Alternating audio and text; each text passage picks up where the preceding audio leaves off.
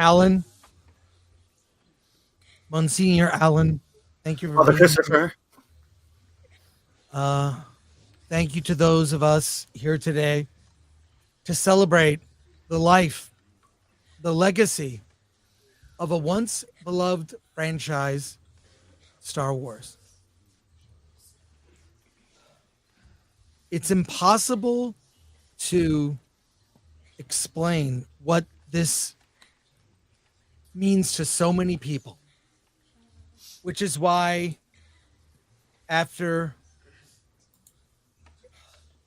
12 years now, almost 12 years, when the franchise was handed off to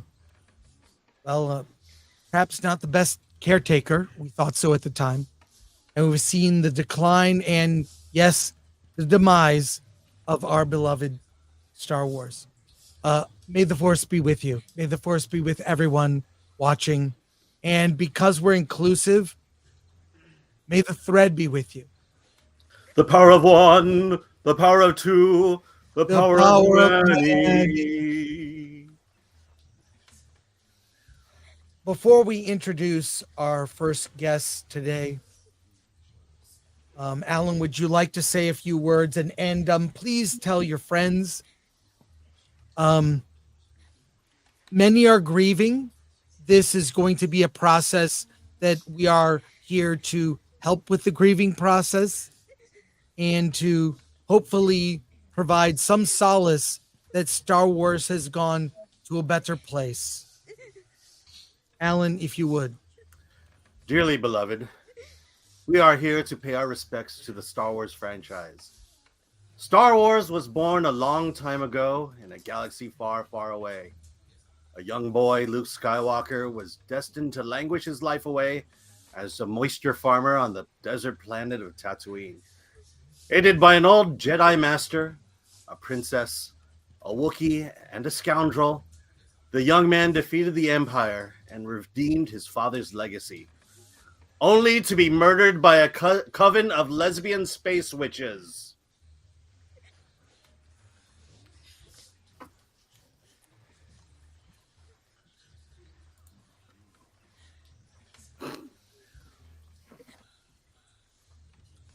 Thank you. Thank you. Do I call you Monsignor Ng or Father Ng? Monsignor is more appropriate, yes. Let me Okay, you can call me Father Christopher. Father Yes, Father Christopher. While we do have a lot of comments, and I don't think it's appropriate today to call these super chats, probably super tithings. What's the right word when you give money to a church? Is it tithings? Yes, super tithes. Super tithes. We will read those on the hour. But for now, we have special guests that will be joining us momentarily. But I think what we should do is take a look around the world as other people grieve. Let's look at those around the world, around the galaxy, who are also grieving as we are.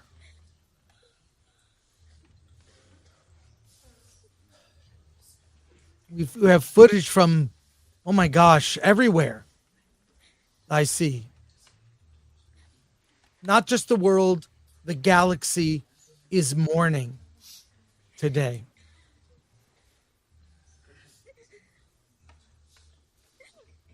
Father, excuse me, Monsignor Ng. Father Christopher, yes. Let's take a look at footage from all over. Yes. It's really astounding. I assume you are controlling the videos on this one. No, it's astounding how people have been touched. Even a town steeped in a history of royal moments must have wondered at this one. Thousands made their way in this morning, one day perhaps to tell others, I was there.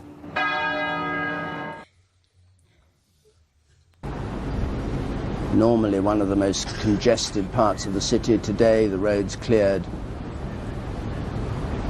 for the many thousands of people who've come to watch and to pay their respects. It's a miracle how this has brought people together. The sea of flowers there, and a millionfold across the country as everybody pays their own individual tribute, even though the nation is joining together for the funeral today.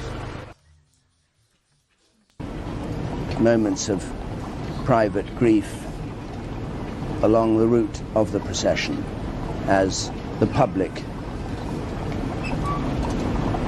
mourns. I'd like to ask three friends to join us. Angry Badger, Odin of OMB Reviews, and Mr. Paul Chato. We may not be of the same faith, but we are united as Star Wars fans here. Oy vey. Thank you. Would you like to say a few words? And if you have prepared a eulogy, now is the time. Now is the time to share your thoughts. Who would like to go first? I defer to the older, wiser members of the council. I have not prepared anything, but I'm good at spritzing. So I'd just like to say that on behalf of everybody in the Jewish community, we're sitting, but we're also shitting Shiva. Because really, that's what this entire affair requires. In fact, I'm going to line up a bunch of toilets. This is going to be the first shitting Shiva ever for Star Wars. We're very sorry to see it go. I mean, we're happy. I mean, no one knows, most people don't know this, but the Wookiee is a Jew. So, on behalf of everybody at Star Wars, it's sorry to see you go. It's been a good run, but clearly you're not feeling well. You should have gone in the home a long time ago. But now that you passed away, we bless you. On behalf of all Jewish fans of Star Wars. And Father Christopher, your words were very inspiring. And as you spoke them, I decided to write a short eulogy. It makes me sad to see our galaxy from far, far away go from, I just want to go to the Tashi station to pick up some power converters. From there, we Gungan hopped over to, I don't like sand. It's coarse and rough and irritating and gets everywhere. Only to finally hyperspace ram our way to the power of one, the power of two, the power of many. In the words of Miss Headlamp herself, what have you done?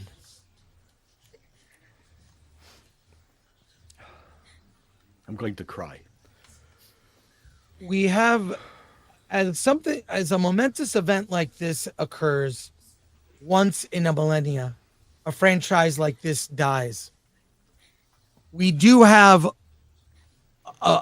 sets of news reports. I don't want to interrupt the funeral proceedings so much, but let's take a look at some of this news that may enlighten us. Good evening, I'm Ted Koppel. Surely everyone knows by now that Star Wars is dead. But for those of you who have not seen the videotape of Star Wars being killed, let's take a look.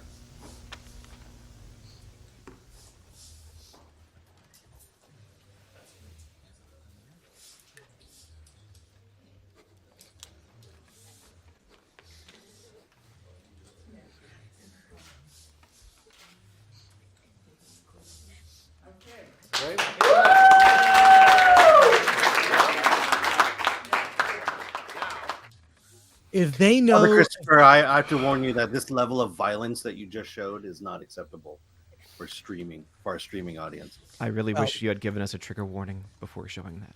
if they knew then what we know now, they would not be clapping. In all seriousness. So let's really be serious for a second and talk about the Acolyte, which I think was, we can all agree, was a final nail in the coffin. who would like to express their thoughts? I know I saw Mr. Chato had posted a video earlier.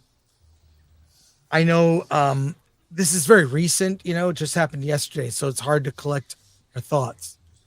But speaking specifically about the Acolyte, if you'd like to share a few things of what you thought about last night's finale.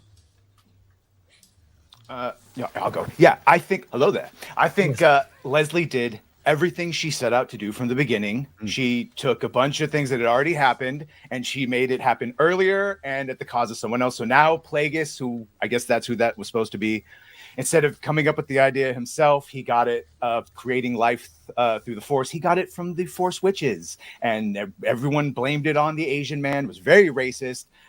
Soul gave permission to be choked to death. Holy hell. Yes, the Jedi are not just like, you know, at least in the prequels, George's, I don't want to call them corrupt. They had strayed from the Force. They had gotten too into politics. They went to war when they shouldn't have. This just makes them straight up corrupt and covering up murders and selling themselves out. And this is bad. It's bad. And yes, confirmation that, again, life was created through the Force when that's not supposed to be something that happens. And the attempt of it by Plagueis is what makes the Force create Anakin. So just, man, she really mucked about. And she did, I think, exactly what she wanted. I think what we've learned here is that Osha and Mayr are going to give birth to Palpatine, and I just want to be there for the bris. L'chaim. Well, I'll just say what I saw last night wasn't Star Wars. It was the death of Star Wars. It really, truly was. And how did that get greenlit? That at the end, when Paul, you were an executive, how at the end, and like Darth Felonius, who should be overseeing all of this, and then then she force chokes Saul to death. He stops for a second to say, "It's okay, it's okay," and then she continues and she chokes him lifeless. And that's the hero, by the way. I don't. How did this? But he also went, "I love." Yes, he said, "I love." Only you can say that, Monsignor. Wait a sec. We have more breaking news here. Star Wars lies dead. How did it die? Let's take a look. We are trying to grow in the workforce a number of women in executive positions and in all positions inside the company, and with the movies that we're making and with the protagonists that we're putting in the stories. So I get a huge amount of support with that. But we have 50% of our executive team are women. Mm-hmm. And 6 out of 8 of the people in my story group are women.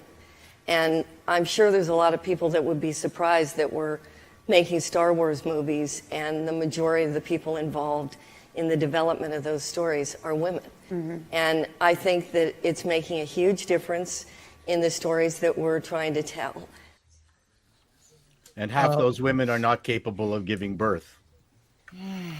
Well, we have two in our green room, our digital green room, that want to join us to also grieve. But let's also check in with what's happening around the world at this moment. This is a moment in history that will probably never be repeated. It's very upsetting. I'm struggling to not cry now, so it's going to be an upsetting day. It's really hard to know how to sum up your feelings because this is such a new experience for most of the nation. People can't come to terms with it, I don't think. So, no, it's just very emotional. End of an era, start of another one. Joining us here today to celebrate the legacy, Warren Smith and Verbal Riot. Hi, welcome to this funeral. It's a sad time for all of us. Yeah, gentlemen, good to see you guys. It's sad that it takes something like this to bring us all together, but here we are. And yeah, this is the end, man. That that finale was it. That was the end of Star Wars. We're done. We're done. It's done. You can't recover from this. You can't. Warren, what are your thoughts? You know how important Star Wars is to so many people, and to see it wither on the vine to die such a slow death is really troubling. It is. It's a sad day, and I prepared a brief eulogy. I mean, prepared. Oh yeah, let's put you front and center, and for you to read your eulogy. You're a little low on the mic. You could move your mic closer to your mouth there. Yes. To hear your. I apologize. My hat makes it difficult for headphones to be worn, but that's a very, very stylish hat. Thank you. Yes. This is yes. So Acolyte managed to achieve something that few have achieved before. You unified the internet for a short period of time. You provided us a gold mine of entertainment and content. I myself, I found more enjoyment in the YouTubers than the show itself, but nonetheless, you provided that gold mine. You showed us that lightsabers can pulsate and that all Jedi are women or men that look like women. But now it has ended, so rest. Film Threat, Nerdrotic, those like you brave souls who have covered this travesty. Do not go quietly into your Disney Plus subscription. Continue to produce content even when attacked by the show itself. But you no longer need fear communist witch spaces or witch collectivists or whatever they are. For your watch party has ended. You have proved the power of one is more powerful than the power of many and all that other commie crap. Rest now, be at peace, for this season is over, and I doubt there will be a season 2. Thank you. Thank That you. actually brought tears to my eyes. Brought tears to my pants. I'm going to be changing quickly. Yes. But Mr. Riot or Verbal Riot, you watched that finale, Yes, unfortunately, yes. and what were your thoughts on that? I mean, look, it wrapped up exactly the way it could wrap up, right? Like it was nowhere for that show to go. There was nowhere for it to go. So any ending to me was a fine ending because I just wanted it over. You know, just put it to bed. But if you know, we're gonna be specific here. I don't care about all the Darth Plagueis stuff. Look, whatever. We already knew they were gonna throw some stupid thing like that in there. We knew that. My only thing was they took a character like Soul, who was kind of the only good thing about this show, at least in the beginning, and he turned out to be the biggest creepo in recent years, to be honest with you. Like, I think Littlefinger was less of a creep than Soul at this point. Because at least Littlefinger was honest about who he was. Right? By the end there, I'm thinking, so again, what is this about? What are we watching? What is this story about? Who are we following, right? If I could say that now, at one point, the Jewish community was very saddened that the progressives are anti-Jews. But now that they're making crap like this, we're really happy that we're not involved in any of their shit. It's about just, you know, I just like to say that. Also, with that last episode out of the way, it's pretty clear that this entire series is just so that we can know this is where the Force choke comes from. Yep, that's correct. Yes, I think a lot of it is going to be the first Force choke in Star Wars that we saw is, well, a lot earlier than when we saw Darth Vader. But seriously, to young fans that watch this, the character May and Osha are very boring.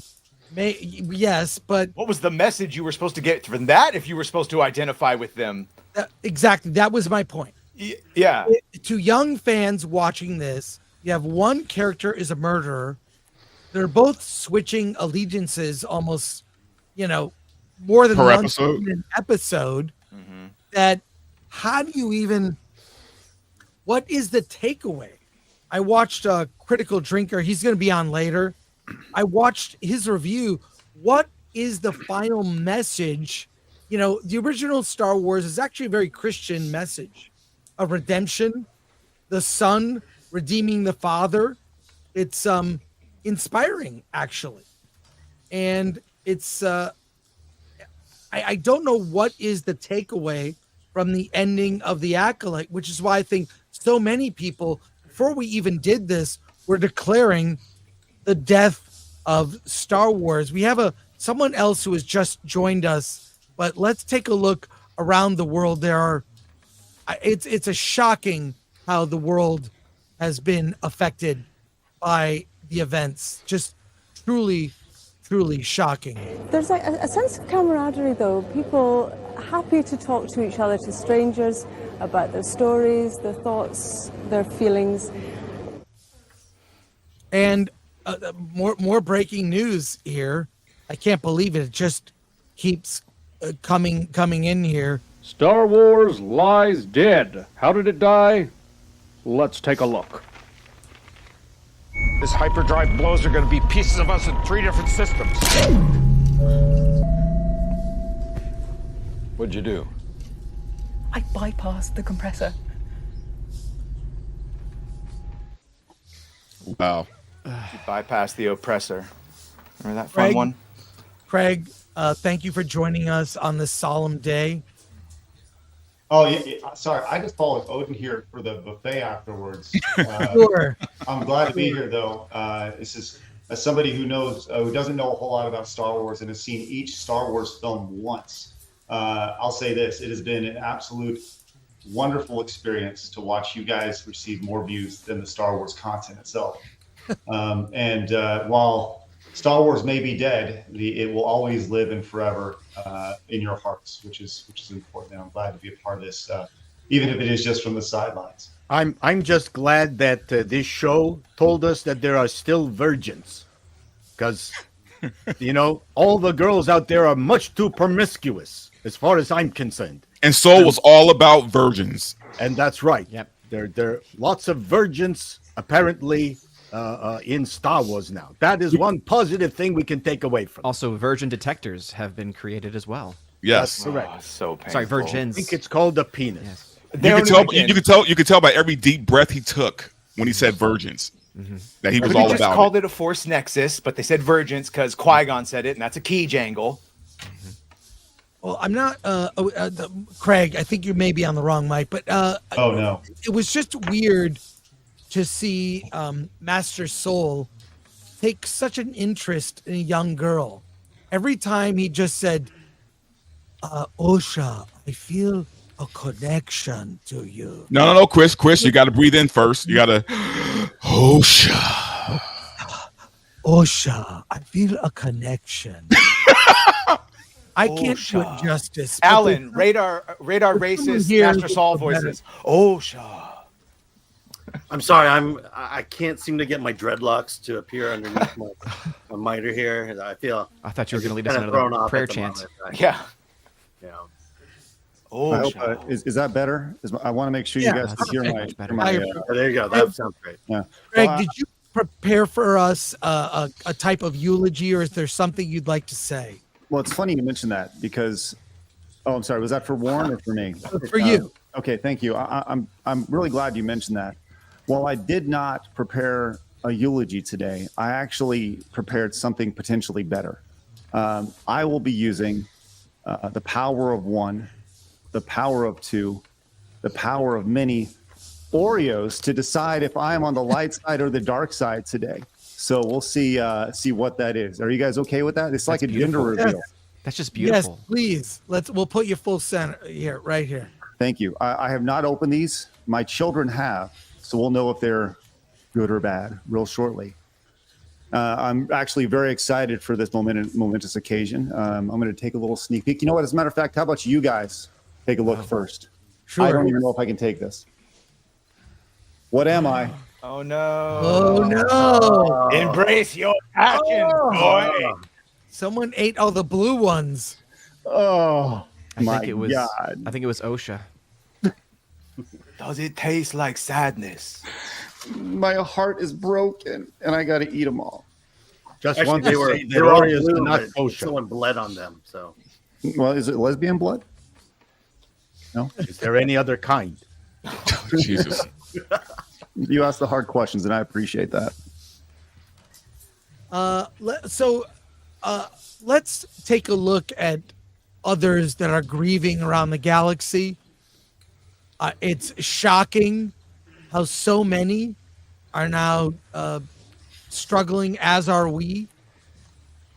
The Queen, Princess Margaret, and other members of the royal family standing outside the gate of Buckingham Palace. Another departure from any known protocol, another sign that they wish to be seen to be taking part in the nation's mourning, not through the formalities of ceremony only, but through demonstrations of their own feelings of sadness.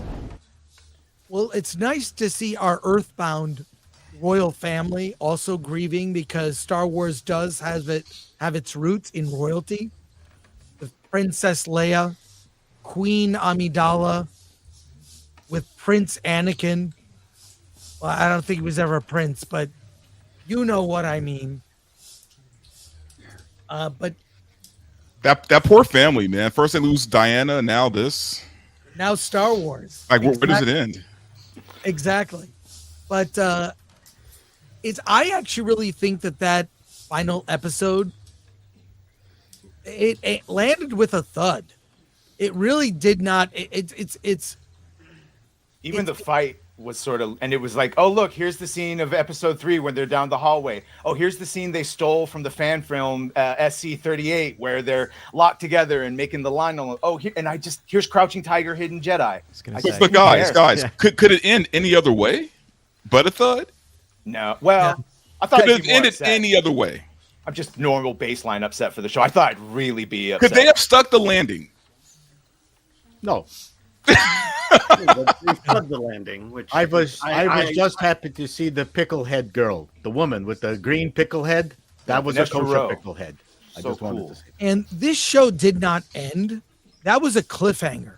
When you end on the back of Yoda's head, when you end on there's going to be an investigation. They used the Last Jedi puppet too. They didn't even use the correct High Republic look for him. They just took the puppet they found on the back lot. I'm sure that was budget reasons. I actually believe that was budget reasons. And then when you also Budget, they had $180 they million. ran out of money. Don't I forget. think it was actually on purpose, because if you think about the implications, Oh, you what they've think just so? said is, Yoda, you know how you loved him? Yeah, he's been in on it the whole time too. Yeah, because what does she tell him? They stop before what she kind says. of collusion is there between the picklehead woman and Yoda? That's what I want to know. Okay. Yeah. And the Green fact stay that she together, I trained- guess. She trained the Sith Green, right? As a Jedi, yeah, she confirmed that because she has all the powers that all the Jedi should have had like the whole time, where they can sense Jedi around them or sense the bugs and all that. Yeah, and she immediately senses the stranger on the planet. It's like, you're alive. For Even though he's exposition. wearing his helmet. Yeah. And once you've established that the Jedis are either creepers, morons, or corrupt, where in Star Wars do you go from there? Right? Do we go back to the original Sidious was right. with the same fondness that we had? No. And this is why Star Wars is dead. Because once you kill the Jedi, you've killed Star Wars. When the Jedi are a cult and the witches are a family, that's Right. when you know you've gone wrong. Right. That can turn themselves into charcoal smoke. I know Like we've been Nightcrawler. showing a lot of depressing news. I'm sorry to just bring up painful stuff. I'd like to share some good memories of, or just reminders of how we got. If you could, please. I did research to try to distill everything down into motifs that would be universal. I attribute most of the success to the psychological underpinnings, which have been around for thousands of years, and the people still react the same way to the stories as they always have.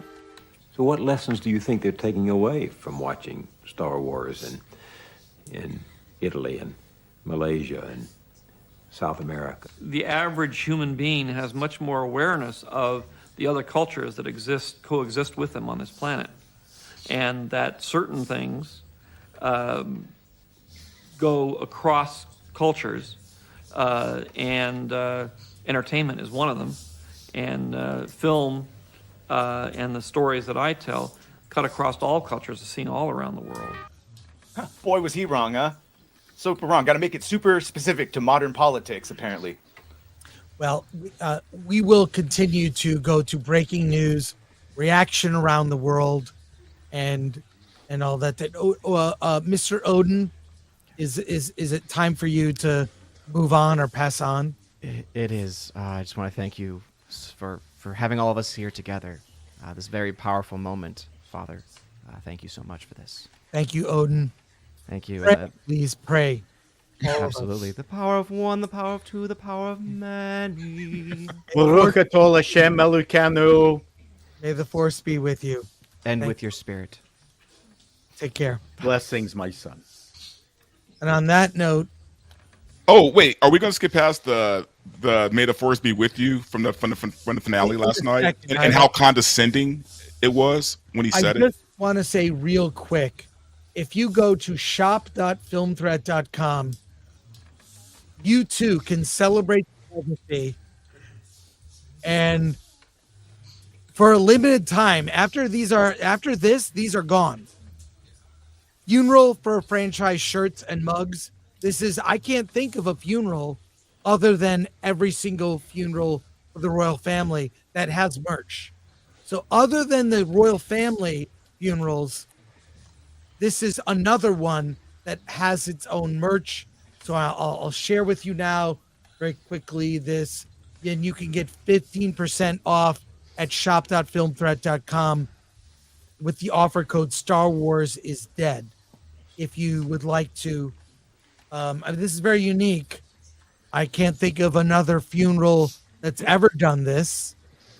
And some may say it's inappropriate. I say we all want to remember. It's important that we remember the franchise and spread the goodness of the Force and Star Wars and George's legacy throughout the galaxy. So there you go. And after today, the shirt becomes a collector's item. Yes, it will because, I need to say that there's commotion going on in the chat right now. The chat is up in arms. Kathleen Kennedy. Wow. A $10 super tithe and said, I won. All of you little fanboys that never went through puberty make me laugh. I am a god. Well, I guess she's paying attention. So that's something we can say. Well, she's not lying. She did win. She did win. She won. She We're did. done. She did say she was more. She did say she was more famous than the Beatles. I have a question to everybody, if you don't mind. As I know that we're all here to celebrate the life of Star Wars, but there are some people who live in a fictional world today that believe it is strong and still alive. They see the ghost. They see the ghost. At what point do you think that they realize that Star Wars is gone? I think that number might be smaller than you think, though. So if you take away the shills, you take away the people who are using Star Wars for political reasons, right? People who don't even watch Star Wars, but they're there to defend its message, right? If you take away all those people, you do have a small percent that genuinely like this garbage, right? And to be honest with you, that's fine. That's fine. I don't know if they're going to be able to get the same content that they're going to get going forward, because after 180 million blown, I really don't know if Disney's going to keep funding us Lucasfilm. I don't think they will. And when movie. They blown. They huck-tawed on that budget. I'll just say that. Dude, 180 million. Okay, like what? We get another greenlit show after that? Mm-hmm. Yes, because if they cancel it, the bigots will be right. No, I think there will be a season 2, and I think it will cost $250 million. I think if you throw more money at it, because I think you're right. I think if you throw more money at it, you'll get more people to watch it. It's a solid business strategy. I agree with you, Alan. That is exactly what they're going to do. And by the way, can we in season 2 can we purchase more intimacy coordinators? Mm-hmm. More bathing scenes. It will happen. I'm recommending that they add Deadpool to the cast. And dragons, because I've That's been the reliably dragons. told that dragons make everything better. Dragons are good for kids. Yeah. I love kids. No, when we get a Ray Louis- movie that Louis costs would help 400 or 500 million, and then it gets like a $50 million the Marvel's opening or something, then it maybe, probably never. Yes, I just think that the people who actually like this stuff, like that genuinely like it, it's a very small percent. Very small percent. 15% now, I think, on Ron. We've got almost 7,000 people watching live on various platforms. Please give us a like. So hopefully we can spread the good word. We've got a number of super tithes. Before we get to those and get Badger reading the super tithes, let's also some more breaking news. Star Wars lies dead. How did it die? Let's take a look. Where'd you get that? A good question. For another time. Let's take a look at the super ties here, and if anyone needs to grieve in private, let me know. Mr. Badger, if you would. Well, I finished my plate, so I actually do have to go get a refill. I appreciate you guys having me on. Thank you, Craig. Thank you guys very much. And May the force be with you. May the force May be the with thread you. be with you. Yes. Yes. God May the bless you force guys. be with That's you. how that works. Everyone. That's right. Okay, Thank you for having me on as well. I'm feeling Up rather and emotional, so I'm going to run. And this jacket is very Warren, hot. thank Sad you so day. much for joining us. We appreciate your good work. Follow Warren Smith and Craig from Side Scrollers, their channels. Link in the description. And thank you so much, Warren. You too. May the force be with you. And you as well. All right, let's go with some super ties. And here we go, Badger. Oh boy. Okay, for 5. Yeah, I saw this one earlier. Question for Father Gore. Have you really been far, even as decided to use, even go want to do, look more like? I think that's a fair and balanced question, Chris. How about that? Wait, I don't understand the question. Could you? It's a correct me? Beardo question where they intentionally. Father Christopher. Have you really been far, even as decided to use, even go want to do like, look more like? Shouldn't this be read by Yoda? Over Have the you ladder? ever been far as decided to use even go want to do no more like? I this look, the beard, this and by the way, I don't normally wear this. I'm wearing it now. I'll put myself full screen for a second. I don't normally dress like this. I'm going right to the strip bar and my favorite dive bar dressed like this. I'll see if I get any extra attention. We'll find out. I don't know. They call it, stolen glory. What is it when you dress Stolen like valor? Stolen valor, yeah. What if I go dressed like Are the priests going to beat you up in the alley for taking the riz? I think it'll be all right. clown room? What would happen to me? Dante, let's find out. We'll You send know, that- Jumbo's opens at 6 o'clock. So Well, there you go. Perfect timing. We have someone else who's joining us momentarily here. It's Comics Division. Is he ready? It's just an icon now. When he gets on camera. Here we go. Now we're good. Ian, yes, Comics Division. Good to see you. I'm not sure if you heard the news, but I will get you caught up right here. Star Wars lies dead. How did it die? Let's take a look.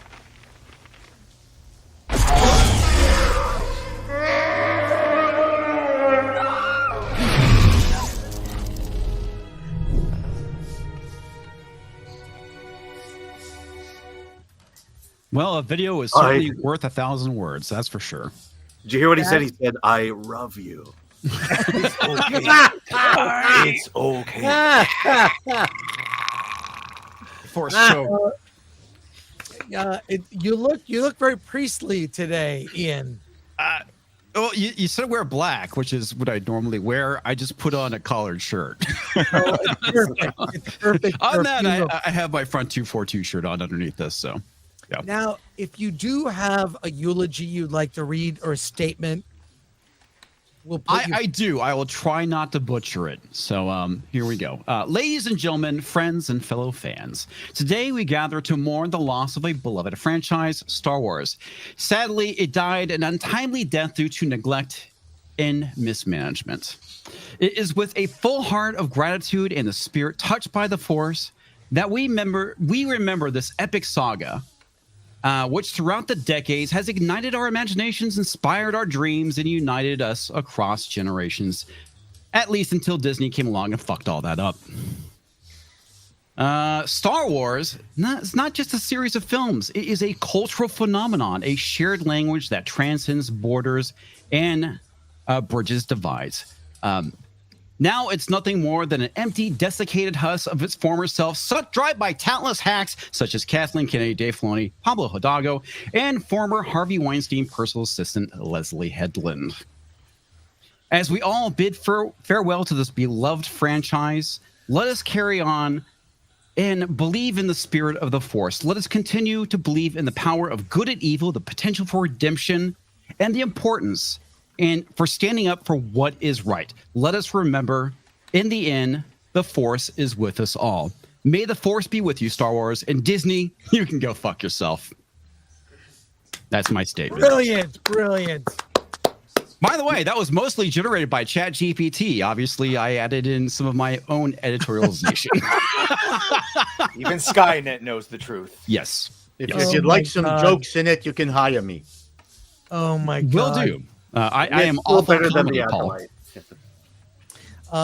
Mr. Chato, I hear that I have now to go. You must become one with the Force. I am so saddened. It is a very, very unhappy time for everybody. All Jews who loved Star Wars, who were lined up in 1977 to be the first person in to see the show in Toronto at the University Theater. To all of you, I reach out and say I'm sorry. You could not have said it better. May the thread be with you because we're inclusive. May the Force be with you. Thank you, Mr. Chato. Thank you. Yes. Thank you very Live much. long and prosper. Just Yes. like to remind everybody that this is a Jewish symbol. Want to make It was that a sex move, depending on how you Bye. turn hand. Enjoy Precisely. the rest of the show, and please keep mourning, at least for another 6 days. Bye. Take care. Take care. So many are grieving around the world. I can hardly keep up with all of this. It's crazy. Let's take a look at what's happening all around the world. Not that one. I meant this. The view past the obelisk, down through St. Peter's Square, along the Via della Conciliazione, and the Tiber, which flows just at the end of that great avenue. And we have another guest joining us here. Say hello to Mr. Kadish, Matt Kadish. Thank you for joining us here. I see you dressed appropriately for a funeral. All you need is black. You're dressed in black. I dress in special black to commemorate. By the way, Mariska Hargitay, all of you. Bumblebee Mariska tuna. Hargitay. Bumblebee tuna. Are you caught up with the news? Just News to about bring what? I'll bring you up to speed. Star Wars lies dead. How did it die? Let's take a look.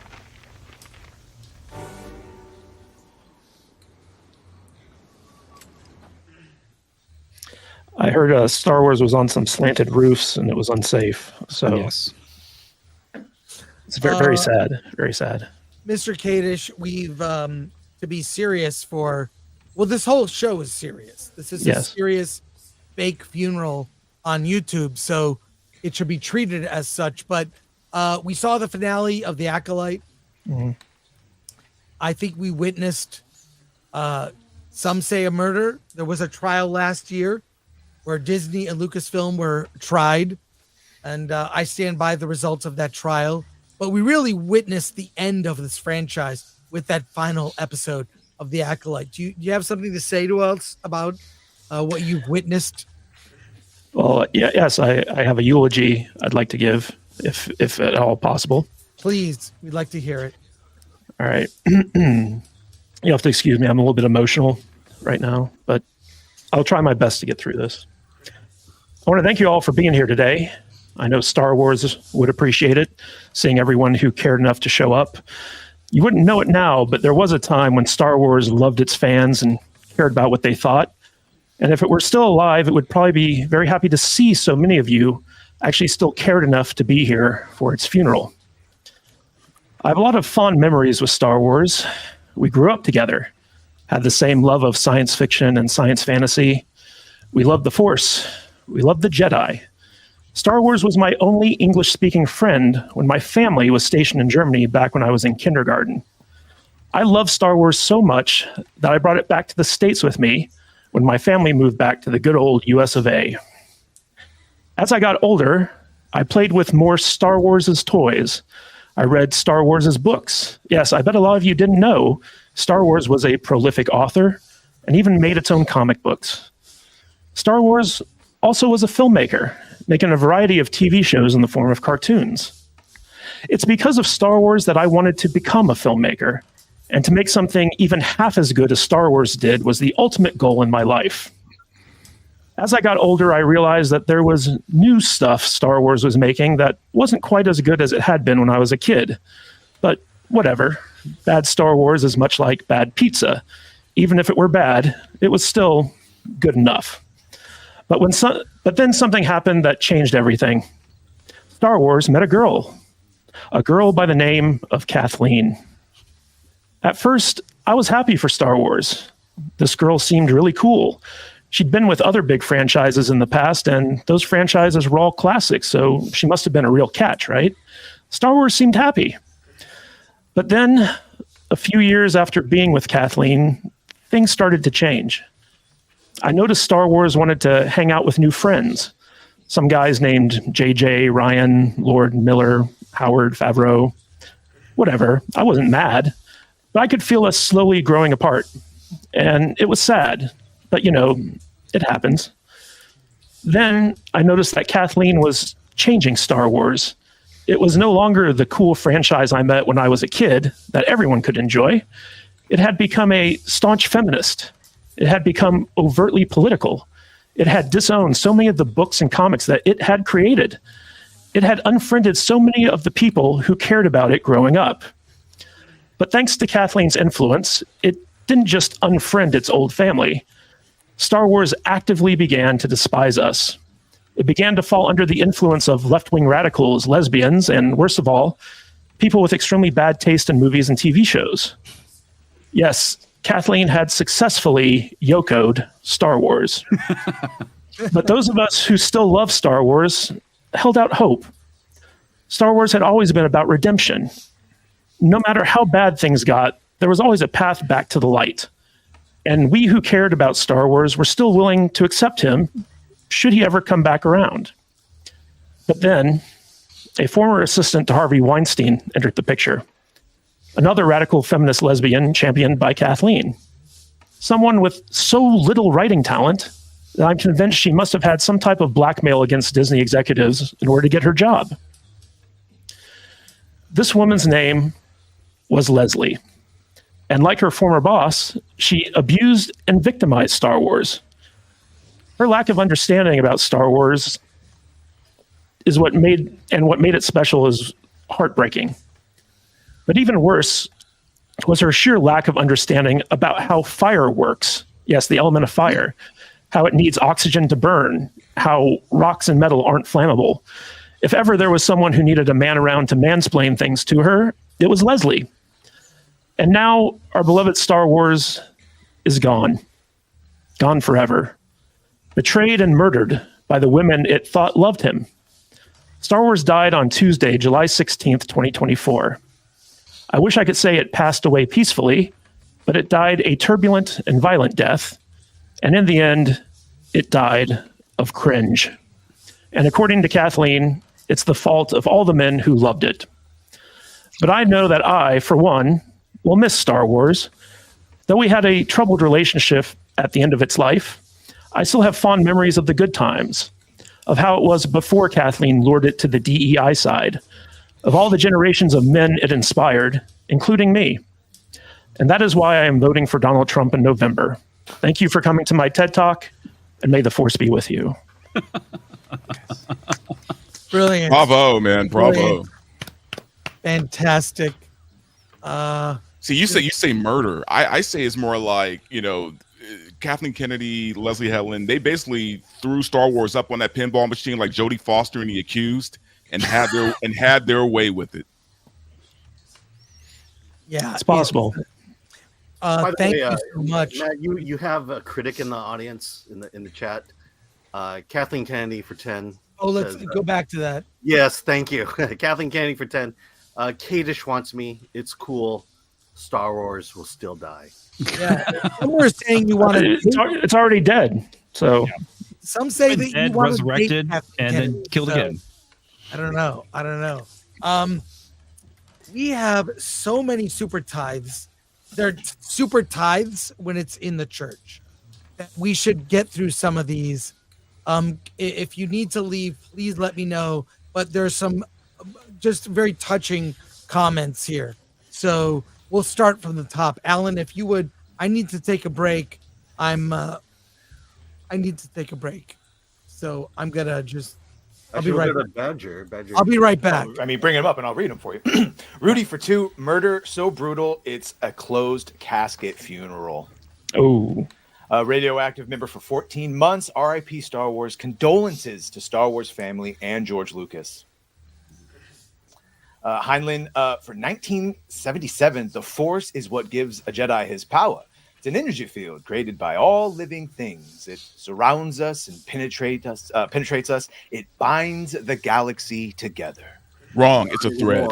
It's a thread, yeah. And more emphasis on penetration now. It was magic. I know. I said it. I was like, oh, that hits differently when we say it now. Yeah, it does. Aaron Pipes for 5. Okay, one of you should be dressed as a nun. Just you wait. Ryu for 5. The Force is gone, but the path still exists. All one can do is walk forward. Let the stars shine bright across all galaxies. Farewell, Star Wars.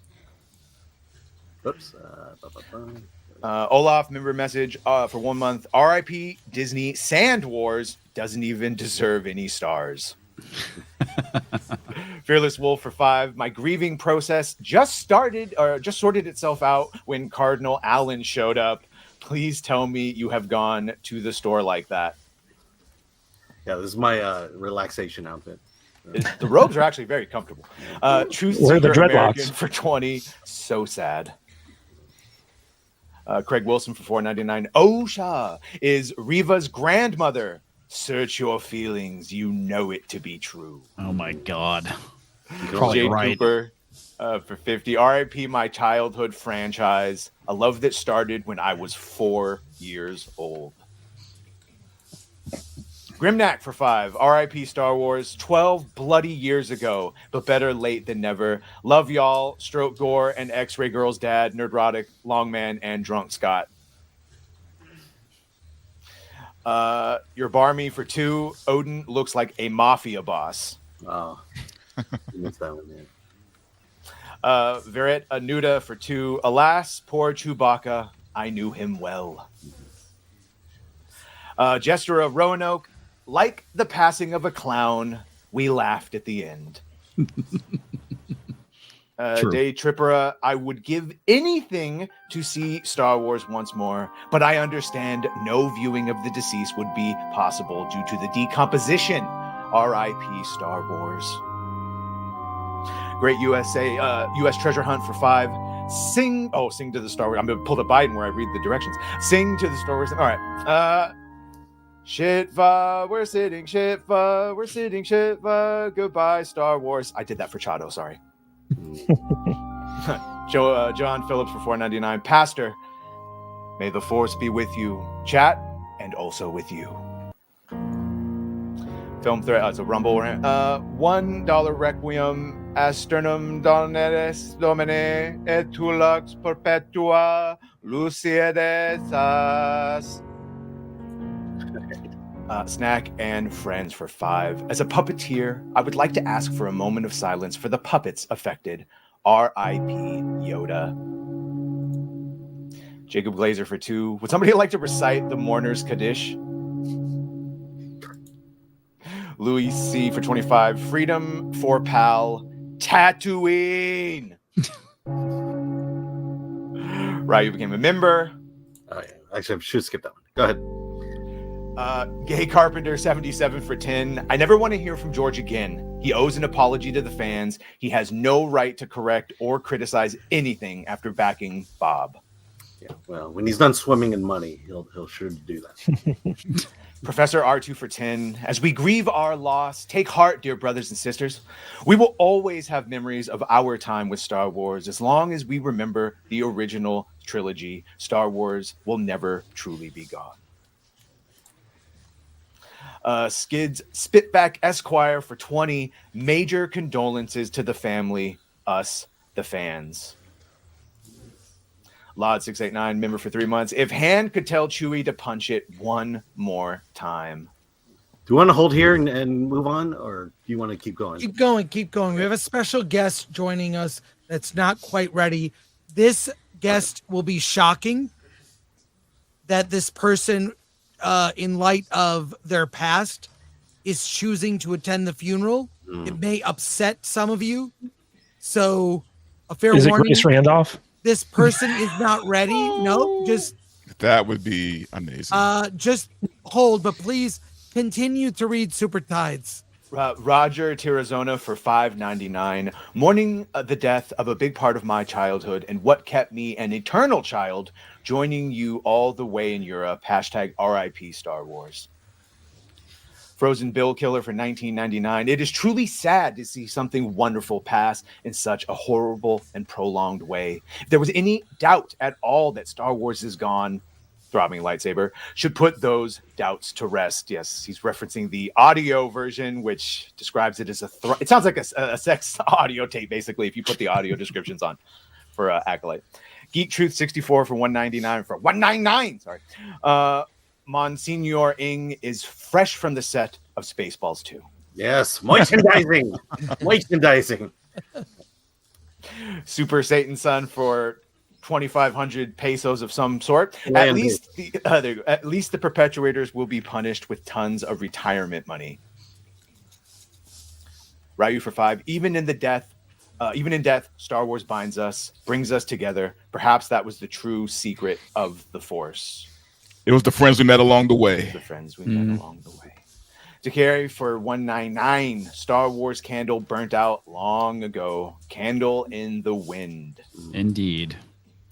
Rudy for 5. What kind of monster would do this? What they did to the body sickens me. The way the body was unrecognizable after, I just can't. David Smart, member for 5 months. After paying all these bills, I am back as a member. Yay. Welcome back. Very smart of you. Mike McGinnis for 5. I'm making a brown lightsaber to honor the first ever Force choke ever.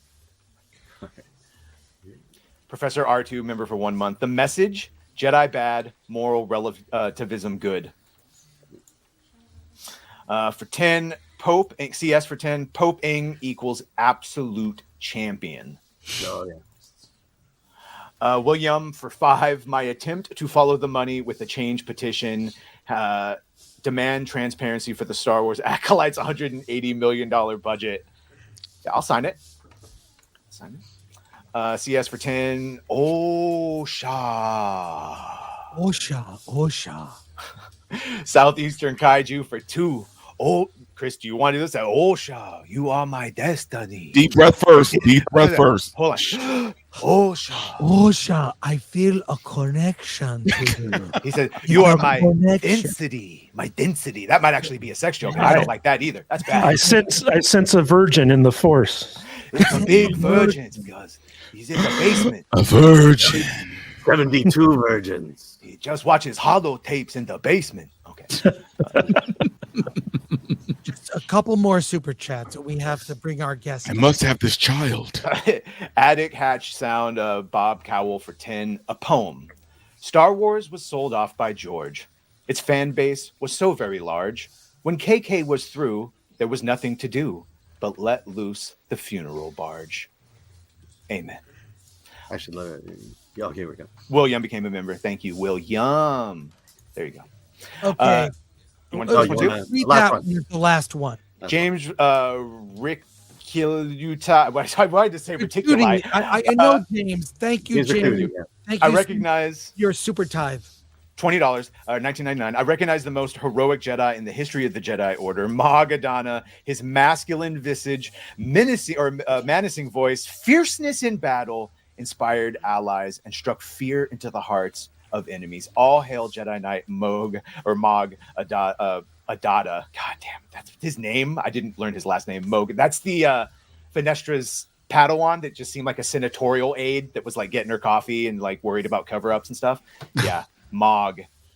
And we are 1 hour in to this global event, this live stream that's going to go, it's going to go pretty long. But for those that are not caught up with the news, I need to get people caught up here. So if you're just joining us, Star Wars is dead, and we are celebrating the life and legacy of Star Wars. We have a special guest that will be joining us on the other end of this clip, but let's take a look. Star Wars lies dead. How did it die? Let's take a look.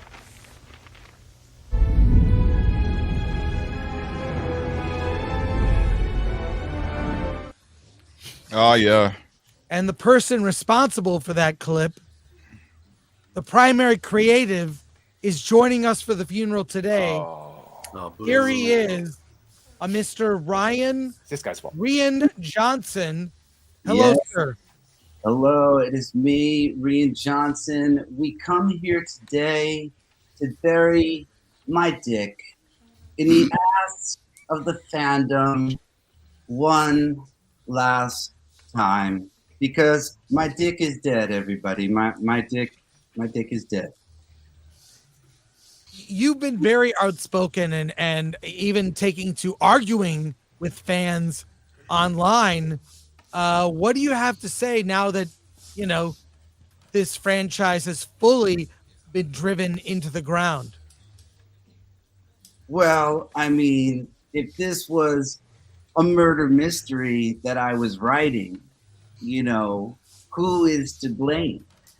It seems there's so many people who are at least accessories to the crime here. You know, you can't blame it all on my dick.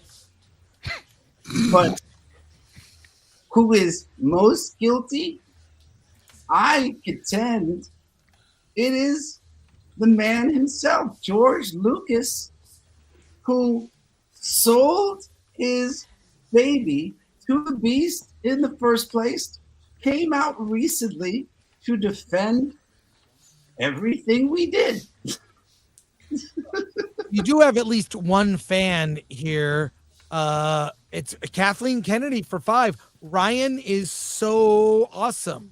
See, and you know, Kathy, you know, she killed my dick because by playing to this crazy mob and being a white man, my dick is dead for all time now, because Star Wars is dead, and that's the only place where I was allowed to wave my dick anymore. I'm sorry, I have to interject. Rian Johnson does not have a dick. Not anymore. Never did, never will. He doesn't have a butthole either. He's like Kim Jong-un. It's just a Barbie doll down there. More chair, our chair. You can go back in time and look at my tweets, and I believe there is plenty of my dick in them. Hey, Ryan, I have a question for you. Why does Kathleen Kennedy hate black people? Because sorry. Because what she did to Finn was pretty unforgivable. Yeah. It's not that Kathy. She took his face off the posters That China hates. for racist China. She was complicit. Listen. If you fans really gave a shit, you would stop this shenanigan going on with Captain Falcon's helmet. But you don't give a shit. So you're just gonna let it slide because you really care about all the other races, right? You're my dick. Hey, Ryan, what's the news on your trilogy?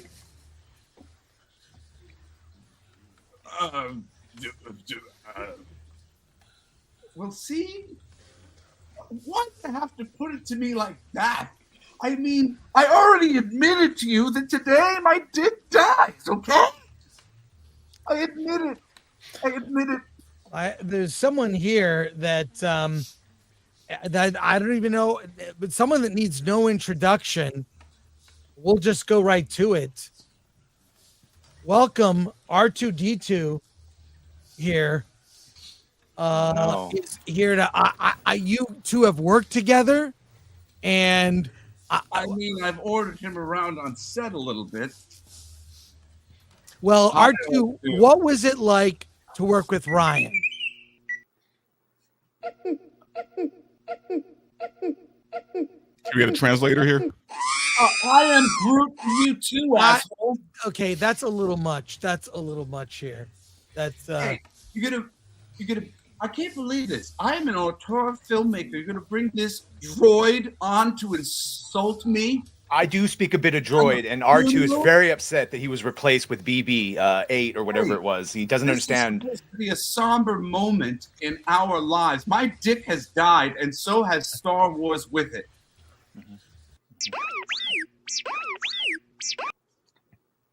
He said you subverted his expectations with the writing, but not in a good way.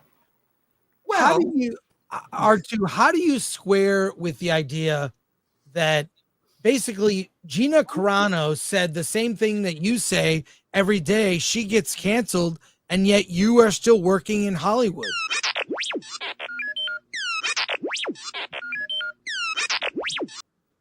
And I think everyone wants to know the big question: are you really a lesbian? Wow, that's offensive. Whoa. Holy shit. Demonetized. That's crazy. You're a lesbian. This guy. That's crazy. That when I was working on The Last Jedi, I set up the finale to succeed. And if not for the meddlings of that J.R.R. Tolkien, whatever the fuck his name is, who came in to bat clean up for my brilliance, that trilogy, we could have saved the whole franchise, but now my dick is dead. So Star Wars.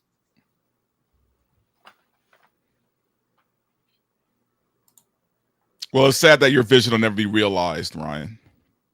Yeah, you know, little kids play with broomsticks, you know, learn how to fight Jedi things. Come on, that would have been way more fun than what Jay Fuck-His Face did. So you're saying that you have your supporter in the audience, and Kathleen Candy for 10. Ryan for Prez. Don't let verbal try to control you. I love you, my champion. Film is a business, and all I'm saying is, look who's still working and has a Netflix deal. And look who's persona non grata, JR fucking stuff himself. You know? Look, he came, fucked up all the things I did. He could have proved how awesome my movie was. And how's that trilogy coming along, Ryan? Well, because of because of the Crappolite, we don't have a trilogy. You can't blame that on my dick. Look, my dick would be waving still if not for a series of unfortunate events that don't include me or my dick. Obi Squan Toby and Boba Toby and, you know, the other one, the Mandalobi. Are you listening to Pokemon? Shit. You know, the Star Wars shit that they make. It's not good. People don't like it. Look, I'm just saying it like it is in Hollywood. It sucks, probably on purpose. Kathy hates this shit too. She totally knew what she was doing. She knew what she was doing, everybody. She knew what she was doing. She killed it on purpose. On purpose. Ryan, why did you have Luke Skywalker drink green titty milk? I just did what the bitch said. Just a victim of circumstance. Listen, And I'm a pencil still sharpener. working. I'm still working. Is the other guy working? He's not fucking working. I'm working. I'm working. But serious question. How do you like Last Jedi was probably the thing that drove a wedge in fandom. How do you feel that was the way it was promoted? Well, how do you feel about that? How do it didn't drive away the fandom? They drove away the fandom by the way that they communicated with the audience, which I don't have any control over. I subverted expectation. They fucked up the presentation of that subversion of my expectation to their audience's expectation, and then subverted the audience's reaction to my subversion of expectation as racism and ism and phobism and things like that. That was not my idea. That was all. I just played ball and I have a career now. All right. Well, Mr. Johnson, it's called Onion Fun. Fun Onion. I would just say this. It might be beneficial if you read the room. Take a look at this news. Star Wars lies dead. How did it die? Let's take a look.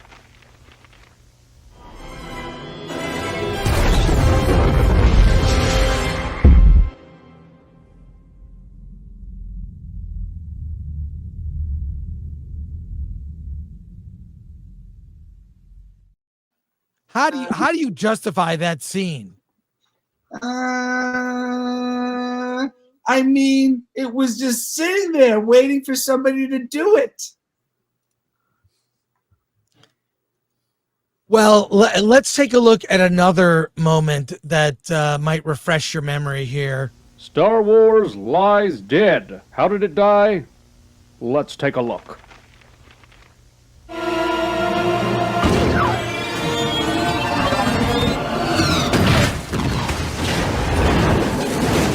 I saved you. Tell me. That's how we're gonna win. Not fighting what we hate. Saving what we love.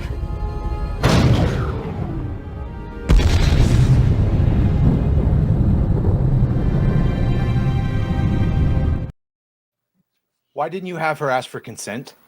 Yeah. All right. What the Is hell, there man? an intimacy coordinator there? What happened? All right. Really truth be inappropriate. told, while I was writing the script, Kathy brings me out to get our nails done, and she introduces me to this lady who does her nails named Rose Miko. We don't use that term. Indentured servitude. Thank you. And she says she wants me to like hang out with this lady for a week and add it to this. I hate admitting this, to the script. And that's she really liked Hello Kitty. She was very annoying.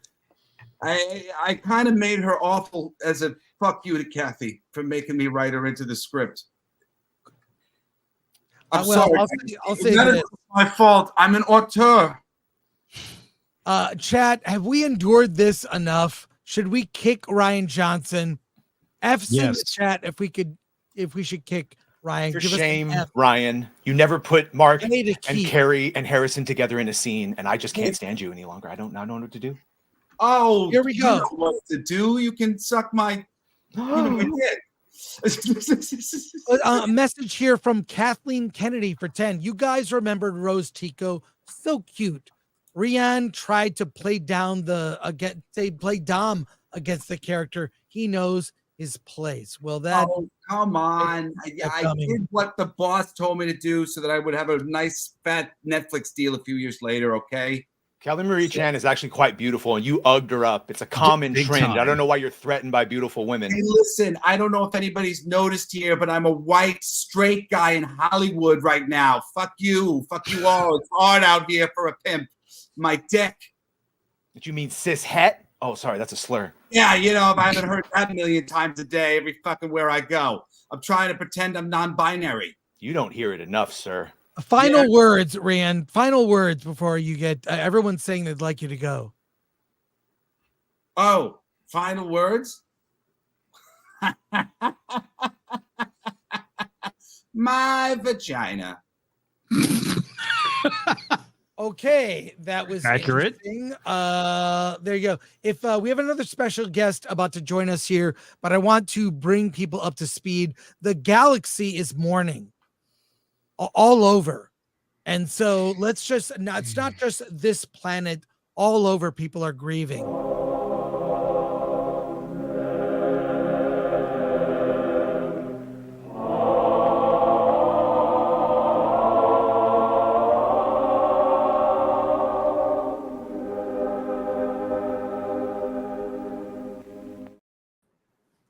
Joining us now, right here, dressed appropriately for a funeral, Nina Infinity. Thank you for joining us. Hello. Thank you for hello. Thank you for having me today. This is a somber situation that we have on this day. I'm here to read something. If you don't mind, I've written a little bit of a speech here, a little bit of a. Oh, let's put you front and center here for this speech. Thank you, Nina, on this momentous occasion. Thank you for your presence. Thank you. Thank you for having me so that I can share my story with you. Dearly beloved, we are gathered here today to mourn the death of Star Wars. Some of you are here because of the show The Acolyte, and some of you for the death of Star Wars happened before the end of this show. Maybe it was Kenobi, Andor, or Mando Season 2 that did it for you. But for me, Star Wars has been dead since The Last Jedi. I still remember sitting in the theater, so excited to watch that movie. I was told by my husband that it's going to be shit. It's going to be a shit show. And unlike me, he didn't like The Force Awakens. I was willing to give it a chance. I denied everything he told me, that Star Wars, as we knew it, was over.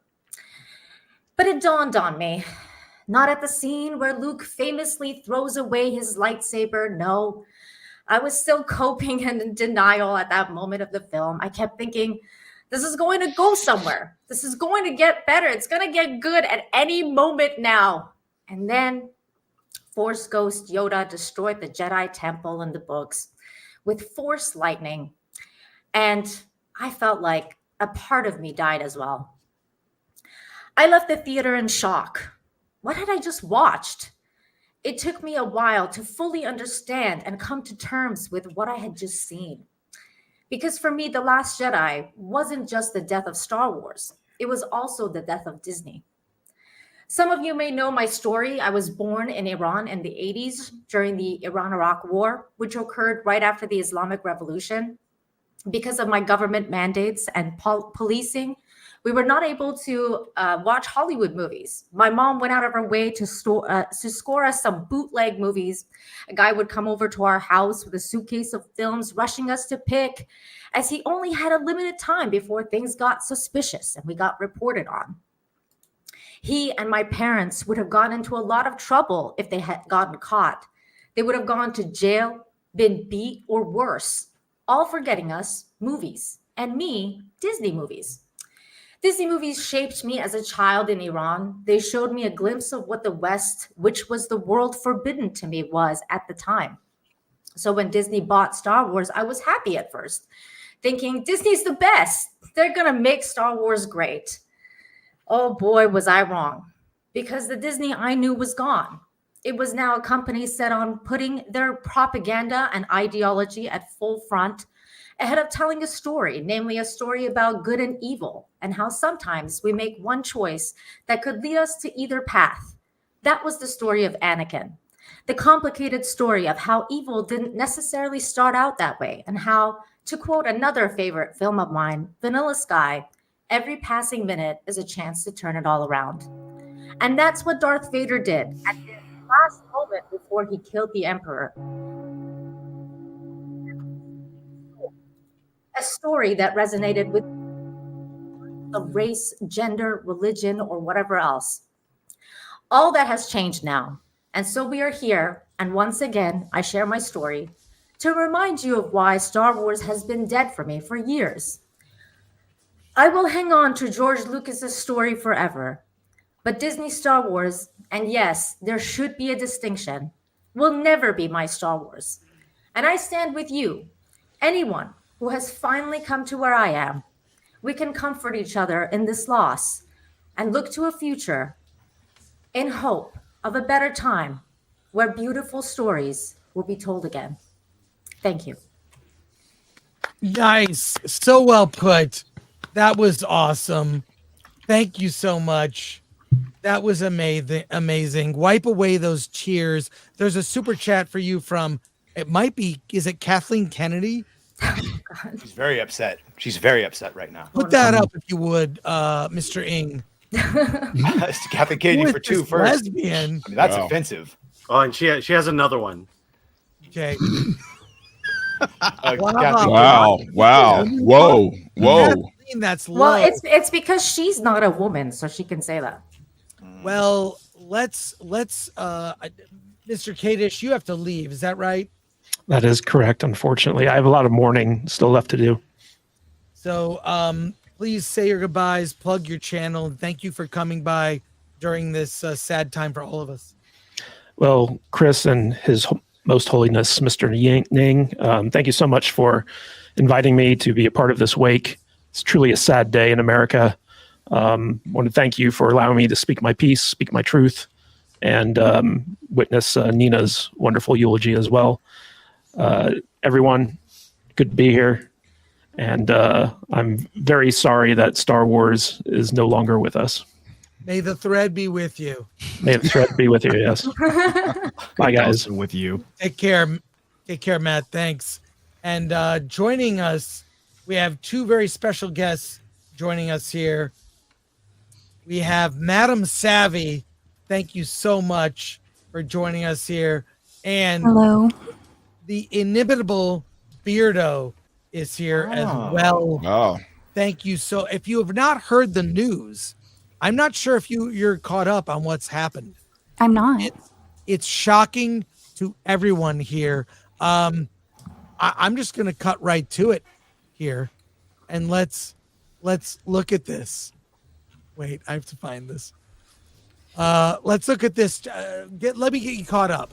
Star Wars lies dead. How did it die? Let's take a look. What's your name, son? Hot. What? Who are your people? I don't have people. I'm alone.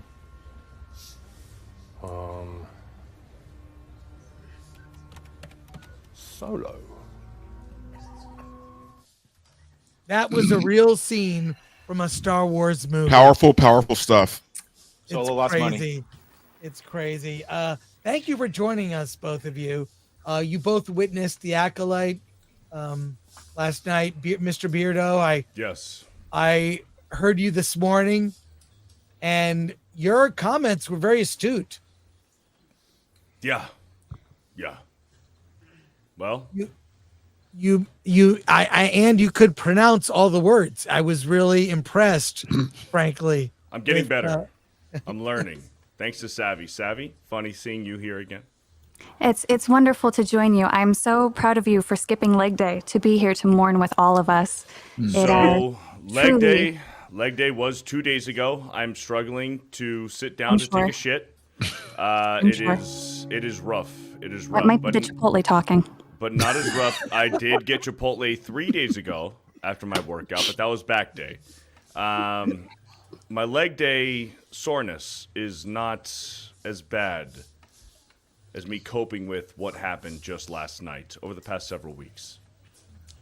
Well, I think we're all sad. If either of you has prepared a eulogy, if you'd like to read it or express yourself, we'll put you front and center. You don't have to. We can just talk. As all of us heal after what we just witnessed last night, which was horrifying. Well, what you guys witnessed, because I'm not watching that crap. So you somebody want to catch me up? What's going on? No, we don't have the time to get into how bad this is. You dipped out early. Jedi bad, Sith good. This is the culmination of 2 months of shit. My favorite part was when she put the helmet on and it didn't like fit quite right and her hair's all hanging out. It's like, that's not practical. Well, if Beardo has a eulogy, he can go first. I don't have a eulogy written. I do not. But I do. can wing it.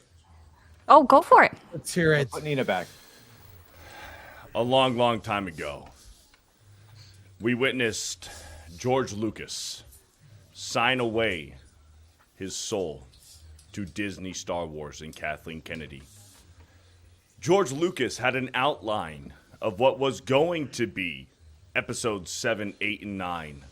Kathleen Kennedy said, "We will respect George Lucas's vision and everything that has come before the current signing Lucasfilm over to Disney."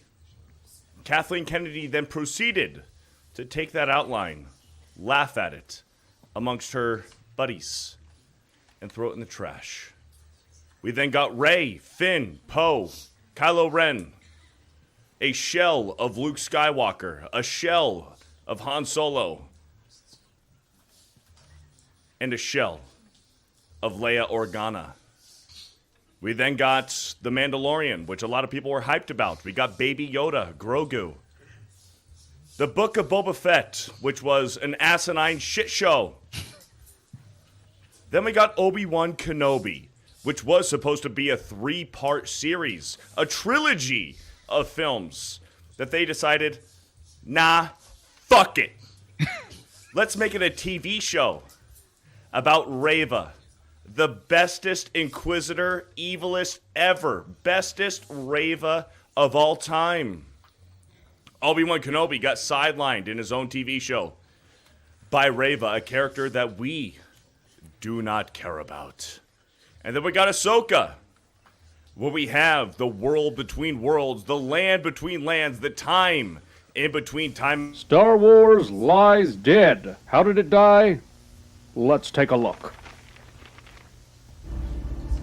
Tell me where the Jedi is, or this man and his family die.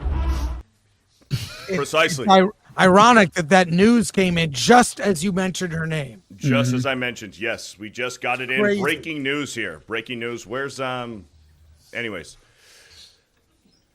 The world between worlds, the time between time, Ahsoka with the hyperspace whales where she can meet Anakin Skywalker in the realm between realms. And now we have the Acolyte, Leslie Headland, where she gets to project all of her real world identity politics, where she gets to project her social economic views of how much she hates men.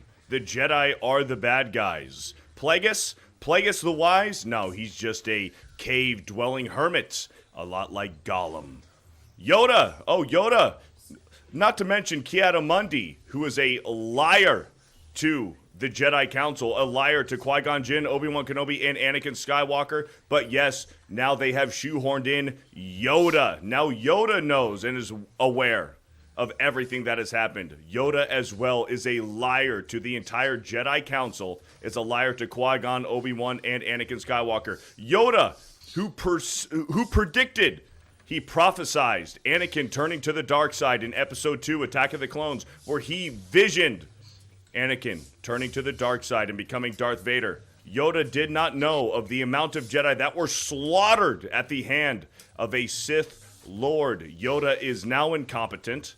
Ki-Adi-Mundi is now incompetent. And Darth Plagueis the Wise has only learned how to replicate and conceive life through the Force because of lesbian space witches. It is absolutely out of control. And that is what I have to say. Rest in peace, Star Wars. it's been a good run. Brilliant, everybody. That was well said. Well said. Stick around.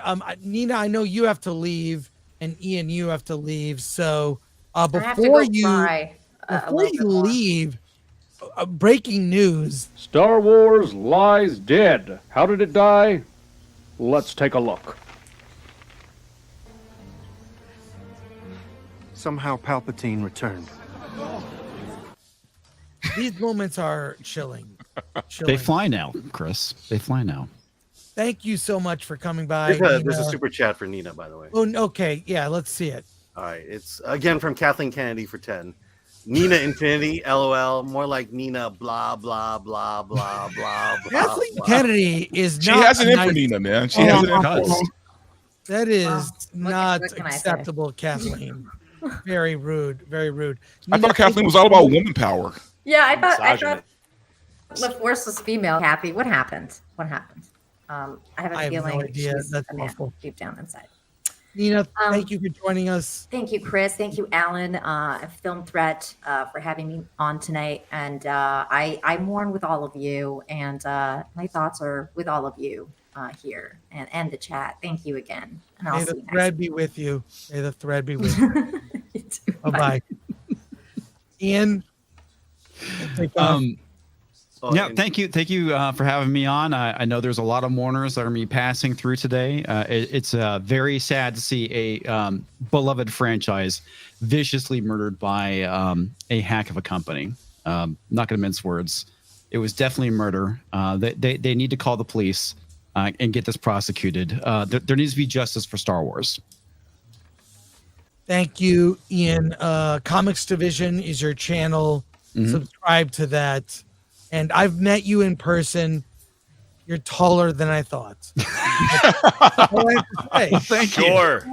Despite the internet rumors, I am not actually a midget. So live long and prosper. And as always, Disney, you can go fuck off.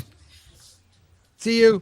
Madam Savvy, did you prepare a eulogy or not? I did. Yeah, let's bring before you so he can enjoy your statement. Jonas J. Campbell is here with us. I noticed the sunglasses. I think that will probably help hide the tears. Absolutely. What you're about to witness. For us all. Thank you very much. May the force be with you. Madam, I am a fan of you. I see you on many streams. You always add. You know what? You're a fighter. You add a lot to every stream, and we appreciate you. So Bless your kindness. Yes. Well, in this time, we must all be kind to each other. Let's hear your words. We hopefully help heal us all. Hopefully. Star Wars has been with us for so long. It has grown with us, with our families and friends. It is a memory that shines bright like binary stars, where even the harshest of heat is a welcoming recollection against these dark times.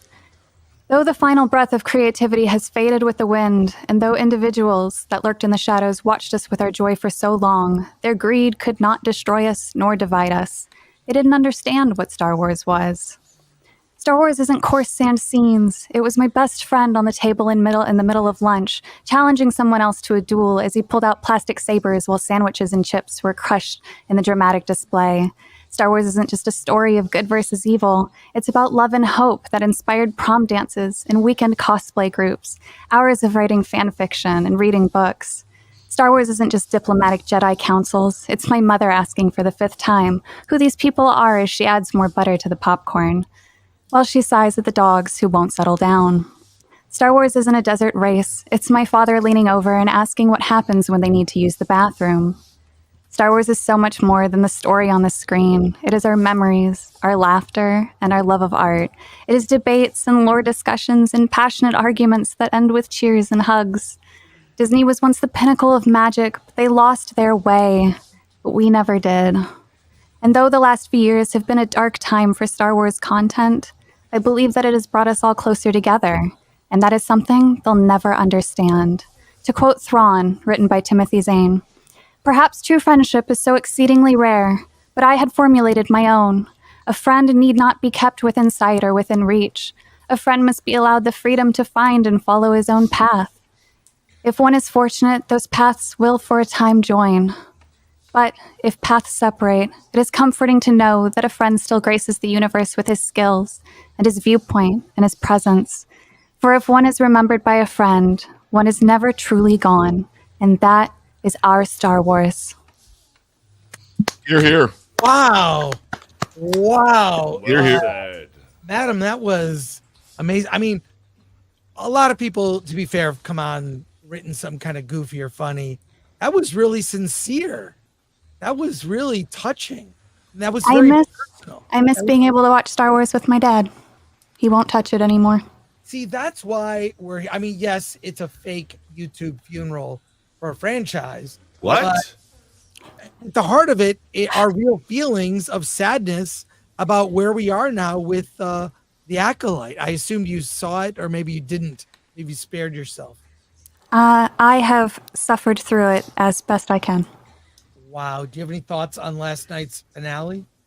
My heart goes out to all who witnessed such a horrific crime, not only against Star Wars, but against creativity in general.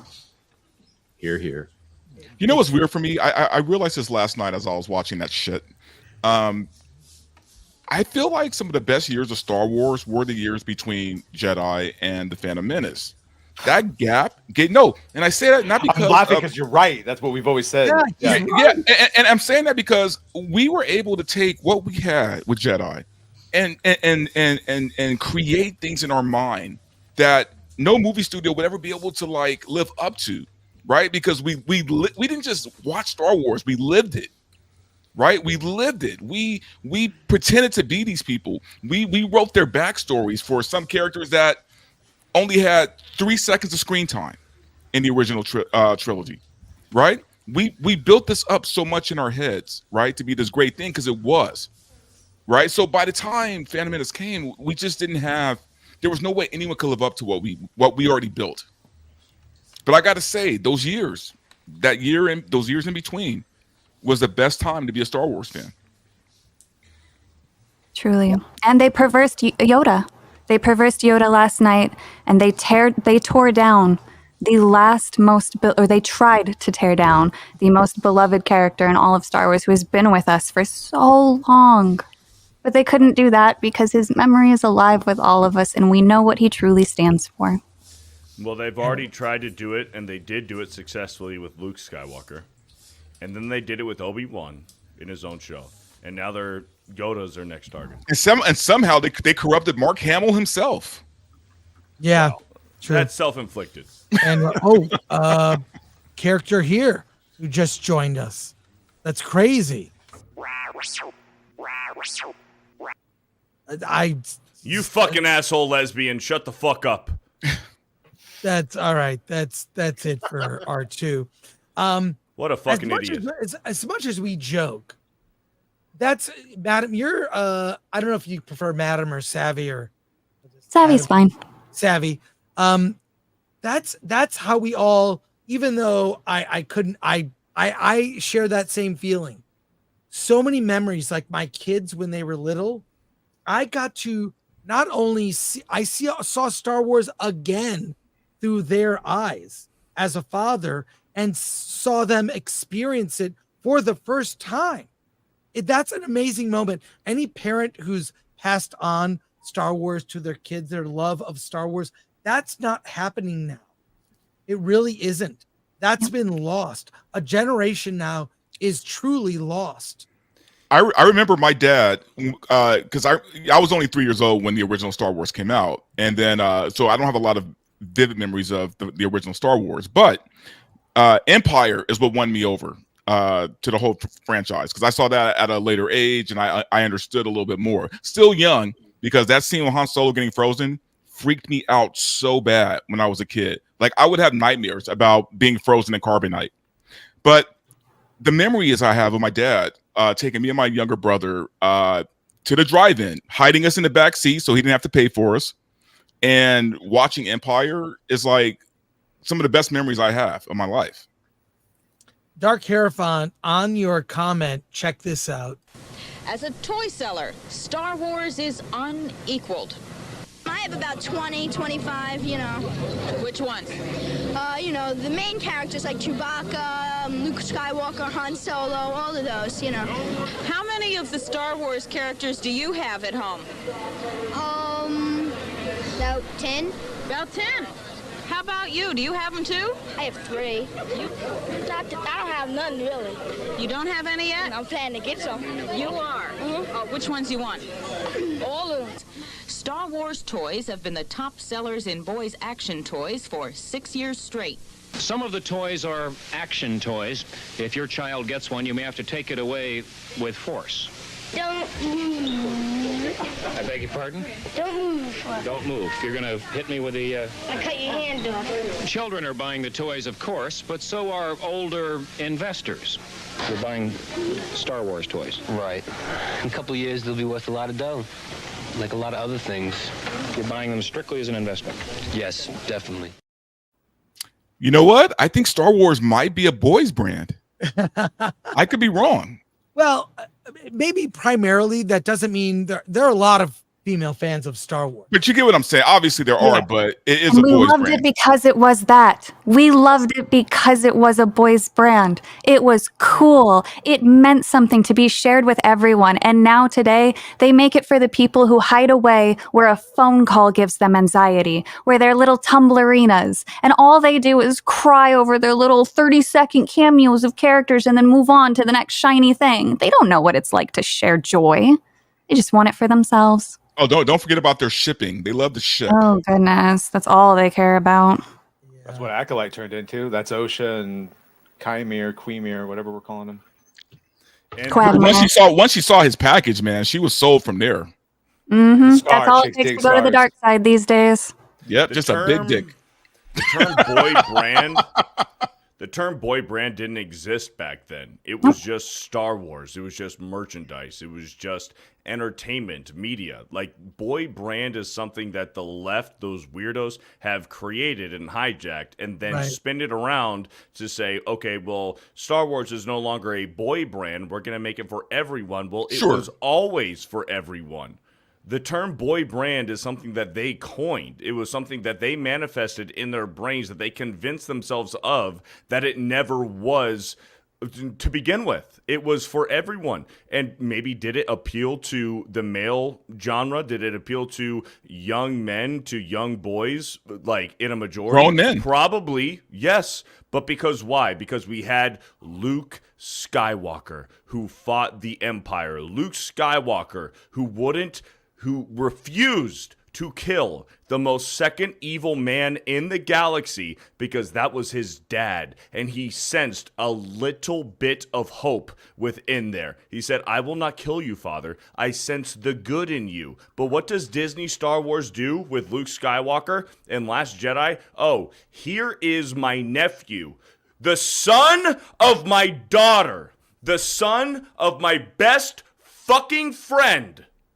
I sense a little bit of evil in him. I'm going to strike him down and try to fucking kill him. This is the same man who would not kill the second most evil man in the galaxy because he sensed just a little bit of hope. But several years later, you're trying to convince me that that same character with his fucking nephew sensed some evil and is going to try to kill him. Fuck you, Disney. We have some breaking news, and then Jonas has a statement to make. Star Wars lies dead. How did it die? Let's take a look.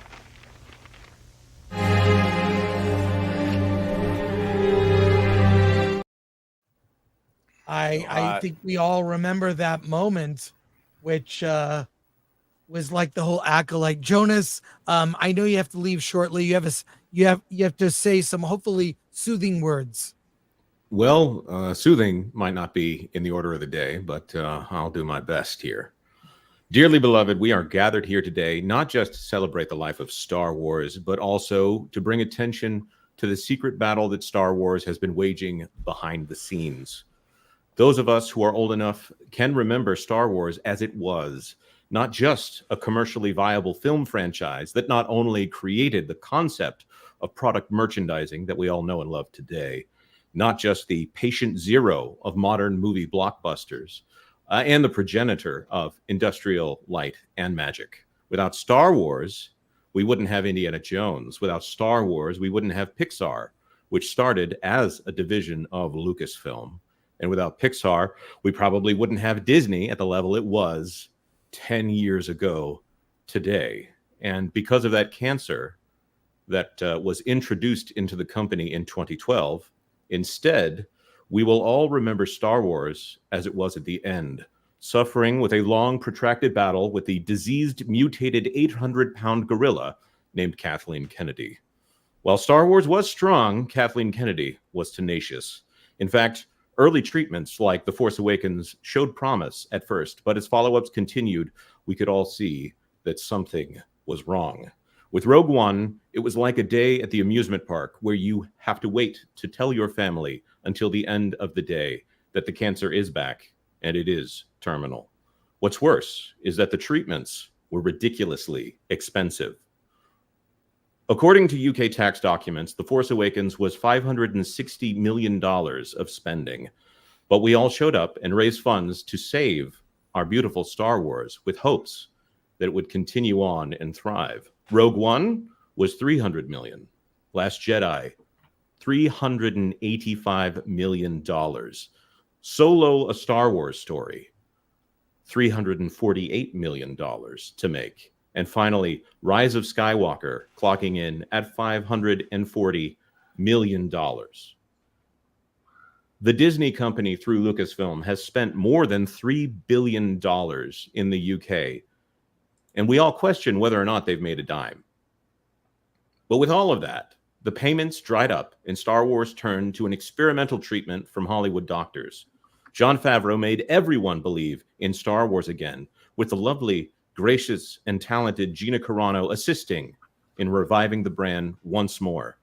But again, the mutated, diseased 800-pound gorilla Kathleen Kennedy emerged once more, firing Gina Carano and ruining any chance of Star Wars hope for a joyful life. Now, with all hope lost, Kathleen Kennedy, Bob Iger, and Dave Filoni have successfully mutilated the corpse of Star Wars, removed its face, and stapled it onto a generic cadaver that they puppet around to the tasteless masses, assuring all the one-time fans of the series that no, do not trust your feelings. I am a Star Wars.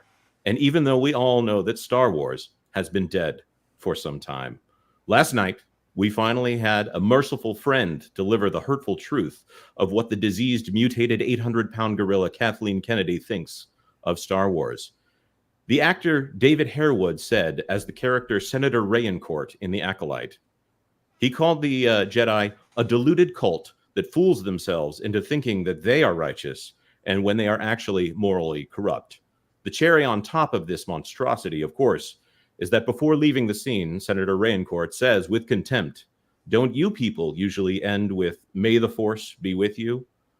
The insults are finally over, and Star Wars is dead. May it rest in peace.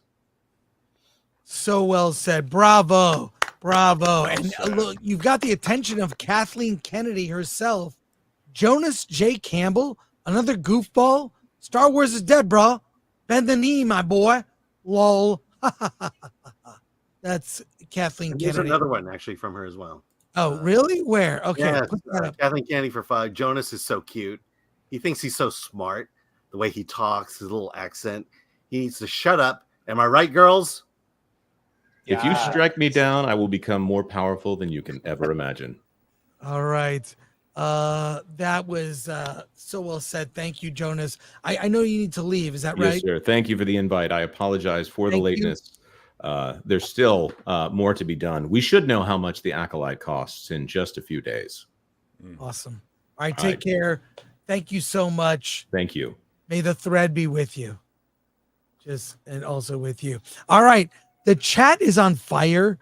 I don't know, Madam or Savvy and Beardo. I don't know how long you guys can stick around, but maybe Beardo and Badger can have a super chat off. Uh-oh. How about that? Let's go. Buy me dinner, but I'll super chat off with him. Fast we can go. Well, these are not super chats. Super As tithes. this is church. This is super tithes. super Okay. tithes. By the way, Be sure to give him the one with all the big words. Yes, I'll do that. But also, the funeral is all over the world, just really affecting so many. I have so many clips here. This is just crazy.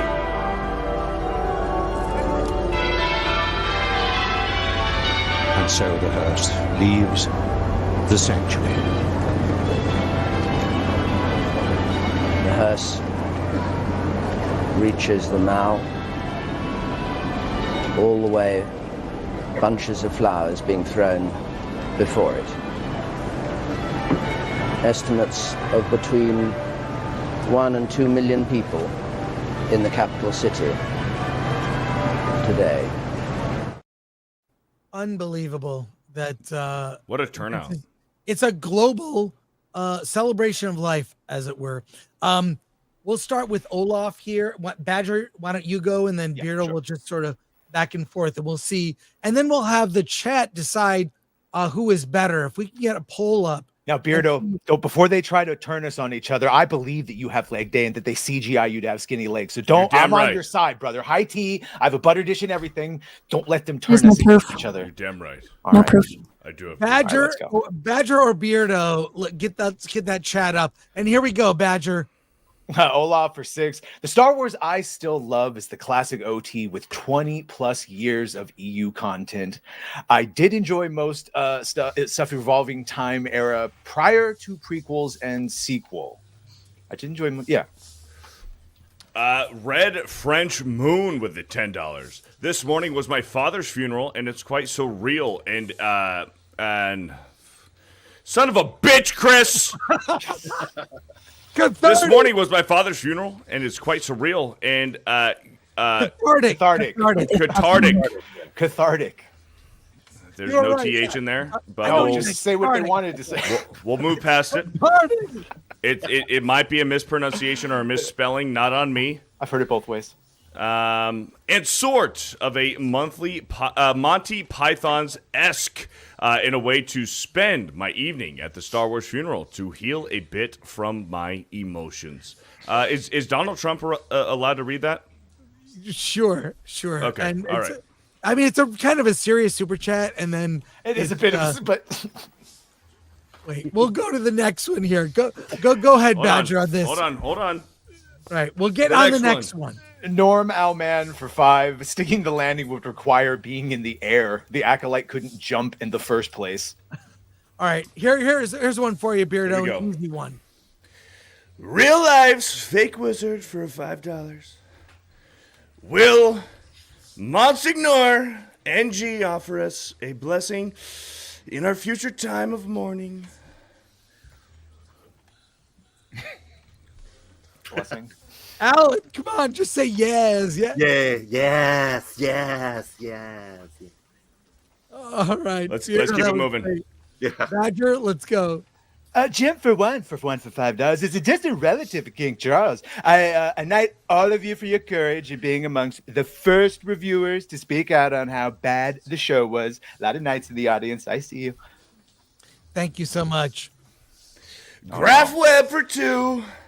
For the love of God, for fuck's sake, #cancel Disney Plus. He'll do another one and I'll sing that one. Don't worry, Graph Web. Sapnin for 2. The intention was in the name, the act of spite. Very clever. Thank you. Verminoid with a $5. I'd like to know Leslie Headland's wife's salary for the show. Might explain the budget. I would actually like to know that. Real life fake wizard for 2. Velocipaster was based on Father Gore. I'll take it. Sons and Shadows with a $2. In quotes, it's worse than dead. Its brain is gone. There you go. Atomic Patriot for 5. My heart goes out to the victim of this crime, Star Wars. Your name will forever be remembered in our hearts and in our thread. #Disney is guilty. Solid Monkey with a $5. Star Wars the Eulogy. You have no chance to survive. Make your time. Ha ha ha ha ha ha. The guy for the Place for 5. I don't know if you're aware, but your chat is full of nerds. And nerds are gay. We know nerds are gay. Nerds have always been gay, according to Amanda Listenberg. Well, her nerds are gay. Correct. Jerry RN with a 199. Deepest condolences to the Star Wars fans for your losses. Thank you. Kathleen Kennedy for a 20. Wow, so many whiners. The Force is female. Get used to it, kids. Brandon Powell for a $5. That ending convinces me this whole show is a hit piece against Star Wars. No way Yoda is part of the conspiracy. Star Wars was murdered by sad people. Doc Walk for 10. My condolences. He gets the easy ones. Randolph for a $5. A truly excellent eulogy. Mr. Kadish. Crypto Bindu for 10. I'm still trying to figure out how a girl gets sucked into a hole that is laying horizontal, but she fell vertically. Make it make sense. How does a metal detector detect the Force? Metal chlorians. We got Rumble around here for 2. Wow. I thought Star Wars was murdered several years ago. I had no idea that it had lingered on so long. R.I.P. Star Wars. Sorry, Beardo. I think I stole your rant. No, go for it. I'd rather read this one. Mike Klopfer. You got to change that last name, brother. For a $5. Rest in peace, Star Wars. Sigh. Alan for 10. KK can't take my memories and my love for the community and the lore. I can never forget the first time I heard John Williams and the Tantive 4. Yeah. Saint Camarian for a $10. Rest in peace, Star Wars. I would like to declare a moment of silence for all of the brain cells people lost from watching The Acolyte. Maximus Renativis for 199. Is it true that Yoda is now trans? Yes. Well, we haven't seen him and Yaddle in the same place, have we? Right. Oliver Connor with a 250. Angry Badger, you are a legend. Well, the Badger, the Badger Basil, he's a they them. So fuck that wombat, whatever that creature is. He's not. We Badgers do not claim him. Non-binary Badger. Crawfishies for 25. Sadly, I think I will sell or give away my last merch from Star Wars. RMVFX for a $5. Star Wars has been in a coma for 12 years with its shitty kids spending money. Daniel for 5. The 180 million belonged to the families of the uncounted dead when Anakin destroyed the Death Star. Justice for Imperials. Yeah. We have some breaking news on that, which is kind of crazy. Yeah, there's lots of breaking news. Star Wars lies dead. How did it die? Let's take a look. But if you can't look and see that Anakin blowing up the Death Star possibly killed millions and millions of people. Hashtag Yord Horde. Justice for Yord. What a fucking idiot. Jeremiah with a $2. Will there be a murder investigation? I think they'll just lie about it, right? Well, we'll say we don't know what she tells Yoda, but they probably gonna have him complicit.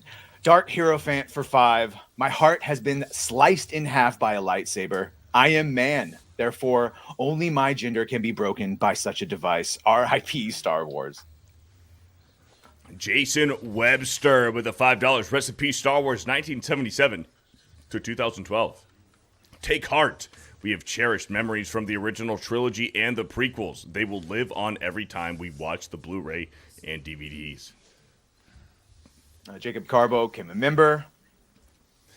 English Batchers for a $10. This is emotional torture, but hilarious. You're twisting my melon, man. Rest in peace, Star Wars. That's gay.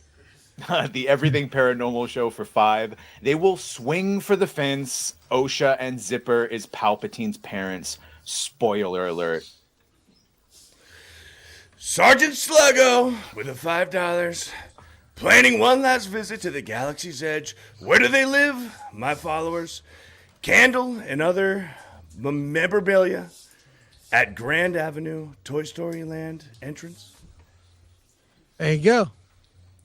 Thank you. Gaslight for 5. I think KK is just trolling fans with the worst Star Wars she can give. I can't think of any other reason for such bad writing. Yes, he's trolling with $180 million. Yep. Not her money.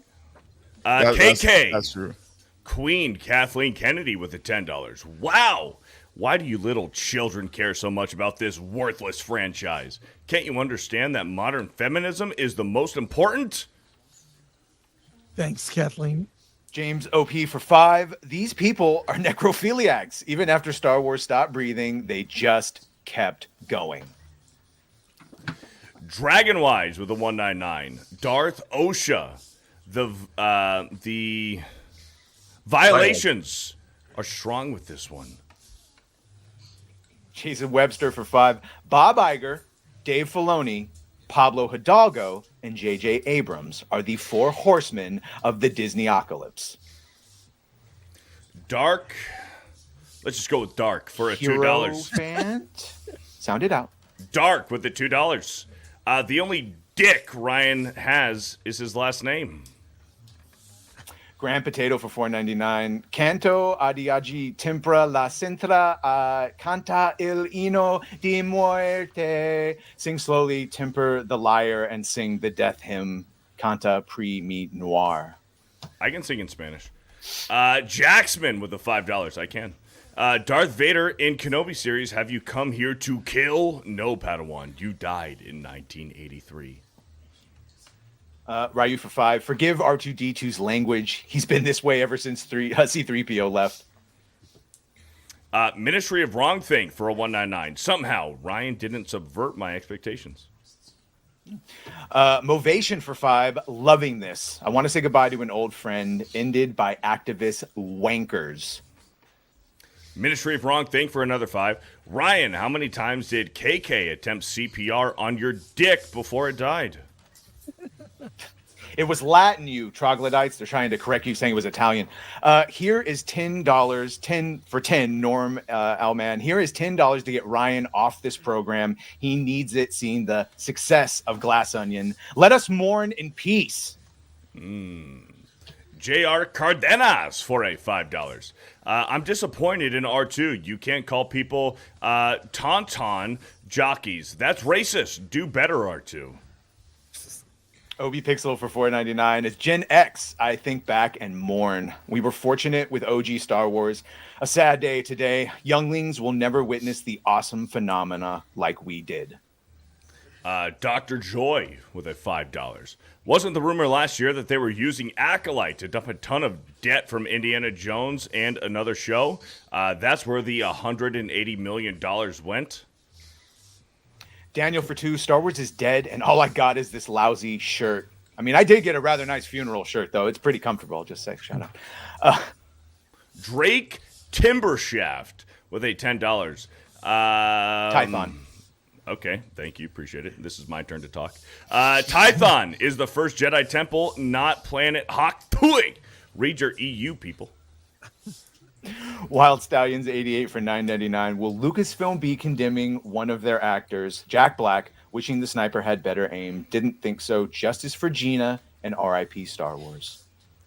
Darth for a Darth Aratisis. Let's go with that for a $10. In quotes, happy is he who still loves something he loved in the nursery. He has not been broken in two by time. He is not two men, but one, and he has saved not only his life, but his soul. G.K. Chesterton. Cheeky Jawa for 2. Oh, that's easy. Drake Timbershaft for a $10. All Disney Star Wars movies and shows should be called SNINO, Star Wars in name only. There's a W in there. What did I say? It's his turn. It's his turn. Yeah, I know, but he missed the W. It's SWI. SWINO. It's a swino. Swino. There you go. Swino. Jimmy X Drummer for 50. I remember. Oh, sorry. For 50. For 50! I remember when I was a kid and I saw Empire for the first time. I thought it was spaceships, the aliens, the battles, but what really Star Wars were the stories. The stories are gone. R.I.P. And let's have Beardo read the next two, and then we'll go back to you. Uh-oh. Kathleen Kennedy with the $5. Beardo, more like Queerdo. Am I right, chat? What a fail. Shut the fuck up. Bobby Fett with a $50 to Film Threat and all anti-Kathleen Kennedy, anti-Disney, Star Wars, trash heap fans. I am a Film Threat fan for life. Triple shot of Colonel E.H. Taylor. J.R. Bourbon. And to you all, cheers. Just want to hear Chris Gore say 50. 50. A 50! 50. 50. All right. Let's see how fast we've got it. Maybe we can go fast and get through these real quick. Yeah, Okay, solid for 2. Winwell Cardinal, NG Flash, the grieving fans. Yeah, Ing. Yeah. Scotty, he for $5. Is there any hope of a resurrection of Star Wars in the future? I am so sad. I hope Star Wars can come back to life somehow one day. I can answer that question. Under Disney, no. Yes, that's a fact. Lingo Kenobi for 6 months. I will always love the original and prequel trilogy. Also, the first animated Clone Wars and the other Clone Wars series and Rebels. I will never forget. Boom. Razorburn with the $2. Savvy, there's a spider crawling on your chair. You can't see it. It's black right now. Stitch for 5. G Savvy, you actually made me tear up. Well done. ETK1138 with a $5 in quotes. I don't like Disney Star Wars. It's coarse and rough and irritating, and it gets everywhere. Nice. Dylan, member for 7 months. Grateful that Pope Ing is presiding this procession. Darius White with a 5. Woe to those who call evil good and good evil. Who put darkness for light and light for darkness. Who put bitter for sweet and sweet for bitter. Rest in peace, Star Wars. Doggy for 10. We went from a wonderful spiritual story of good versus evil to the Owl House meets Velma in space lesbian witches with anti-religious tone plus terribly written murder mystery full of DEI stupidity rot. Correct. Darth Racer with a $10. I'm an old guy. I was there in theater in 77 watching Star Wars. I was in awe. I was thinking, finally, someone made a movie for me. I lost count how many times I saw the original trilogy films in the theater. Bindek Star for $4.99. Star Wars was a legendary phenomenon, one we all got to share. It's too bad I couldn't give a proper eulogy. Shake from the Hunger Team gifted 5 Film Threat memberships. Let's go! Shout out Shake. Luis Messina for 2. Majora's Mask, Oath to Order as the Requiem for Star Wars. Wait, I have to read it because he got mad last time we didn't read it. Sorry. For fuck's sake, hashtag cancel Disney Plus. There you go, Graphway. All right, I respect it. Darius White with a $5. Kathleen Kennedy hitting on Jonas is like that drunk girl at the bar who slaps your face early in the night and then wants to make out with you by last call. I've been there. Speaking of Kathleen Kennedy back for 5. No offense intended, but Beardo is seriously untalented. What a little hack. Am I right, Lesbos? No, I disavow that, by the way, Beardo. I want you to know that. You're damn right. I respect you. Ministry of Wrong Thing for a $20. No, Lord, no. I watched them with these.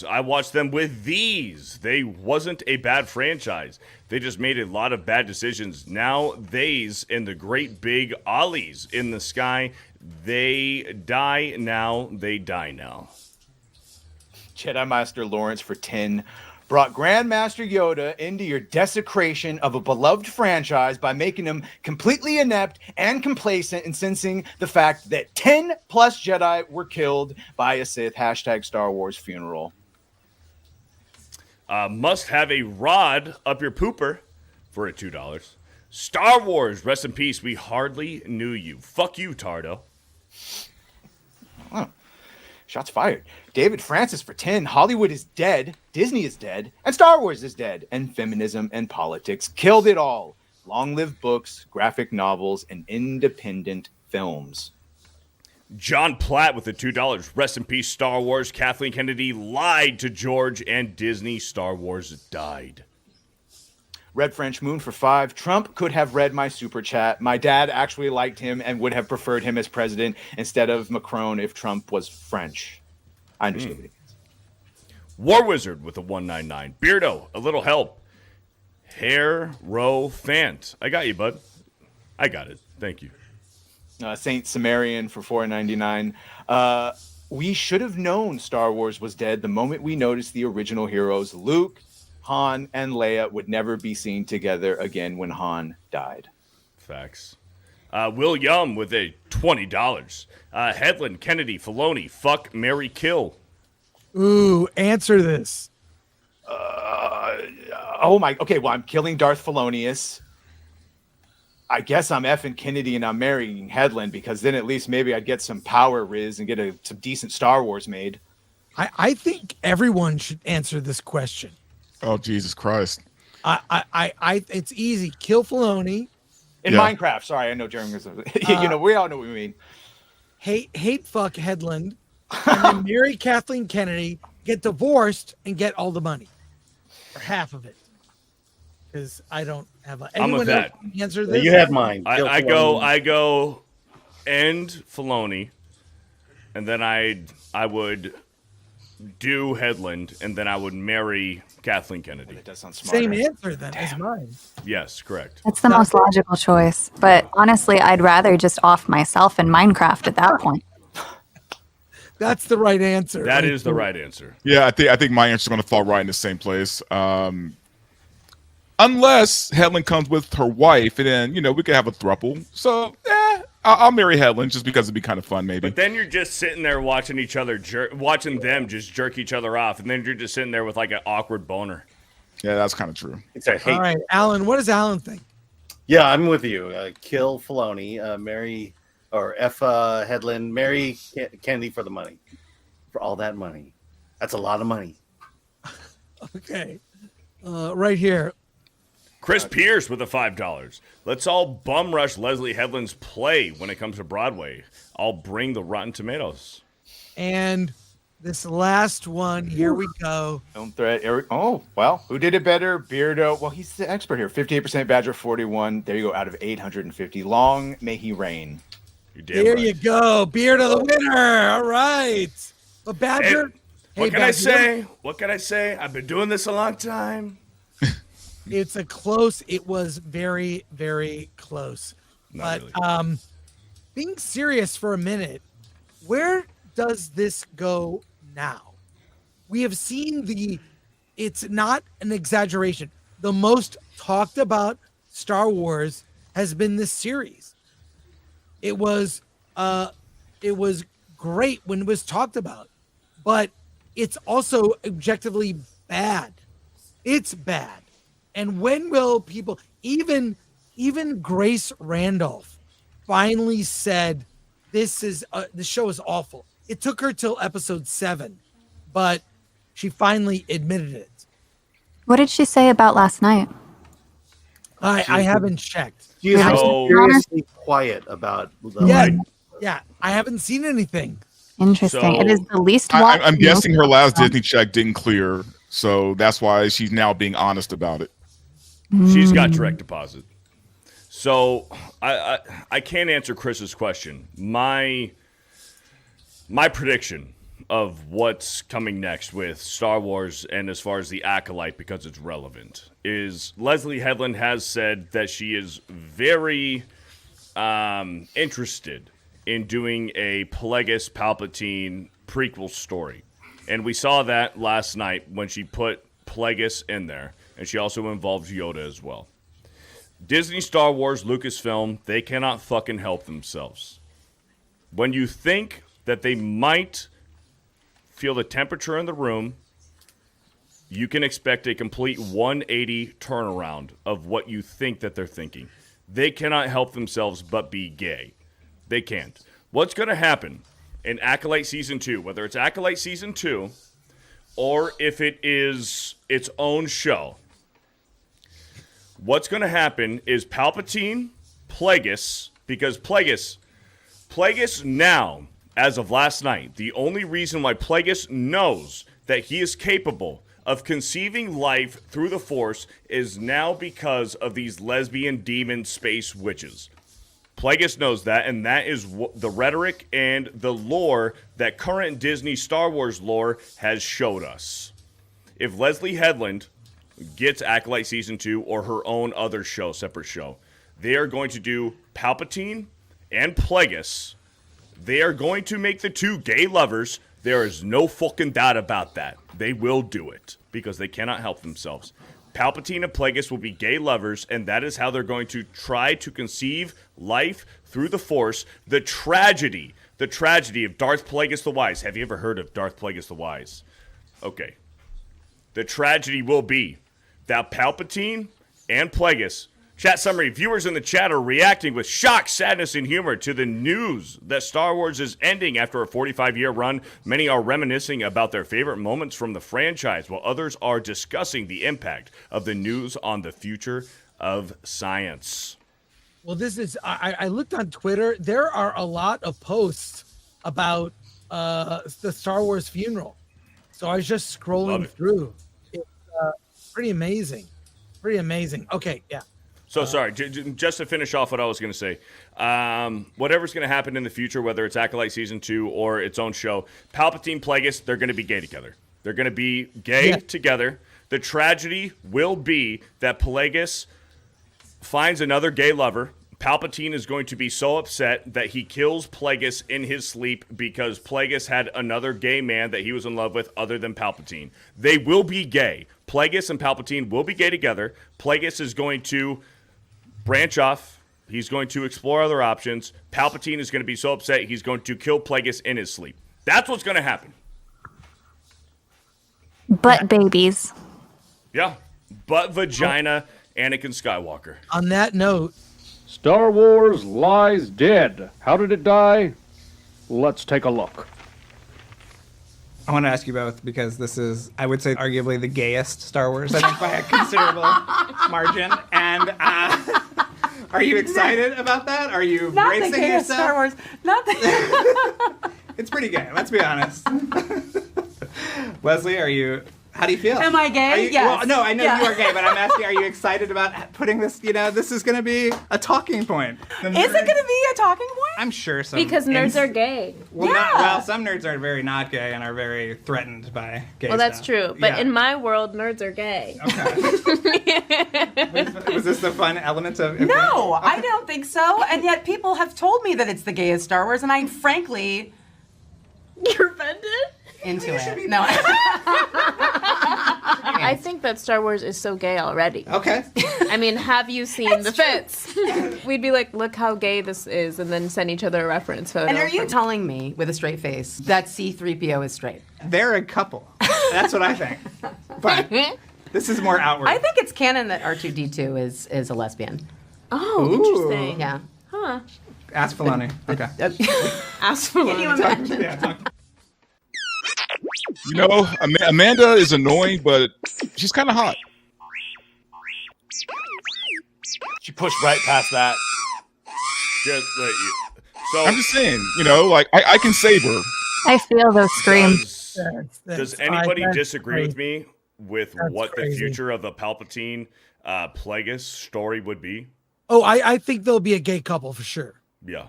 I think that's pretty clear, or 100%. So my prediction on where this goes is just being a little bit more serious. I say within a year, Lucasfilm becomes completely subsidized by Disney. By the way, I was being completely 100% serious. Oh, okay. Then No, yeah. I agree with you. I heard you the No, same. and you're probably not wrong. But no, I think Lucasfilm becomes completely subsidized by Disney, much like the WNBA is supported by the NBA. I think they're going to stay on course. They're going to continue to make shit, and Disney is going to foot the bill for it. I think Wolverine and Deadpool are going to do well, but I think that money, that profit, is going to go into the next Star Wars project because I don't think Lucasfilm is going to have the money. Well, here, just Star Wars lies dead. How did it die? Let's take a look. So my character, you know, she's a powerful leader. She's a powerful leader. Yes. In a very woman-centered world, which I was very excited to kind of be that, because I feel like Star Wars is very like patriarchal, so it was kind of cool to have like this sort of woman-centered figure. And by patriarchal, she meant a boys brand. Well, let me also remind you of this. Star Wars lies dead. How did it die? Let's take a look. The power of one, the power of two, the power of many. And by the way, if anybody thinks that anyone at Lucasfilm or Disney is going to take this as a loss, that the Acolyte was a loss, you're out of your fucking minds. They're seeing this as a win. So they're going to stay on course. Well, they also don't care. That's what I'm saying. They're going to stay on course. Yeah, so long as Wolverine and Deadpool do well, they'll fund their future losses with that. Yep. And then, of course, they have the theme park. Even though it is struggling, it's still bringing in an asinine amount of money.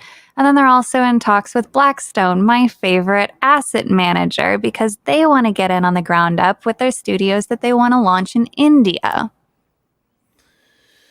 Yeah, and I don't want to get too off topic with the funeral for Star Wars, but with Deadpool Wolverine, again, this is Disney. They can't help themselves. It's still going to do well, though. It's going to do well, and I'm going to see it probably opening weekend. But I would not be surprised because this is a movie helmed by two white men, straight white men, there is going to be a female character that pops up in the third act of this movie that saves the two men in distress. And there's going to be a female character, whether it's Lady Deadpool or Dazzler, are going to come in and save both Wolverine and Deadpool in the third act because, like I said, they cannot help themselves. They will do it because that is the narrative. Like you just said, Verbal. This is the message. This is the narrative. They are on board. It doesn't matter how much money they lose. They view all of it as a win. So they cannot help themselves. They will do it. Because for them to change course at this point would mean we were right. They will never admit that. Correct. Speaking of white. Star Wars lies dead. How did it die? Let's take a look. The power of one, the power of two, the power of many. I meant to play this one, just as right here. Star Wars lies dead. How did it die? Let's take a look. When people watch The Hate You Give, what do you want them to walk away with? Because I know everyone has a slightly different feeling. Well, I mean, white people crying actually was the goal. It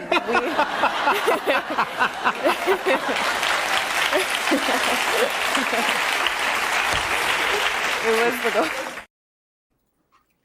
You know what I love about that clip, though? Yeah. His forced laugh made her uncomfortable because she didn't understand why he was laughing so hard. Yeah. Yes. And also, I saw the whole interview in context. She was trying to make a good point. The whole point was to make people feel empathy and sadness. And I mean, it is a quippy line. It's a dumb, all those talk shows are dumb and over rehearsed. They're all fake. And it wasn't about the Acolyte, right? It was about something else. No, it was about a different movie. It's a movie called The Hate You Give. Right. Which, yeah. So, like, and I saw the whole clip. It's actually in context, not, it's not what you think. Anyways, we have another guest joining us here to mourn. If you've been paying attention online on X, he's a superstar. I don't want to assume his pronouns, but I say he. It's the great Grummz. Grummz! Grummz is here. Oh, Thank you, Grummz. I couldn't find sunglasses for my VTuber avatar, but I do have a black shirt on because it is a sad day, and I'm here to join you all in grieving the passing of this great legendary IP. You've been so on top of what's been happening in video games. And I mean, you have to see the similarities in all this like valuable IP, right? Oh yeah, I just to see what's happening in games with game IPs. and it mirrors what's happening in movie IPs. But I don't think it's quite as bad yet. I think there is time to save games. There is time to turn it around. There's a little bit of lag between what happens in games and what happens in movies. But I share those concerns, and I think that we're headed in a at least very boring direction for AAA video games. Well, that's because you can't play the same, no pun intended. You can't play the same game with video games that you could play with film. Like film, you could play around with politics and message and all that BS. Gamers, you can't do that shit with. When you're charging $60 to $70 a game, they will just straight up not buy the game, and then you're asked out, right? And I think most gaming companies realize that. Even though they're being blackmailed and strong-armed by Sweet Baby Inc., I think gaming will snap into reality quicker than the film industry will. I think gaming has a more vocal and united voice for whatever reason. I don't know why. Because they're paying $60 to $70 a game. And we're all along anyway. I mean, no, those are the old prices. We're now paying $100 to Ubisoft. That's true. That's very true. Full A game. You stick on another A, it's like 4-minute ads and something about Mary. Just the quality goes up and you get to charge more. Right.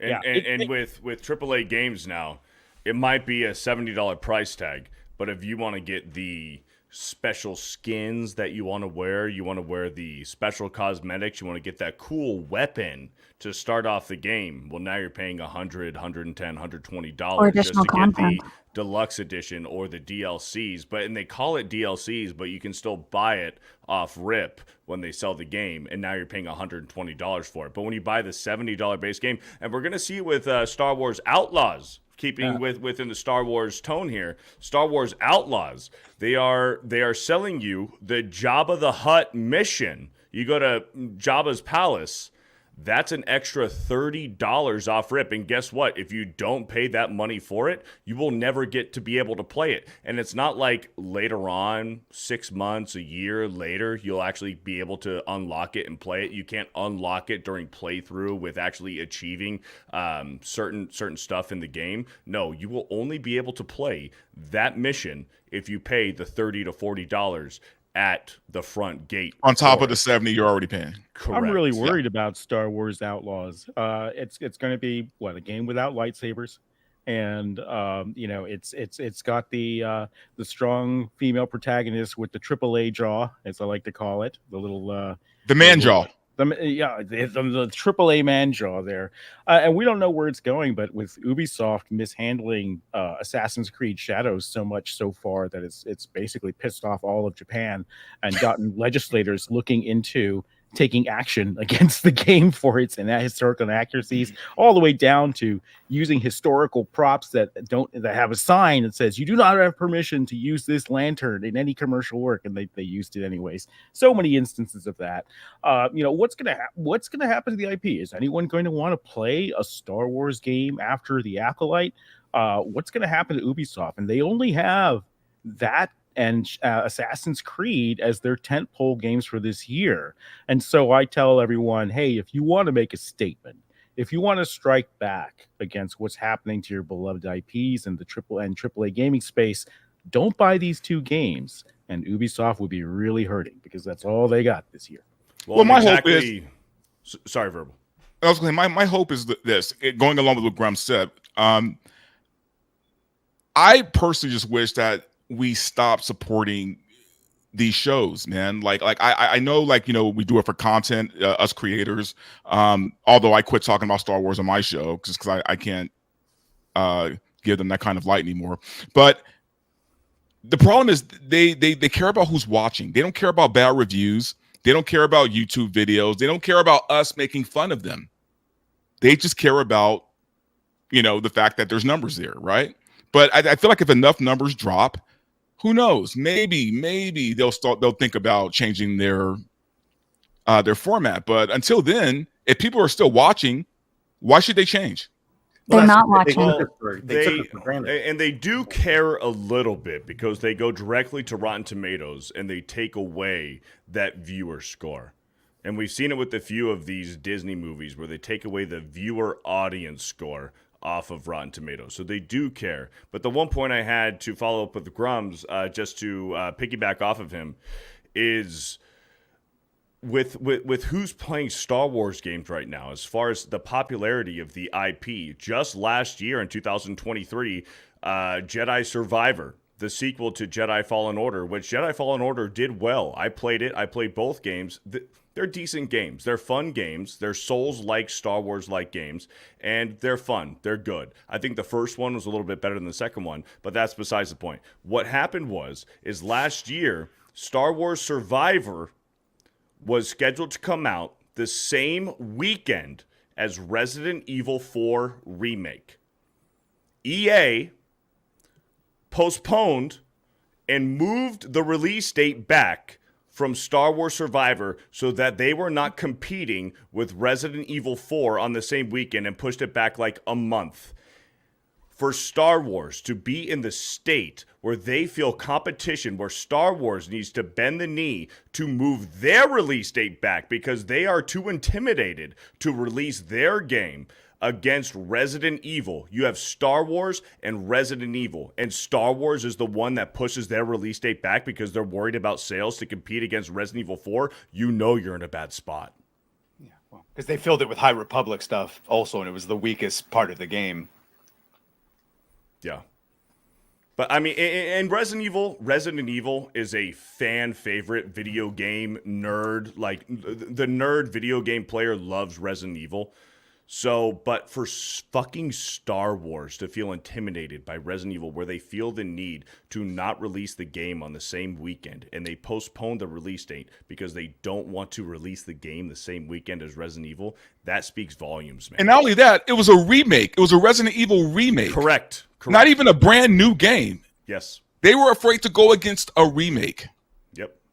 Yeah, people still play the MMO. I still play the Old Republic, but that's a niche group of people that have been playing it for a long time.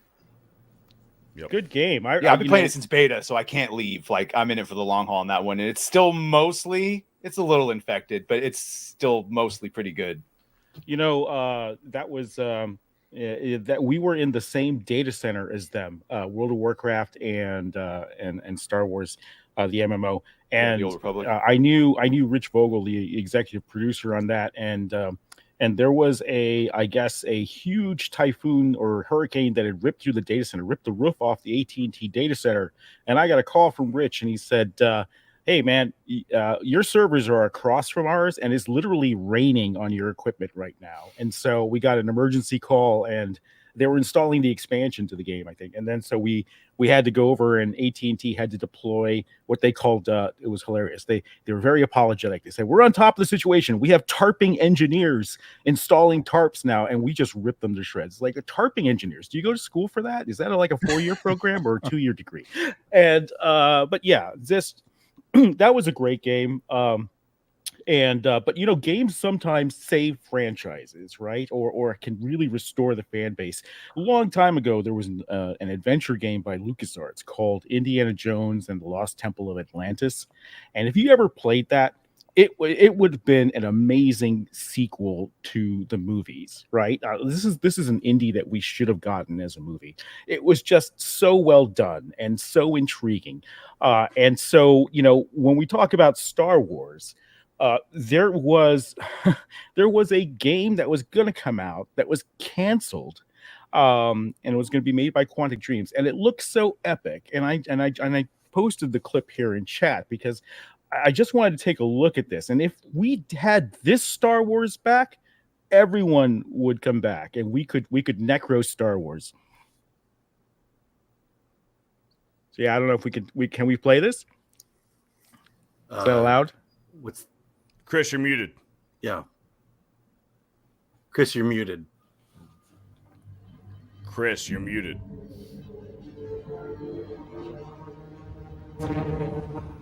Do we need to talk over the music here?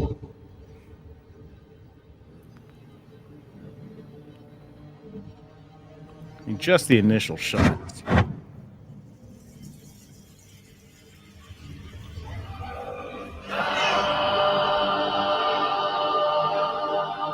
Never should have gotten rid of LucasArts. Yeah, that was a good game division. Yeah.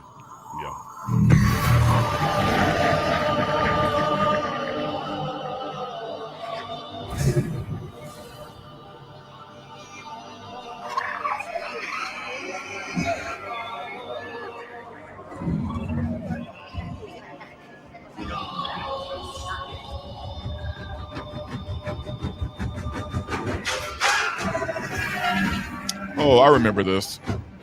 Was this their proof of concept of like the vibe of what they wanted? No, well, yeah, we don't know. It was a official cinematic reveal trailer. So these are not the in-game shots. It was released 2 years ago. And just every single shot looks 10 times better than the Acolyte at like a fraction of the budget, right?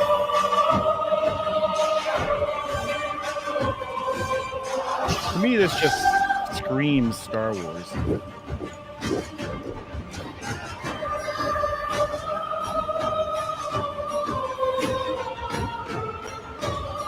So Grummz, this got canceled, you said? Yeah, it got canceled. Wow. And instead we got we got a lot of other really lame. We're getting Outlaws instead. Well, I remember this trailer launched damn near the same time as Outlaws. This and Outlaws were very close together. And if you watch the Outlaws trailer back to back with this, this is what they took from us. Wow. This is what they took from us, and they gave us Outlaws, and they gave us Acolyte. I'm almost certain this got released at the same time as Outlaws. Now, games get canceled for a lot of reasons. You know, it could be that the studio wasn't able to deliver. I mean, we'll never actually know the reason, but the vibe is there, and I think that Quantic Dreams really understood how to put back the franchise better than anybody so far, and I think that they have a respect for the franchise that just exudes through the trailer of the films that you don't see anymore in the current Star Wars games.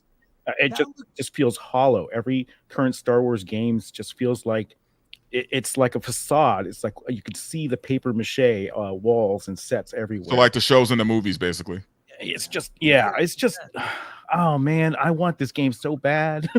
People are mentioning 1313, which was the Boba Fett game that was going to take place in the Coruscant underlevels. That I think they just butchered that and turned it into sort of the Mandalorian show, and then a little of this and that.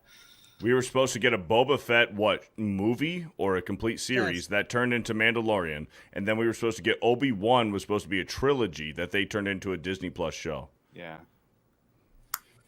Yeah, you know, Star Wars was such an influence at Blizzard too. During StarCraft and everything else. You know, we used to talk about Star Wars versus Star Trek, and I remember, you know, Chris Metzen, you know, who's the big lore writer behind the original Warcraft series. He's like, "Oh, we're a Star Wars studios through and through. That we like that type of grittiness and everything else." And we grew up on that, right? I remember seeing Star Wars with my dad, taking me to the original film in the theaters. And I loved it so much that for Christmas they got me the album, and the album was actually not music from the movie, but the soundtrack of the entire movie.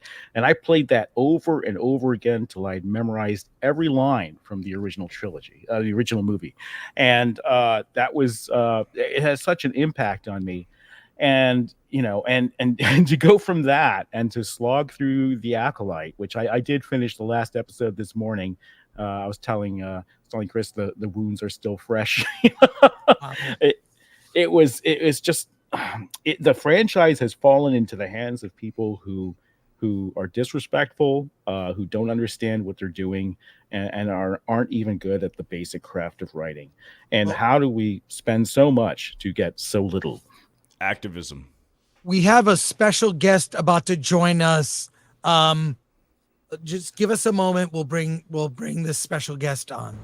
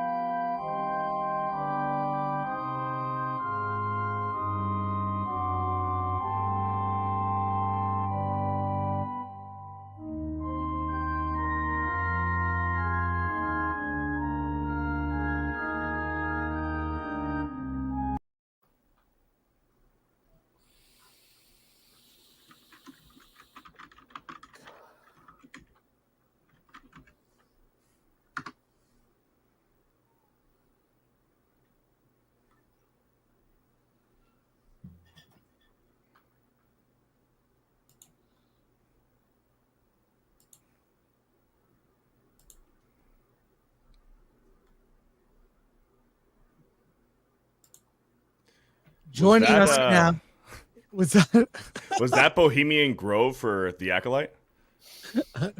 No.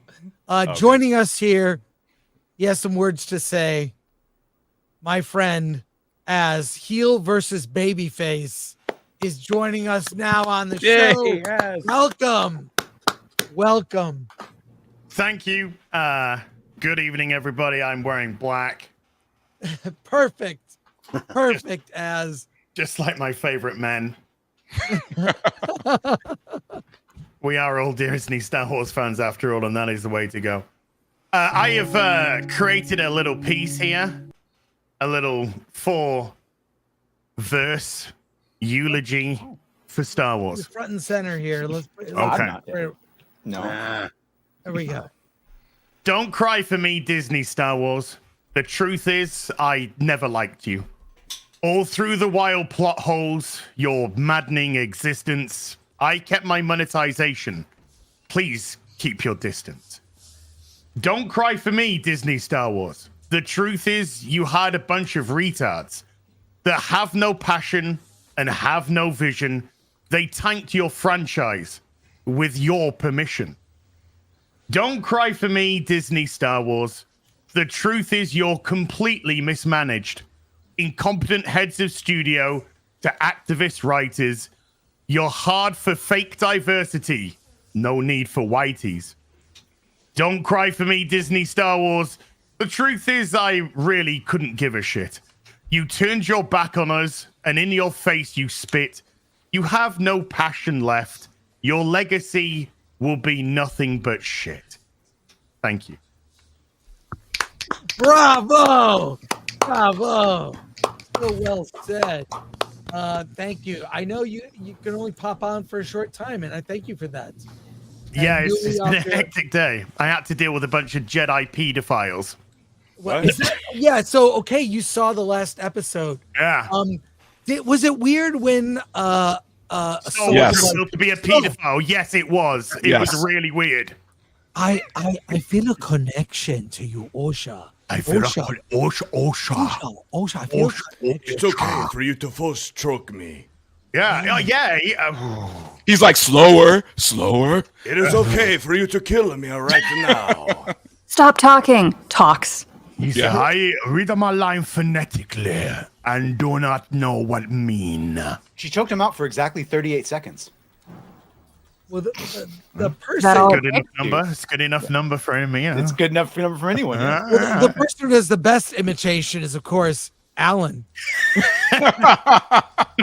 Osha, I love you. It wasn't just we've been watching The Acolyte, and I've been laughing my head off at how absolutely appalling it is.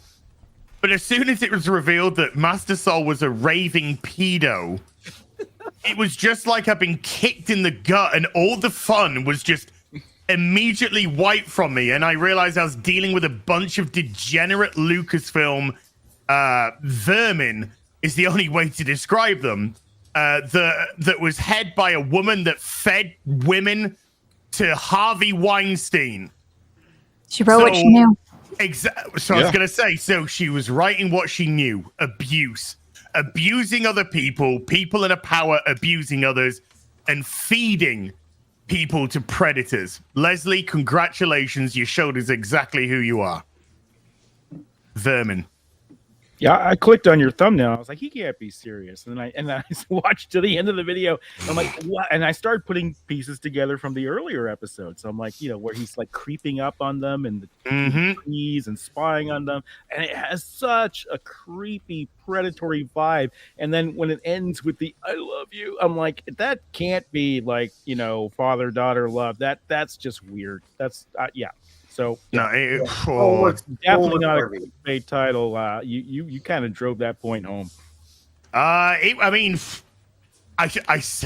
title was. I was thinking, what am I going to call? What catchy title should I put for the finale?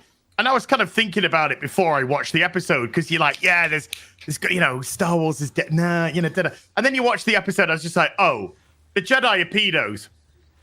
It's just like, there's your title. The Jedi are pedos. It writes itself. Yeah. And I just thought, like, the bits with Master Sol and Osha, I thought, honestly, it was because of, the actor is not an English speaker and is saying his lines phonetically, that he just couldn't emote the lines correctly, that it came across as weird and came across as a bit creepy. But no, it turns out he was a pedo, because if you take all the dates as well, and he said the reason why I wanted to get you away, the reason why I wanted to train you as a Jedi, even though you were too old, the reason why I didn't tell the Jedi Council was because I loved you. Or I loved you. And then you're like, okay, but it was already mentioned that she left the Jedi Order 7 years ago, which would have made her 17 when she left, which would have made 9 years. And I was just like, I'm fucking done. I'm done. No, wait. Did you find it weird that when Master Soul was being choked, that he came? Was it? No, because it was the orange in his mouth that I was a bit like, okay, very in excess. I get it. Very, very Michael Hutchinson, but David David Carradine. He kind of like, you actually gave him the death he wanted. Choked by the girl he loved until he came, and but I was really, really happy at the ending. The way that women in power decided to use somebody's tragedy to cover up their own incompetence, and to have Leslie Headland's wife be that focal point was just icing on the cake. Well, she does even more lying. The bald green bitch. She does even more lying. She's so appalled at the lying of Sol and Trinity that they lied about May and Osha that she chose to speak to the senator and lie even further. But for her, it's okay. Oh, for her to lie, it's the double standards. This is what they don't get. They don't see the double standard hypocrisy going on unless they want to ruin everything, which isn't out of the realms of possibility, because there's nobody in that show to root for. There's nobody in that show to like. There's nothing storyline-wise to care about. And at the end of it, I was just like, what the fuck was even that? There is nothing. Oh, we'll jangle a couple of keys. Hey, did you know Darth Plagueis is hanging out in a cave? You know, that cave that you've been in? Just chilling out. Just chilling out, trying to find the secret of immortality or something. I don't know. And then at the end, Master Yoda. I was just like, that's why the thumbnail's like that. I'd actually had that thumbnail created by Perry Chan prior to this, to me even watching the episode, because I was convinced Yoda was going to make a cameo at the end, and it was going to be shit. Yeah. I love pre-planning. So the conclusion was, things that we can take away from the ending was the green-haired, the green bald bitch, Leslie Headland's wife.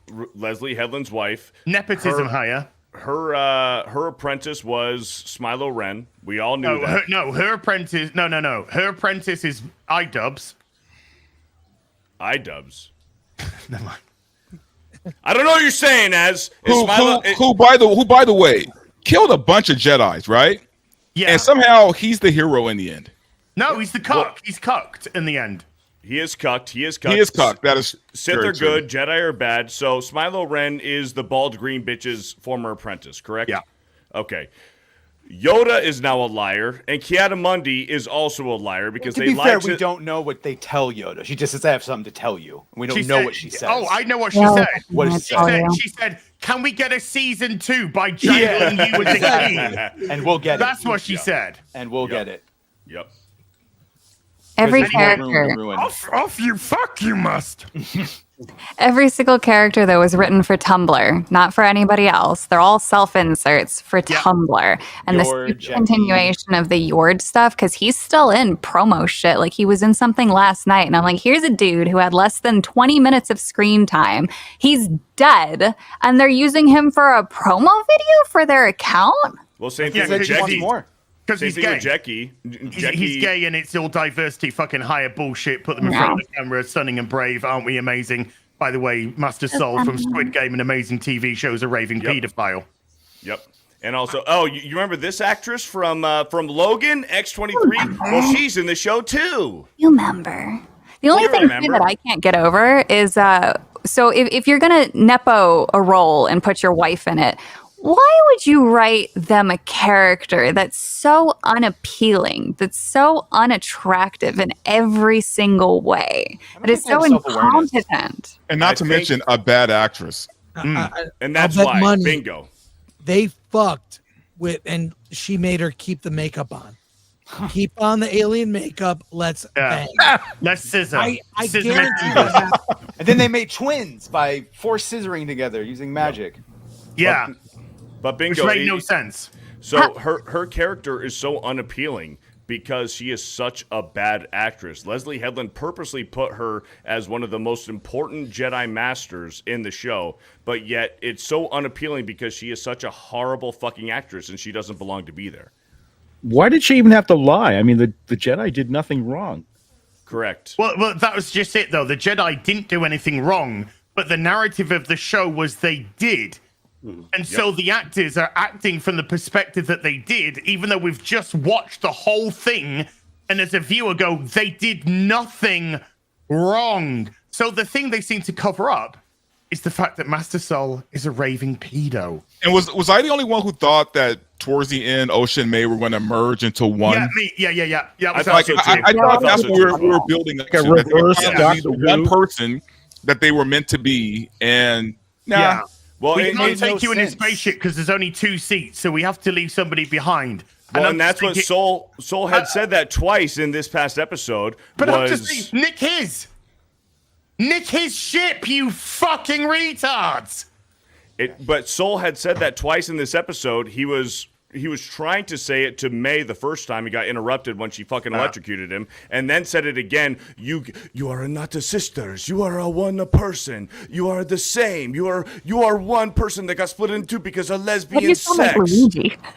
But it's like you were like, so they hinted at it that they were supposed to, do the Vegeta and Goku. They were supposed to do the Vegeta Goku Dragon Ball Z fusion, but they didn't fucking do it. But their cover-up is worse than the truth. If they're afraid that the Senator is going to find out that a Jedi, Mayr, went rogue in his dark side now, and all this has happened because of that, and then the lie is that, no, Jedi went rogue, but he didn't turn to the dark side. He just went rogue, and he covered everything up, and it's still a Jedi going rogue. You should have just said that it was dark side or something. It was another group. Who cares what the Senate thinks? We have breaking that was the whole news. point. Star Wars lies dead. How did it die?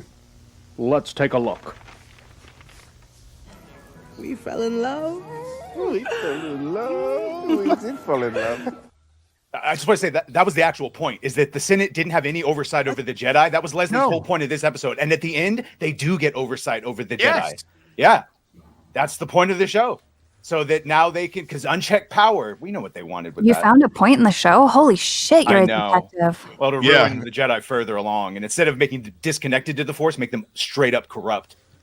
And by the way, that Jack Black scene in Mandalorian, that's what took me out. That's when I was finally, officially done. No, At least for Mandalorian. Remember this. Star Wars lies dead. How did it die? Let's take a look. Go!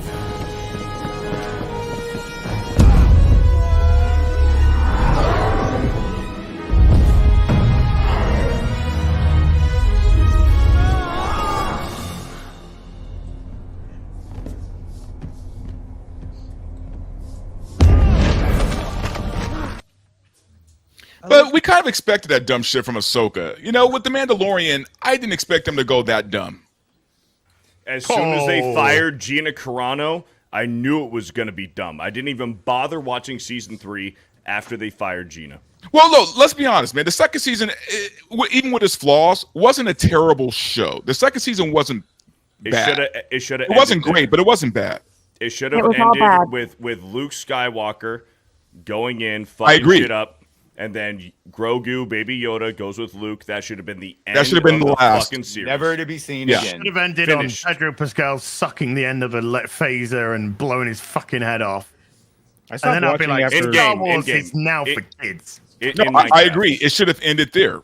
And yeah. Yeah, that clip with Jack Black, I thought that was a Christmas special or something. I had no idea where it was from. It just looks so weird and out of place. Because I stopped watching Mandalorian after season like 1.2. I was thinking of 2 episodes in the other one. And I was like, wow, and it just looks so different. I couldn't believe it was from the same show. Yeah, no, the second season was a little rough, but it wasn't like terrible. Like I could sit through an episode and be like, okay.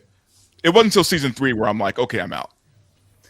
Seeing Lizzo in Mandalorian is almost like seeing Stacey Abrams in Star Trek as being the planet, the president of planet Earth. Why? Why is Stacey Abrams in Star Trek? Why the fuck is Lizzo? Oh, there's just never been black people or mistake diversity Lizzo in for a Star plant? Trek, and it was Never.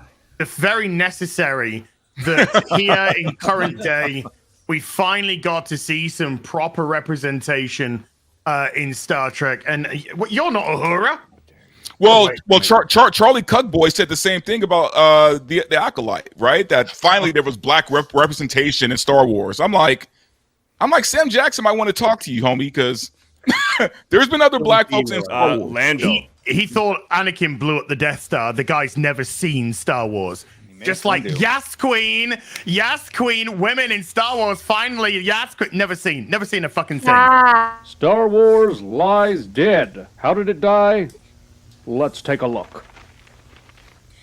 So my character, you know, she's a powerful leader. She's a powerful leader. Yes.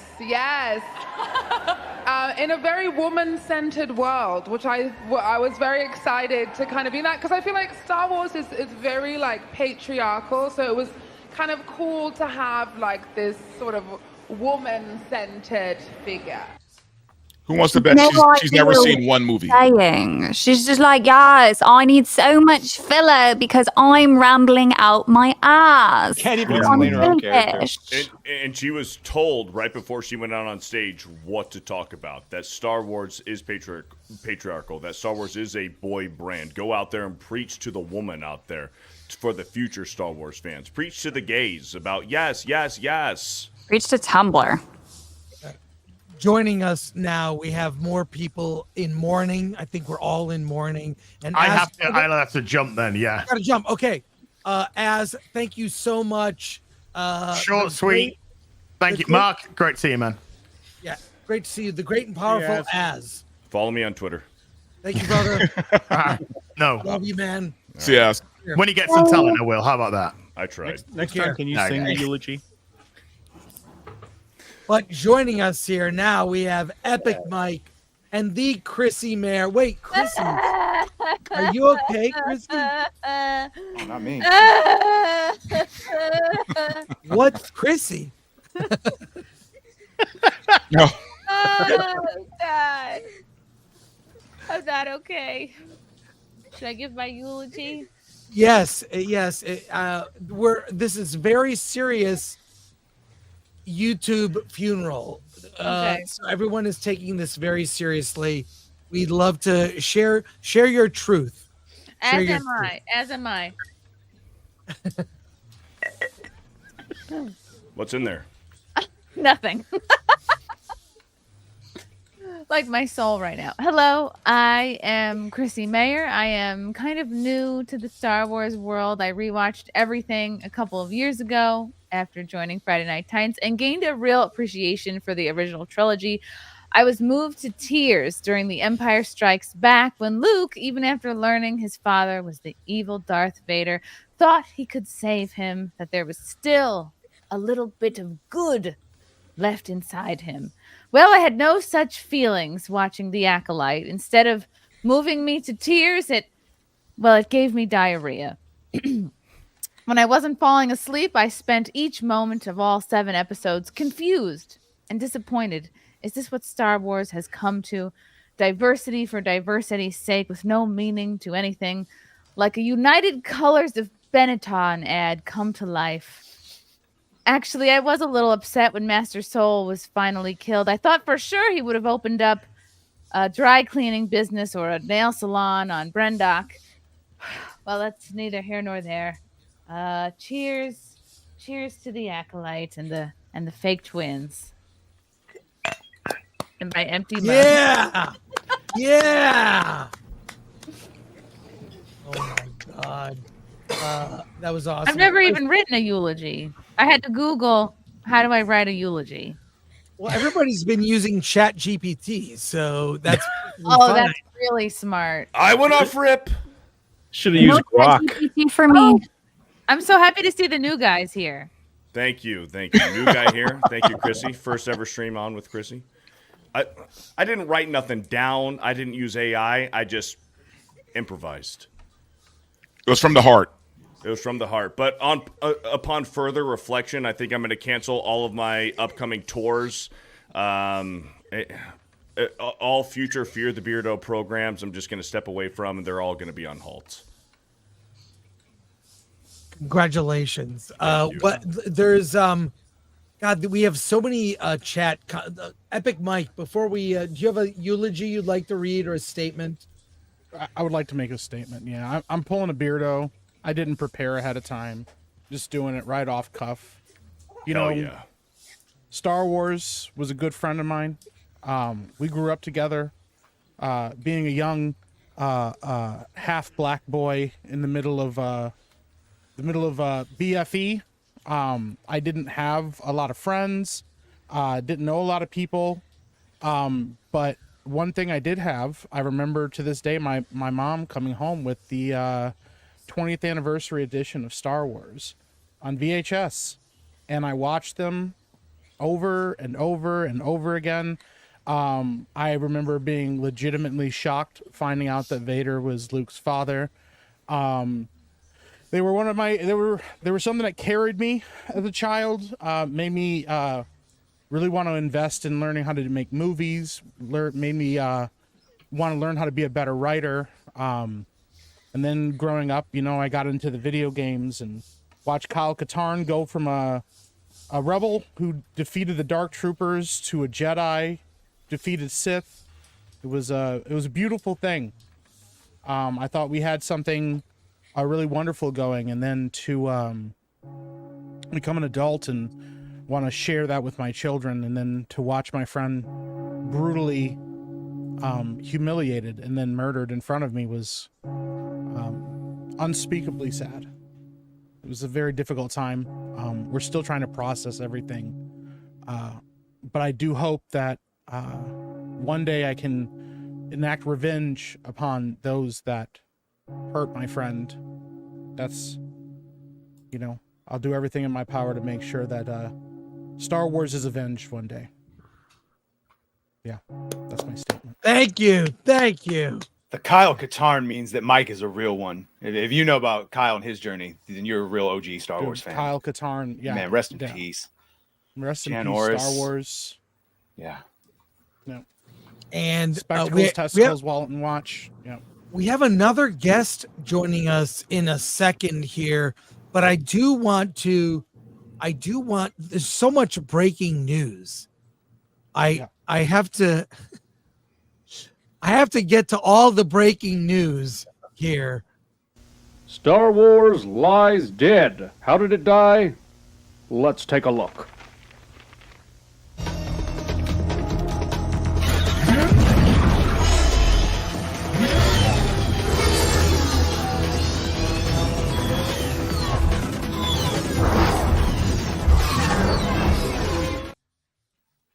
Oh, that was rough. Never. That was rough. Scooters in Star Wars. Yeah. And joining us, friend of the show. He's also frequently on Tuesday night's main event. There's two people back here. Wait, I'm gonna bring on Phil first. Project Eggroll. Hey, Phil. They're Asian. Hello, and they hello. have a podcast. Yeah. Hello. Thank you so much for having me on. I appreciate it. It's a sad day. Looking everybody happy face. Make me so happy inside. Oh my goodness. Oh, thank you. I appreciate. Thank you. So what did you think the first Asian Jedi main character in Star Wars turns out to be really into young black girls? I'm just saying it's true. I watched it so you don't have to. What did you think? Oh, when I first saw Soul, he was like, "Oh, Osha meant to be my Padawan." And I was like, "What the hell are you thinking, man? It's so stupid. It's like you want to go grab little kid. Why don't you just go underground, grab some little kid from your sweatshop? Why go grab a black girl? It's a no-brainer." And oh man, it's like you're so stupid. You can also make other things over there, and you choose to go, I'm gonna go see this girl. She meant for me. It's like thinking. Maybe you only think with math. I'm not 100% sure, but I feel like it missed opportunity so many times. Star Wars fuck with Chinese, Korean, Asian people all together. First time they bring in Donnie Yen. Miss fucking opportunity, make him blind guy, Asian guy, blind guy, easy, makes sense. Next person, Kelly Marie Tran. Oh, dumb driver, crash into black guy. What are you doing? What are you doing? Next one, you bring in the sexy guy, the sexy young guy, Manny Dajinto, whatever his last name is. Yeah, Osha want his lumpia all day. I understand. My wife also lumpia. Okay, no, I'm not gay, but my wife also Filipino. But the thing is, and then you have the Korean guy. Okay, finally, official Jedi. You bring him in, and he like, oh, I need Osha, my Padawan. So fucking stupid. Sorry. Wow! Bravo! By the way, I have something to say to my son. Hi, son. I love you. Gave us all emotional damage. Oh, that's the first time I hear that from him. Oh my God. That was fantastic. Phil, seriously, you saw the show. Yeah. You saw the show. I'm sure you have thoughts. Yeah, it feels like they just threw together whatever they thought. It's like, oh, let's bring in a bunch of our interns, have them write the show, have them write the entire thing. And they preemptively already said that, if you don't like the show, you're racist. To call you everything in the book. And I feel like they just don't care. They like Kathleen Kennedy said, Force is female, so what we're doing is not meant for you. And I really, really feel bad. I say this all the time. I feel bad for people who watched the movie in the theaters in the late 70s and early 80s, watched the original trilogy in the theaters. For me, the first Star Wars film I saw actually in the theaters was Episode 2. That's the first one I saw as I was in 7th grade or 8th grade then, and I'm like, oh, this is great, but and then I watched Star Wars as an adult. I'm like, this is really good. So it really holds up. The music is fantastic. Yes, the fighting choreography is a lot slower, but the story made sense. Now, when you watch the travesty that was last night, especially the entire series of Acolyte, it's just they don't care anymore. It's not made for us, and it's just let the past die, kill it if you have to. It's just that's the entire thing. And we have some breaking news that kind of it puts a button on what you just said. Star Wars lies dead. How did it die? Let's take a look. All living things are connected by the same thread. A thread woven through all of existence. So everything we know came from the Force Witches. So Plagueis got the idea from them. Yeah. Force choking. So hard. They failed so hard at everything. They tried to portray the Jedi as bad guys and failed at that. They're trying to say the Force is female when the Force is quite literally male because it had to be the sperm donor. They tried to tell a love story, and then it just ended up being Harvey Weinstein, a love diary. And I don't know where to go from here. And I still don't understand the whole soul angle. Literally the best character, the only guy who can act, and they make him the pedo. What the fuck? Yeah. I mean, just to say, because I know we're doing with the pedo, I don't think he was a pedo, and she said it was supposed to be the same connection that Qui-Gon felt to Anakin. That's why he felt a connection to May and Osha. They told him to be creepy. But Qui-Gon got to see Anakin, he observed him, and saw that he had some powers in the Force. He felt the chosen one, literally. He felt the greatest Force Nexus, Force Virgin around a person, not, Not at first. So Qui-Gon, when he went to the part shop, he wanted nothing to do with Anakin. Anakin was like, yeah, well, whatever. And Qui-Gon was like, yeah, fuck off, little kid. Like, I don't really fucking care. And it wasn't until Anakin wanted to guide them through the sandstorm on Tatooine where they kind of got this kind of friendship or whatever. I never got in this show that Soul had this weird, perverted emotion towards Osha or May. I generally thought, me watching with a pure brain, I just thought it was just genuine fatherly care.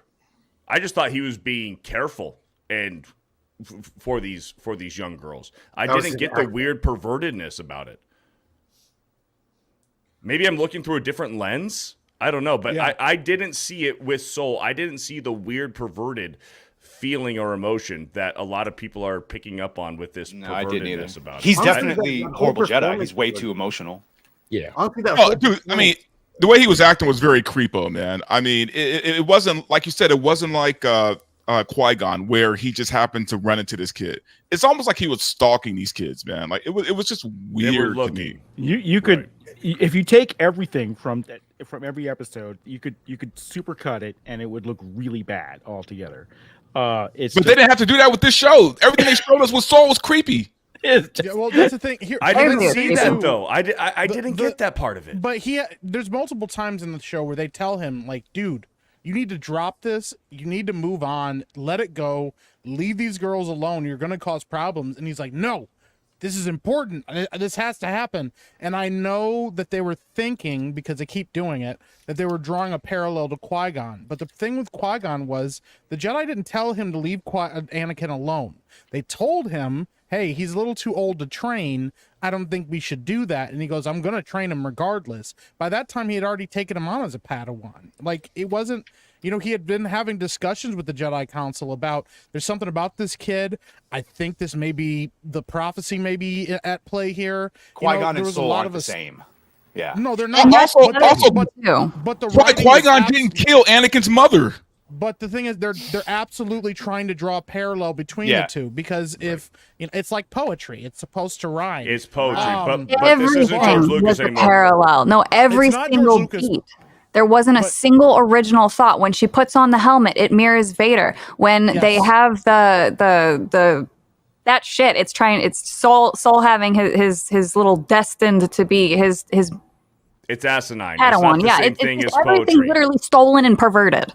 They think it is, but it's not, because several times in this past episode, they twisted some lines from Return of the Jedi, where Smilo Ren said, strike him down and you'll finish your path or whatever. Well, that's what Palpatine said to Luke Skywalker. And then even when bald green bitch, when May goes in and she's shackled up and she goes, remove them and leave us. Well, that's what Palpatine said to the guards on the Death Star and said, "No longer need those. You won't need those gods. Leave us." So they are trying, but it's a horrible fucking attempt. And also what Qui-Gon didn't do what Soul did, and Soul did nothing wrong. Soul, I don't think, is a very memorable character at all. But Soul, he did what he did. This lady went full black eyes, smoke demon, fucking crazy bitch. They broke into their home. Yeah. The Jedi broke into their home. Yeah. They're using the dark side. Look, we're all Second Amendment people here. If someone breaks into my home, the gun's coming out. Yeah. You know what I mean? If you don't, or if you're a space, I respect your point. Then you use your smoke powers. Okay. What else are you gonna do? I understand your point. These were they infiltrated their home. What it sounds like is you're defending the acolytes. Is what it sounds like. Give us those kids. No. And they're like, All I'm saying is, look, man. This was. I would say Leslie Helen, but let's be real. It's Kathleen Kennedy. This was again their attempt to make the Jedi look terrible. Correct. Yeah. In every way. Well, and also I'll say it wasn't Soul that broke in. It was Torben The little Torben kid, he wanted an early vacation. He was tired of working there. He wanted to get off the planet. He jumped on the speeder. He wanted to just get the kids because that was their ultimate plan. Soul went to go chase after the kid. The kid was in there, so Soul went in there too. And No, they were outside. Soul was the one who was like, "Oh no, we got to go in there." So he dragged the kid inside of there. Ryan Kinnell was great in that part. I'm telling you, man. Real quick, Kangmin Lee is here. Say Kangmin! Hey.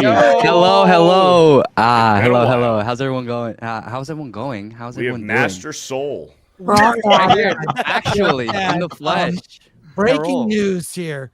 Real quick. Jump in the conversation. Good evening, I'm Ted Koppel. Surely everyone knows by now that Star Wars is dead. But for those of you who have not seen the videotape of Star Wars being killed, let's take a look.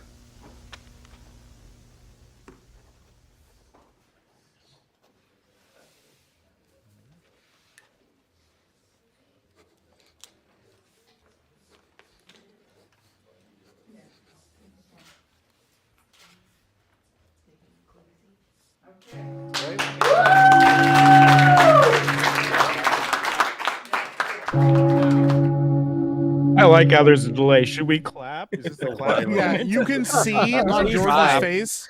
You could see where he realized he made a huge mistake. Instant regret. Like as soon as he did it, he was like, "I should absolutely throw this in the trash and walk out." It's like poetry. Yeah, I was about to say, do you think he knew what he was doing at that point? He had never a feeling. recovered from people rejecting the He had a feeling. prequels. He never He recovered felt it. from that.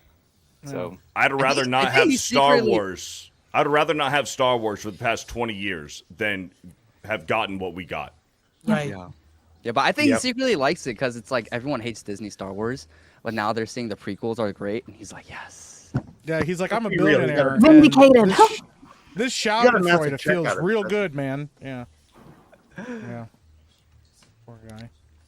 Poor guy. Little did he know. I do have a eulogy prepared.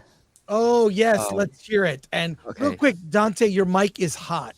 You Oh, can is it? Bring the level mic. down just a bit. I just thought he had a And, very booming voice. Yeah. In addition, That's racist. Well, I do, but So Is do it I. better? How's that racist? I'm white as fuck. All right, That's here also we go. racist. Yeah. Here's my eulogy. Ladies and gentlemen, as we gather here today, we are united by the love and the profound sense of loss we all feel for an IP that has touched our lives in ways words can hardly express. Star Wars was not just movies and games. It was a constant source of light and warmth in our lives. With a force, pun intended, that united us, but now has become whatever the writer's room at Lucasfilm needs it to be. What is it, a thread now? I don't know. Whatever the lesbian space witches say it is. Star Wars went from master storytelling, riveting characters, incredible lore, massive world building. Writing was a little coarse like sand. But to being the gay love child of Leslie Headland, ham-fisting beautiful woman like Lizzo and lesbian space witches, and having your lead actress call your entire fandom racist POSs while she twerks to saying discourse over and over again. I had hope when you, Star Wars, added Korean and Asian representation to your show, but you made Rose Tico the most useless character ever, botched the use of the legendary Donnie Yen, made Master Soul a weird PDF file, and used a shirtless Filipino to thirst trap your 5 female watchers, and ruin all of your Star Wars lore regarding the Siths. Why do they like killing off Asian characters so bad? I don't know. Liberals really love perpetuating Stop Asian Hate. So sad. As we bid farewell to Star Wars today, let us not lose ourselves in the sorrow of loss, but rather find comfort in the memories we shared, the laughter, the monetization. Let us remember that Disney Star Wars is not Star Wars, and it died the moment George Lucas sold his baby to Disney. Disney now coddles left-wing ideologues like Mark Ruffalo and Mark Hamill, who constantly calls half the country Nazis. But God forbid Gina Carano tells people to stop dehumanizing each other. That's too far for the Disney soulless corporate cat ladies. Star Wars, you are a blessing in our lives, a light that never dimmed. You are a friend who left footprints of love and kindness on our hearts. As we say goodbye, know that we won't miss you at all. Disney Star Wars, burn for eternity. Thank you. Yeah. Yeah. Yeah. Nice. Oh, so sad. Hashtag stop Asian hate. What a Hashtag legend. stop Asian hate. Yes. Back to the conversation we were having before. How incompetent is this? And also, as someone who's familiar with fanfic, this entire show was fanfic. They shot the first draft of her scripts, all the thirst trap stuff.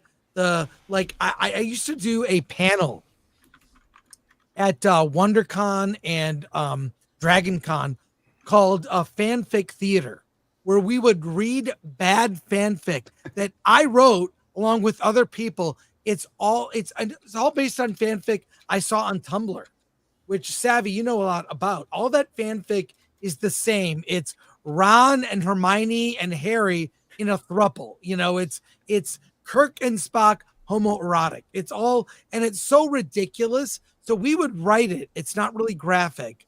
And we would just have people read it aloud. It's uncomfortable. It's funny. But this is the very embodiment of all of that. It's all out of character. Tumblr bullshit. Yeah. Precisely. Bad fanfic. Yeah. And Also, that's why Yord Horde. The show just looked really bad. It just looks bad. I mean, like just from a costume angle, from the sets to everything else.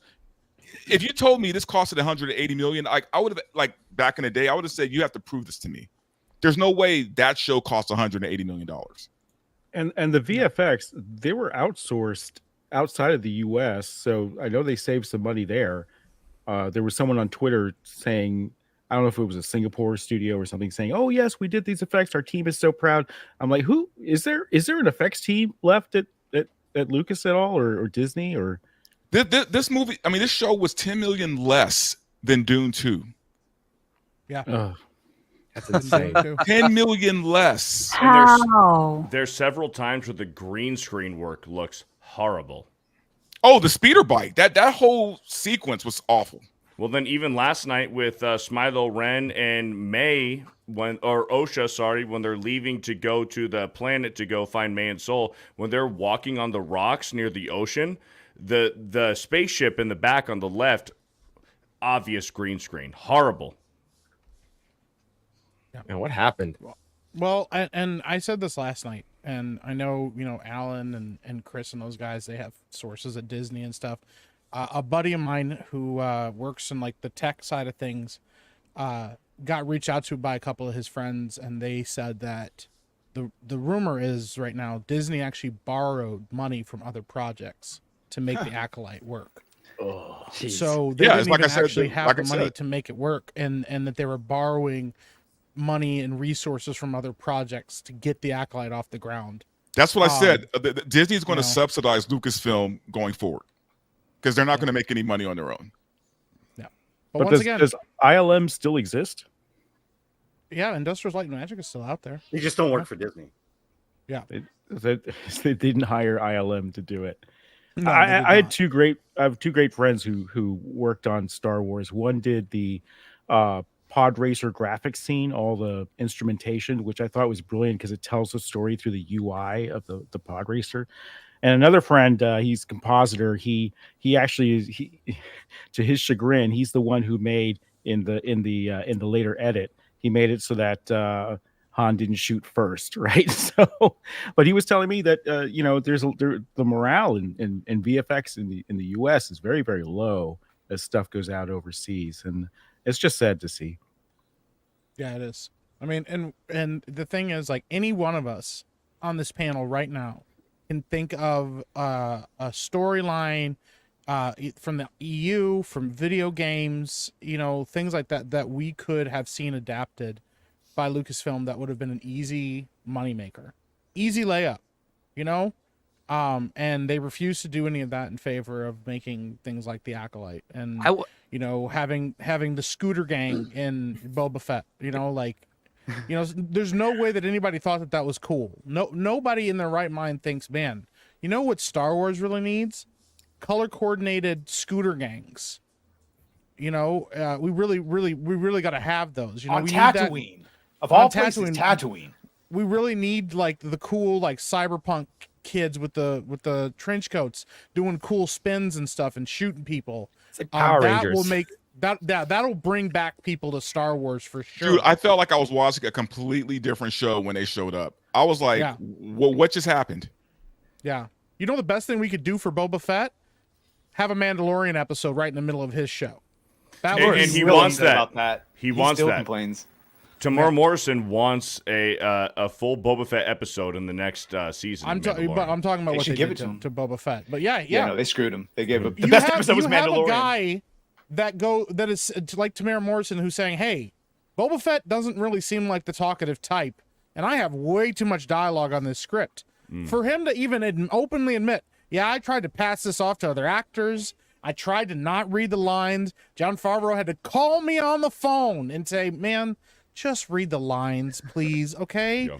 Like, what are we do? What are you doing, man? Well, we said it before. Mandalorian was supposed to be a Boba Fett show or movie, and they turned it into a completely different character and on Disney Plus. It's wild stuff, man. Not only that, but like also Boba Fett, we all knew it was going to be bad when it literally opens with the opening shot that Patton Oswalt did in Parks and Rec when he was doing his straight up shot for shot. Yeah, it was. Yeah. It was wild, man. Disney and Lucasfilm, all these new writers are creatively bankrupt. They have no original, unique ideas, and they don't. That's the thing too. If you don't have any original ideas, you write what you have read before or from experience, or you copy things.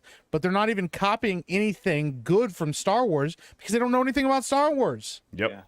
I They don't know anything about any of these characters. Yeah. Expanded universe, but I hope they do it like more than they just ripped off the barest and then did horrible with it. And these are gold premises. And it's all under the guise of inclusion so that you can't critique it. Yeah. You can't critique That's it. the worst part for me. I hate that shit Yeah, you can't so critique much. it, or you're a racist or a transphobe Yeah. or a homophobe or whatever the case may be. Yeah. And Mandalorian season 4 is actually going to be that Mandalorian Grogu movie. So we're not going to get a Mandalorian season 4. It's a full feature film coming out in the next few years. Well, it's also because Pedro Pascal doesn't want to do it anymore. So, yeah. Timothy Oliphant was the best part of whatever the frick which series he was in when he had that one episode. He was in Season both, 2, I actually. believe. He was Oh, in he both? was? Okay. Yeah, he had Boba Fett's armor in season 1 when they plays a Season marshal, 2. a small Right. town or whatever. Right. Yeah. Right. Yep.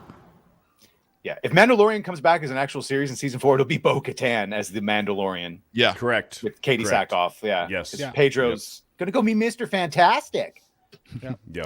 Unfortunately, yes. Don't you picture him as Mr. Fantastic? Doesn't he scream alpha smart Oh man yeah, to he was you? the first person I thought of when I thought of Reed Richards. Yeah, I was like, man, if I Absolutely could not. cast Reed Richards, it would definitely be the Mandalorian. I mean, Pedro Pascal. Which is wild because they already had John Krasinski, and that was the dude. He was perfect. He was Oh, perfect. he was That's great. who everybody fan casted as him. Everybody And they on the punished internet and us. social media wanted him to play it. We got it. And then when Marvel's like, okay, we're going to do Fantastic Four, but Reed Richards is not going to be John Krasinski. Just killed him in 2 seconds. What the fuck are we doing, man? What are we doing? Is he too white? I Father just have Chris is to about to ask, yell at somebody. No. does anyone need to go? We've been doing this now 3.5 hours. Savvy needs to go. Thank you so much, Savvy. I've been watching you on Flashcast, other streams. You are amazing. Your knowledge is fantastic. Your bravery and your willingness to tell people to fuck off, I think I really admire. Admire. So thank you for joining us. Really appreciate it. Follow Madam Savvy on Twitter, on YouTube. Anything you want to plug at all? I'm streaming RimWorld tomorrow, so more cool space stories. I just started the other day, so if anyone's interested in gameplay and a game that has endless replayability and cool stories and things like that, I'll be doing that. Otherwise, just posting the goods on the Twitter. Got some info threads coming up on the horrors of Blackstone, BlackRock, and all the asset managers. So, Well, may the thread be with you. It was And also also impressive you. for you to stream care, with that Savvy. spider on your desk that whole time. Take care, Savvy. Thank you so much. Thank you. Bye now. I should probably duck out too, but I was curious when you said people wrote Chat GPT eulogies, I wanted to compare it with Grok and see what the quality's like. So I could read that on my way out. Yeah, try it if you want to. Sure. But you need to leave. Let me know. All right. So here's Grok's version. Okay, wait. Let me put you up through here. This is wrong is great. Asian. Here we go. Can't tell us now, huh? Wrong Asian. Sorry. Oh, I'm so offended. Dear beloved Star Wars, as we gather here today to bid farewell to a once great saga, let us remember the good times, the epic battles, the unforgettable characters, and the timeless wisdom of Yoda. In the beginning, Star Wars was like a fresh, steaming bantha steak, juicy and flavorful, served with a side of adventure and a dash of romance. It was a time when the Force was strong with us, and we could feel the power of the Jedi coursing through our veins. We laughed, we cried, we cheered, and we were left in awe of a galaxy far, far away. But, alas, like a Wookiee shedding its fur, the franchise began to lose its luster. The prequels claim, and we were introduced to Jar Jar Binks, a character so annoying that even the Rancor would have thought twice about eating him. We tried to hold on, hoping for a return to the glory days. But then came The Acolyte, a show so lackluster that even the droids in the background looked bored. It's hard to believe that this is the same franchise that gave us Han Solo, Princess Leia, and Luke Skywalker. The Acolyte is like a stormtrooper without his helmet, confused, disoriented, and unable to hit the target. So as we say goodbye to Star Wars, let us remember the good times, the epic battles, and the unforgettable characters. May the Force be with us as we navigate the galaxy without our beloved saga. In the immortal words of Yoda, mourn them do not, miss them do not. Attachment, jealousy leads. The shadow of greed, that is. Rest in peace, Star Wars. You will be missed, but not forgotten. Yeah. Pretty good Yoda. That's pretty Yeah. Thank you. Nice. Nice. Yeah, that was great. All right, I better go now. Gotta go. I was late. Thank you for having me. This was a pleasure being here to share with you these memories. And it's unfortunate that it truly is over. I feel that in my heart. It's a moment of history, and I think we can always treasure that. And thank you so much, Grummz. Follow Grummz on X. He is on fire on X, and love seeing you on Side Scrollers, Flashcast, everything you do. You are you're doing great work. We appreciate it. Oh yeah, it's follow me on X. I call it PvP Online in social media. That's a great way to see the battles unfold. All right, everybody, good luck with the rest of the touching eulogies here, and I will catch you next time. Take care, Grummz. Bye, Grummz. Thank you so much. Bye, Later. Grummz. May the thread be with you. Yes, and Thread also be with you. Okay, great. Let's check in a couple things. I know Beardo needs to go, but before we do that, I need to let people know one quick thing. One quick thing here. Where is it?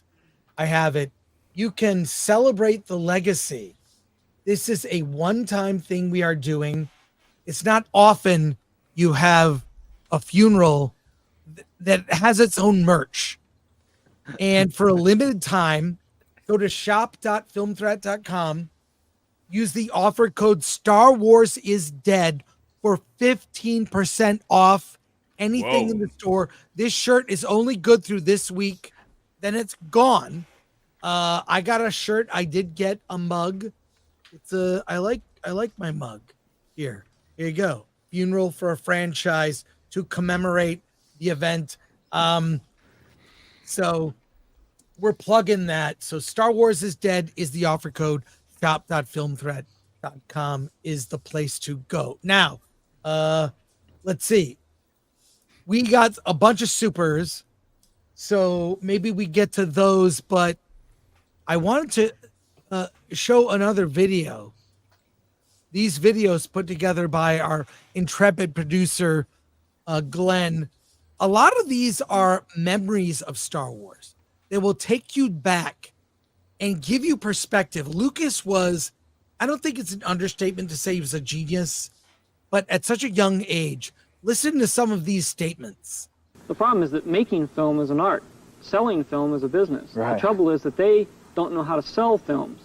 As a result, they try to make you make films that people will go to without them having to be sold, which is the real key to the problem. And if they weren't so backward and, you know, I mean, they just, if they can't put a film in a theater and have people rush to the door, they're not interested. When I took over the licensing, I simply said, I'm going to be able to make t-shirts, I'm going to be able to make posters, and I'm going to be able to sell this movie, even though the studio won't. Yeah, it's interesting to see what, I mean, it kind of became the thing. He became the Empire near the end and then gave it up to another empire. Beardo, are you and Badger ready for another chat off? Let's do it. Let's knock them out and power through. Oh yeah. Okay, knock it out. So that means, wait, let me do this. Let's make it fun. Let's get the two of you in here, right here. Nice. We are proficials. Using Beardo's word, we are very proficials. Yes. Very official. We relect on the super chats. No, is that the new one? I'm gonna have to Here we put go. that one Here in we my go. vocabulary. Here we go. Go. Go ahead, Beardo. You first. Johnny's with a $5. Archbishop NG, the merciless. Please show us mercy for our sins. Too tired for 5. A couple of weeks ago, Grace polled her subscribers and was shocked to find out they hated the Acolyte. 2 episodes later, she changed her tune. Coincidence? Yeah, thank you. Verminoid with a $5. As a queer, intersex, biracial chat, I'm just reading. I'm not speaking for myself. I'm just reading, okay? Flip it. Verminoid with a $5 in quotes for Verminoid as a queer, intersex, biracial nerd who was there in the Brave of you to theater come out. when Anakin when Anakin blew the Death Star. I hate what they've done with the franchise. R.I.P. Well, you're half right there. You heard it here, folks. Beardo came out. Lucifers for 2. I heard Miss Kennedy was here. I'm a big fan. Who? Wait, hold on. Lucifers. Highlight it again. Can you bring it up? Lucifers. No. Miss who? Oh, Right. Miss Kennedy. There you go. 427 Arbok, which is a Pokemon, by the way. A little fun fact of the day, little FFD, if you will, for a $20. The true crime of Disney will always be the sequels. You can retcon the damage. You can restore the EU. You can pick back up with truly good stories, but you can never get the real Han, Luke, and Leia back together. It's true. Jay for 5. Will season 2 be filmed in San Fran or Boys Town in Chicago? Maybe South Beach. Thank you, Jay. ETK 1138 with a $5. Did you ever hear the tragedy of Darth Plagueis the Wise? He hid in a cave and took notes, and he's gay. That's a good one. Oh, that's great. Jonathan for 2. RIP bought a funeral for the franchise shirt. Shout out. Nice. Go buy those t-shirts. Story Arc Welder with a $2. I will enjoy diving into the Thrawn trilogy soon. Really good. King Dude 1999 for 5. I remember the most controversial thing in Star Wars was me and my friends discussing if Vader lied to Luke about being his father. The good old days. Kathleen Kennedy for a $10. Star Wars lies dead. Yes, it's patriarchal. Amanda is so smart and hateful. We love her. Grizik for membership message for 4 months. To Beardo's assertion that the phrase "boy brand" is a new thing, I have to slightly correct the record. Gendered brands have been a thing for decades. Not with Star Wars. Thomas Pickett with a $5. Microsoft Gaming is going through the same thing as Disney going through in 3 to 4 years. Kathleen Kennedy is really active on the super chats here. She's got a lot of money. Yeah. Kathleen Kennedy for 10. Grummz is an absolute champion. I mean, Star Wars sucks, and I'm glad to destroy it. But why does class balance? I thought she was doing a Casablanca joke. Why does class balance suck so bad? Let's get some balance, little bruh. VJ the Vigilant with a 199. How much to play as Schlurpo? Sergi 87 for 2. I still watch Return of the Jedi to keep me sane. Empire for me. Thomas Pickett for a $2. Play Star Wars 1313 trailer. Okay, Alan, if you could find that. Oh, are we still playing videos like that? Critic Box for 2. Andor is better than the Mandalorian. Andor. It's okay. A. Marcellus with a $20. Luke, Han, and Leia were the first heroes of Star Wars. They are royalty. When they were killed off one by one and disrespected, it just made it harder to care about any of the new stuff. Luke's destiny was given to an imposter. Correct. Oh, Graph Web for 2. Oh, well, he's not here, so he can't sing that. So he does want Az to say, for fuck's sake, hashtag cancel Disney Plus or whatever accent he has. Yeah. Real Scottish, yeah. Linko Kenobi with a $100. Holy fucking smokes! Thank you. Yeah, thanks. Thank you. Let's go to the funeral of Star Wars over here on Film Threat. $100. What's up, guys? I will miss this beloved franchise. Thanks for letting me share my love to the Star Wars I grew up with. But now I have a multiplayer streaming video to prepare so I can let go my hate for Disney Star Wars. So for all of you, may the Force be with you. Thank you, Linko, for the $100. That's huge. Thank you. That was amazing. Shut up. And Marcellus for 10. Decanonize the sequels. I don't care if Luke is recast. The less that Luke looks like Mark Hamill, the better. Let a new actor who is less crazy take the spotlight as Luke. Rebuild the Jedi. Man, I have a lot of thoughts on that. No comprendo for a $5. Did you miss the biggest Disney Star Wars reference? May the Force be with you. Yeah. M1A1HM for 5. That's easy. That's beautiful.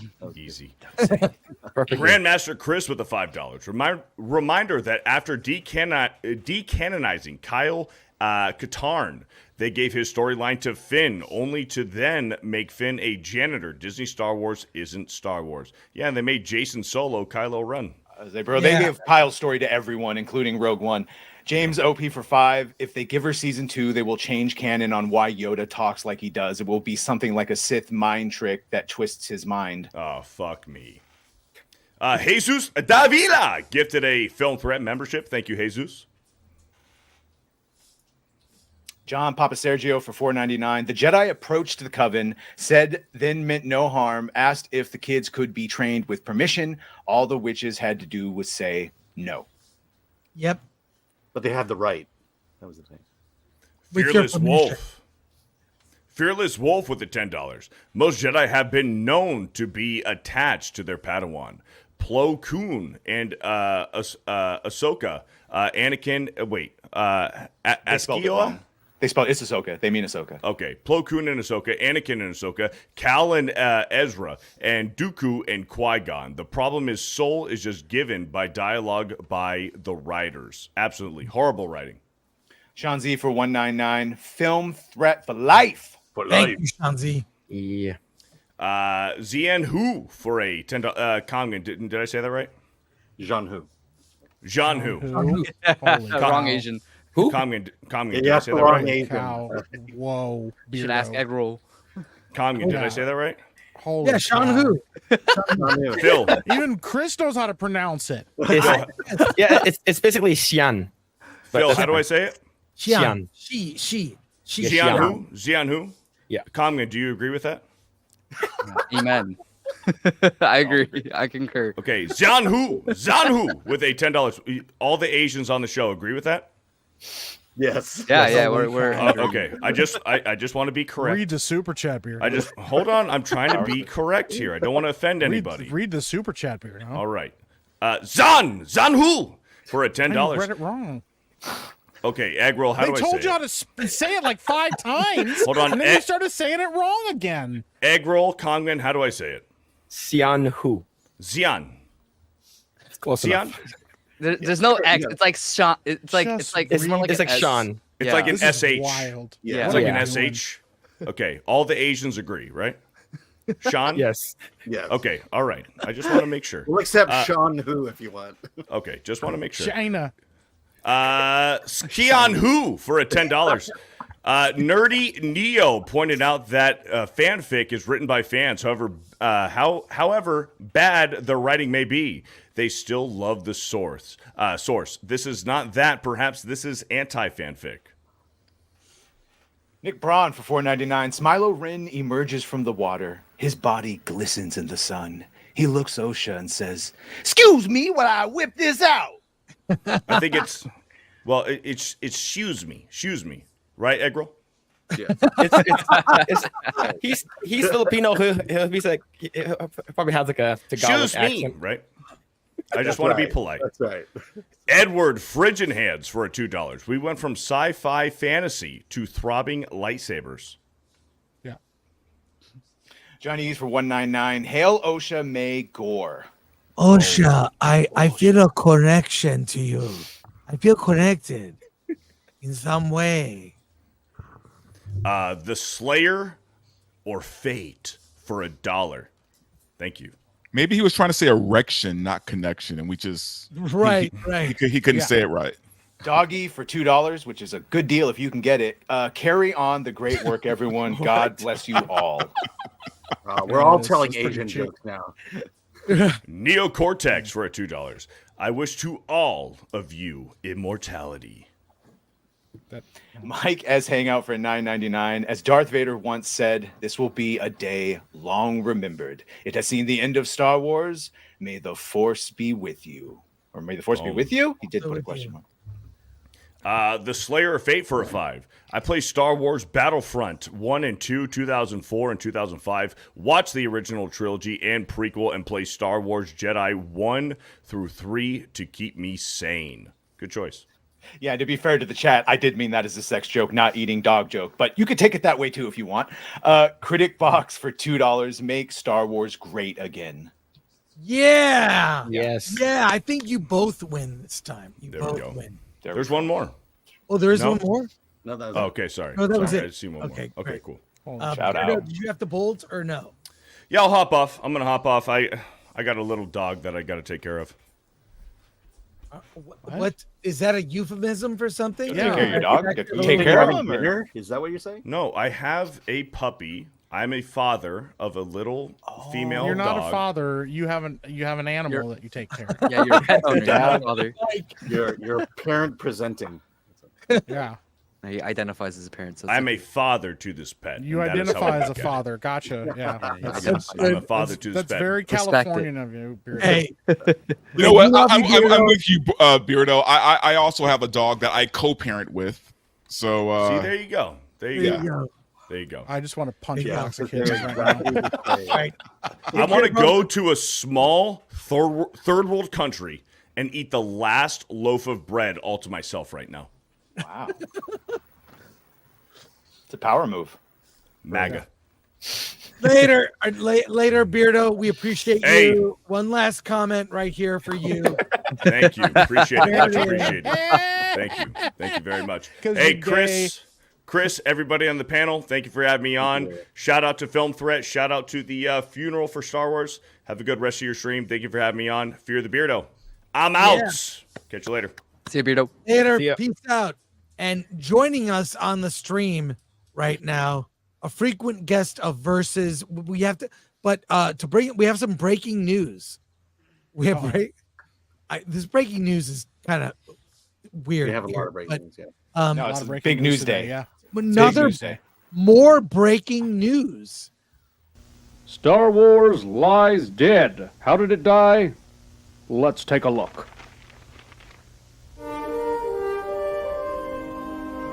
Rey Skywalker.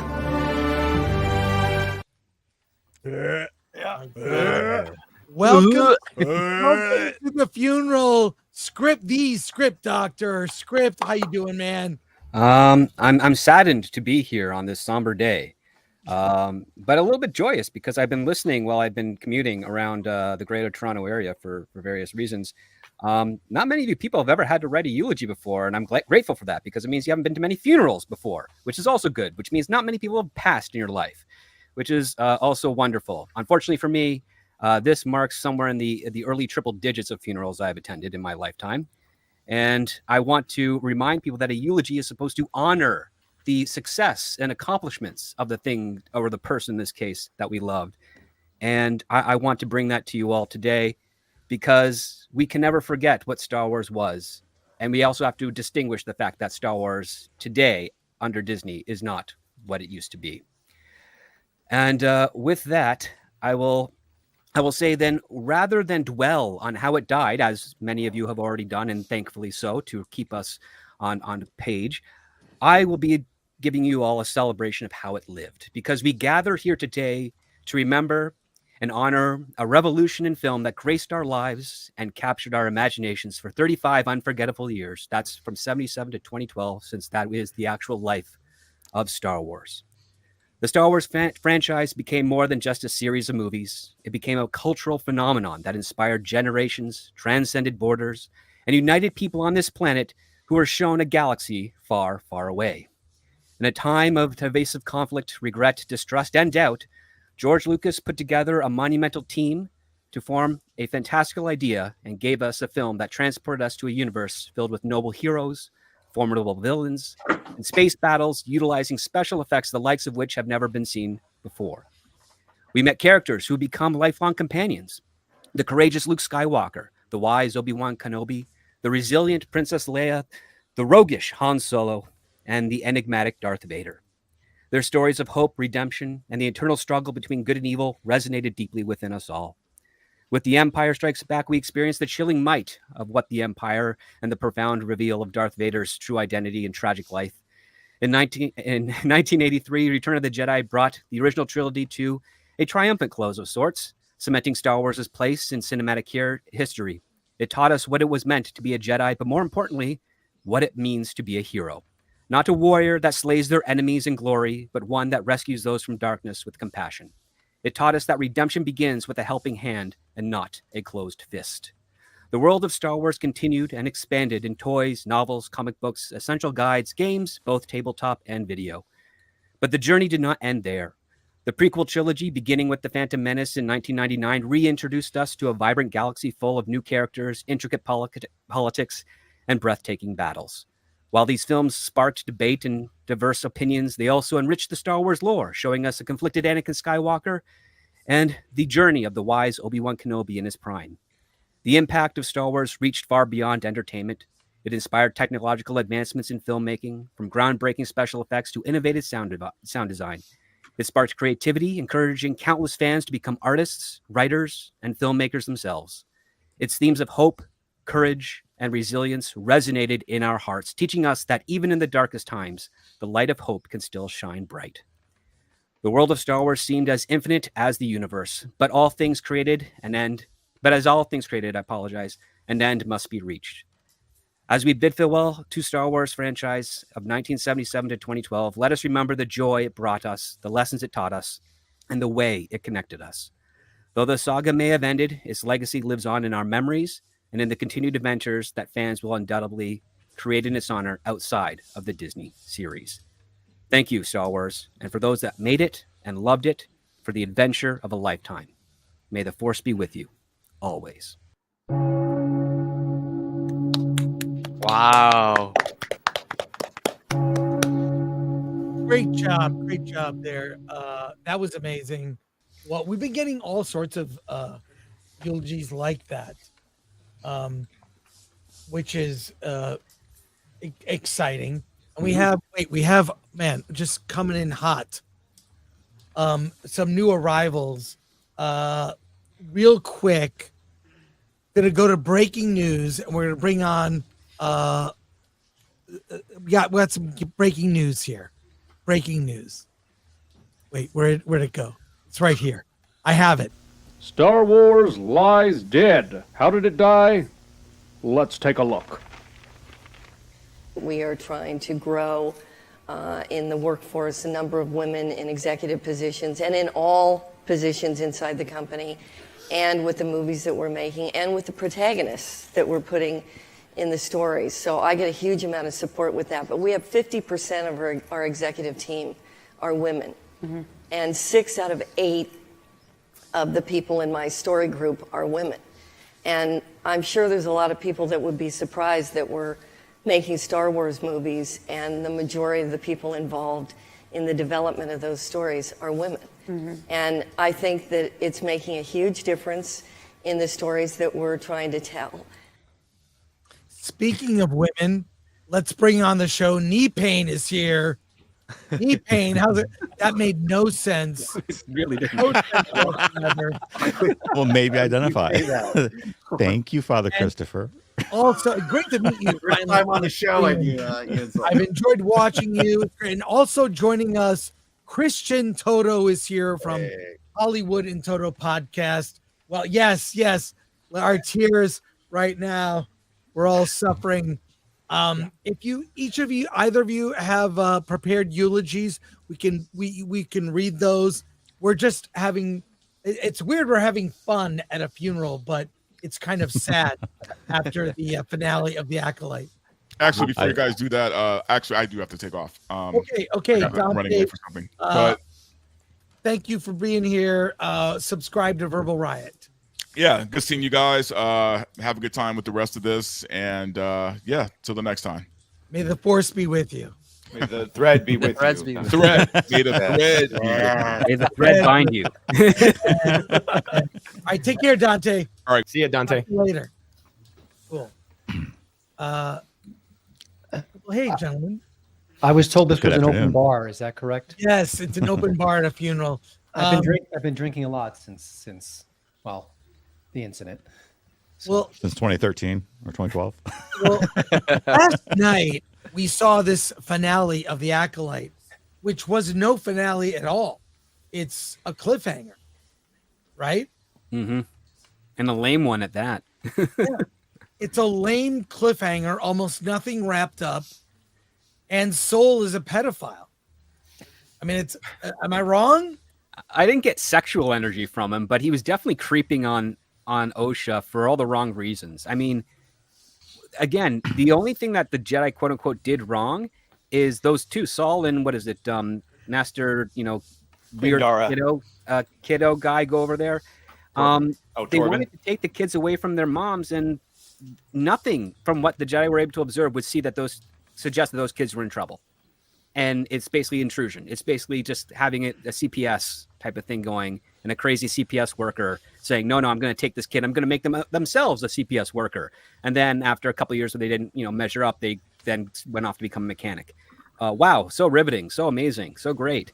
And then you then also have this setup at the end where the show is trying to infer that Osha is the first Jedi or dark Jedi or fallen Jedi to use a force choke on another being. Like, come on, man. Did it imply that? People keep saying that. I didn't get that implication. It's been used a bunch in the lore. But that's what I'm seeing on the social medias. That's what I'm seeing on some YouTube commentary. It's like, no, wait, there's plenty of stuff even within the Disney part of the EU that says that's not the case at all. Yeah, no, it's not. Yeah, you're right. So yeah, I mean, think the reason just that they creepy thought overall. that was because of at the beginning, the idea of being able to kill a Jedi without touching him, then that she hadn't figured out, oh, maybe I should force choke the guy. And that they kind of made it like a big deal. Like, oh, look at that. You finally did it. You finally figured it out. I think that was why people assumed that was like the first time, or that was like a revelation for her. So, I mean, it would be more. It made more sense if they had better writing. They would made more sense by saying that is the threshold of how you commit yourself to the dark side by killing another, and if you can do it with the Force, then you have the potential to be much more powerful. But we don't get any of that nuance. We don't get anything because we have the character of Osha who has abandoned her training and has never used any Force powers since or something. Now is a kung fu master against her sister in her decrepit home, and then all of a sudden starts choking Saul, and he doesn't even fight back. He's just like, no, okay, I'm wrong. I love you. Bye-bye. So long. So, and then of course the contrivance is that they now the sisters have to split it again. It's like, no, they don't. And then Venestra, we lost learning that Venestra is the teacher of Mayr. It's like, that's not a surprise. They really telegraphed that pretty much on the nose. And then, gosh, it's a lot of and thens. There's no because of this. It's no cause and effects. It's just a bunch of these packs here. I will say this, though. As silly as the Acolyte is in a lot of places, it's almost not as silly as, what was it, Ezra, Ahsoka, and Satine running underneath the Star Destroyer and being missed by every single one of their bolts, like in point blank range. That was horrible. It ends up being an empty story, one with no real commitment to its plot, one with agency to its characters. We don't understand what the bad guy wants. We don't understand what the good guys want. All we have here now is a corrupt section of the Jedi that is going to taint the rest of it, because they decided that they weren't going to be honest with their superiors and admit that they made a mistake, and not out of fear of punishment or anything. They just didn't want to tell. And what is that? Empty, hollow, lifeless. Yeah, I think the finale, I don't think, was anyone really happy with everything that happened in it? Like, I think the biggest problem for me is, okay, this is a show for kids, right? What do the kids who identify with Osha and May, what lesson, what was the point? I watch Drinkers. I'm catching up on everyone's review. I watch Drinkers review. What was the point of the show? What is the lesson? There are lessons in Star Wars. What was the lesson? May is a killer. Osha's changing sides, more than once in an episode. What are we left to think? The future is female identifying? Yeah.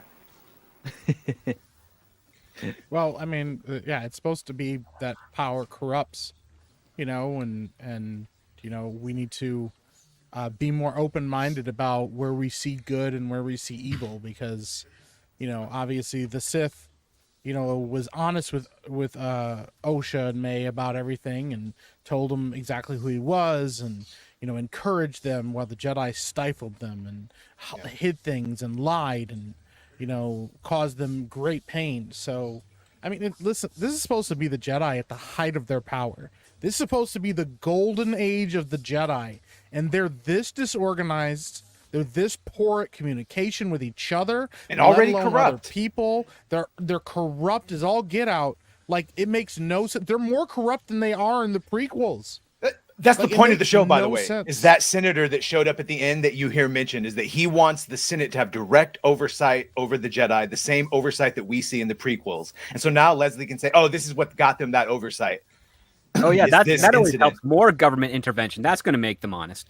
Oh yeah, 100%. And we see it doesn't. It just scissors them together even further, so that when that oversight says, "Hey, go to war for us," even though they explicitly say that's not what they're there, and they, Qui-Gon sort of says it, can't fight a war for you. I can only protect you, and they end up fighting a war, and that's the whole thing. But yeah, Well, it's more he just evil did it than earlier.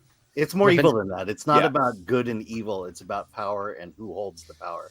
About power. And that it the belongs to the political government, message. at least in this case here. And you know what really kind of bugs me is that, I mean, on the first verses, I believe it was the first verses, I predicted that they're probably going to use an Obi-Wan. Oh no, before the show premiered, I predicted that they're probably going to use and adopt the Obi-Wan Kenobi story, which is that Obi-Wan trained a young Jedi and Anakin failed, and that led him to the dark side. Well, I wasn't really with Osha and Saul. It ended up being with Venestra and Mayr. It's the background story. That's what it is. They just copied that little subplot from A New Hope and gave it to Leslie Headland's wife. And now we're basically going to be going through that motion, most likely. And then, of course, you have the not so mysterious reveal of Plagueis, creeping out of the cave there for exactly what it was meant to do. Smiled at least. He did. And yeah, to someone saying the golden than I age, expected too. the golden age should be the height of their corruption. It is, but they're not doing that golden age of Jedi and Sith. They're doing the High Republic, which is a 1,000-year period between the Ruusan Reformation and the Phantom Menace. When they say they haven't seen a Sith in a millennia, they mean that 1,000-year stretch, and they're doing it at the very tail end of it. What pisses me off is when Vanessa was like, "All right, cool.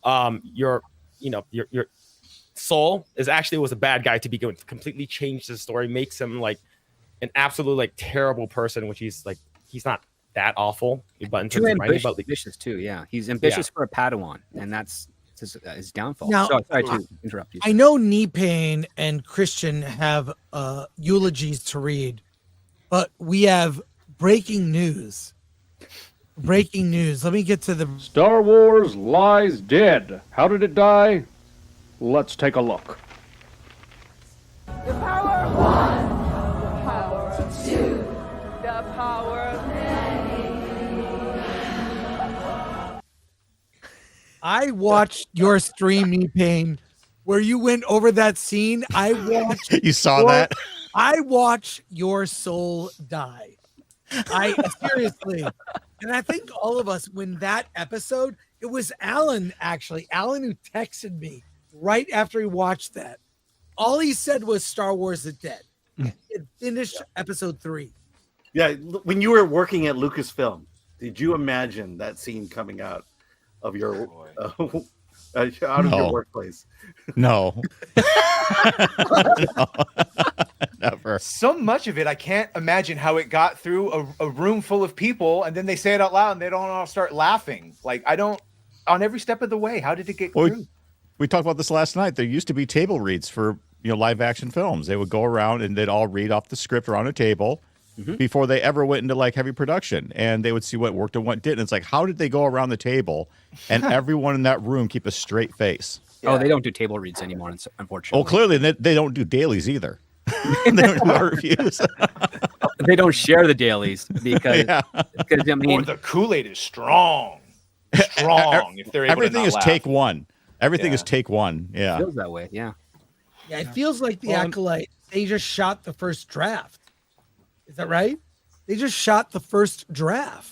I remember Yeah, Kathleen like the Rian Kennedy Johnson cried Well, I when mean- Leslie Headland told her the story. She said she was brought to tears at how wonderful that story was. You know, and if you have a room, if you have a room full of people who all are trying to encourage each other. Remember, it's toxic to have negative feedback. We need to get away from this toxic environment. Stop criticizing people's work. Let's only talk about things that are positive and good. Then nobody's going to say, hey, this sucks, because nobody wants to get fired. You know, they're just going to let whoever's writing this stuff take it and go, yep, let's do it. Sounds awesome. Let's go for it. So, Well, We have she a- doesn't especially write it when it's a once to bunch make of- it a Leslie Headland story. Like, so it's 2 drafts we're getting. Sorry. Right. She said, this is a great Star Wars. Go make a Leslie Headland. Like, that's the kiss of death, that she told her to rewrite it with more Leslie. What does that even mean?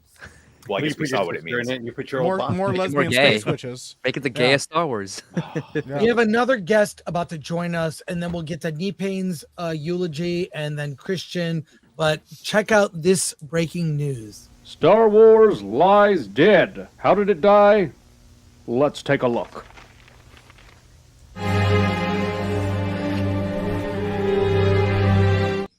That was another moment. TikTok went wild. Another moment. Hey, welcome to the show, Valiant Renegade. Valiant. Good to see you, sir. Welcome. Thank you Long for time having no me. see. Indeed. All of 24 hours. Oh my God. It's been crazy news since we started this. We're all mourning. Payne has a eulogy, and let's go with that. Do you have a eulogy, Valiant, or not? It's okay. I do have a brief one when you're ready. Okay. Let's get Payne in here, and we'll just wait. I know how computers work. Okay. Payne, fire Thank away. you, Father Chris. Thank you, Father Christopher. You know what this means to me. You know how deeply personal this is. So I will try to hold it together and get through this. Ladies and gentlemen, we gather here today not to mourn, but to commemorate the spectacular nosedive of a once great franchise. Once upon a time, Star Wars stood tall and was admired by many, with characters that earned the admiration of fans who held them in the highest regard of reverence and awe. It was a beacon of hope, a source of inspiration, a paragon of greatness. For some, Star Wars was not just entertainment. It was a beacon that guided them down a career path that defined their identity, inspiring ingenuity to take risks that would change an entire industry. Star Wars, you inspired a boy from a single stoplight town in Michigan to take a chance and follow a dream.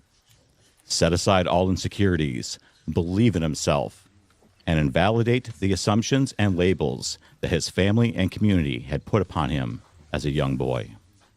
My experience is only a single star in the universe of fans who were influenced by your stories that fed the hungry imagination of many other inspiring artists. For those of us who remember the glory days, could we ever foresee that our dearly departed could have gone so wrong and fallen so far? Like all good stories, this one took a turn for the tragic.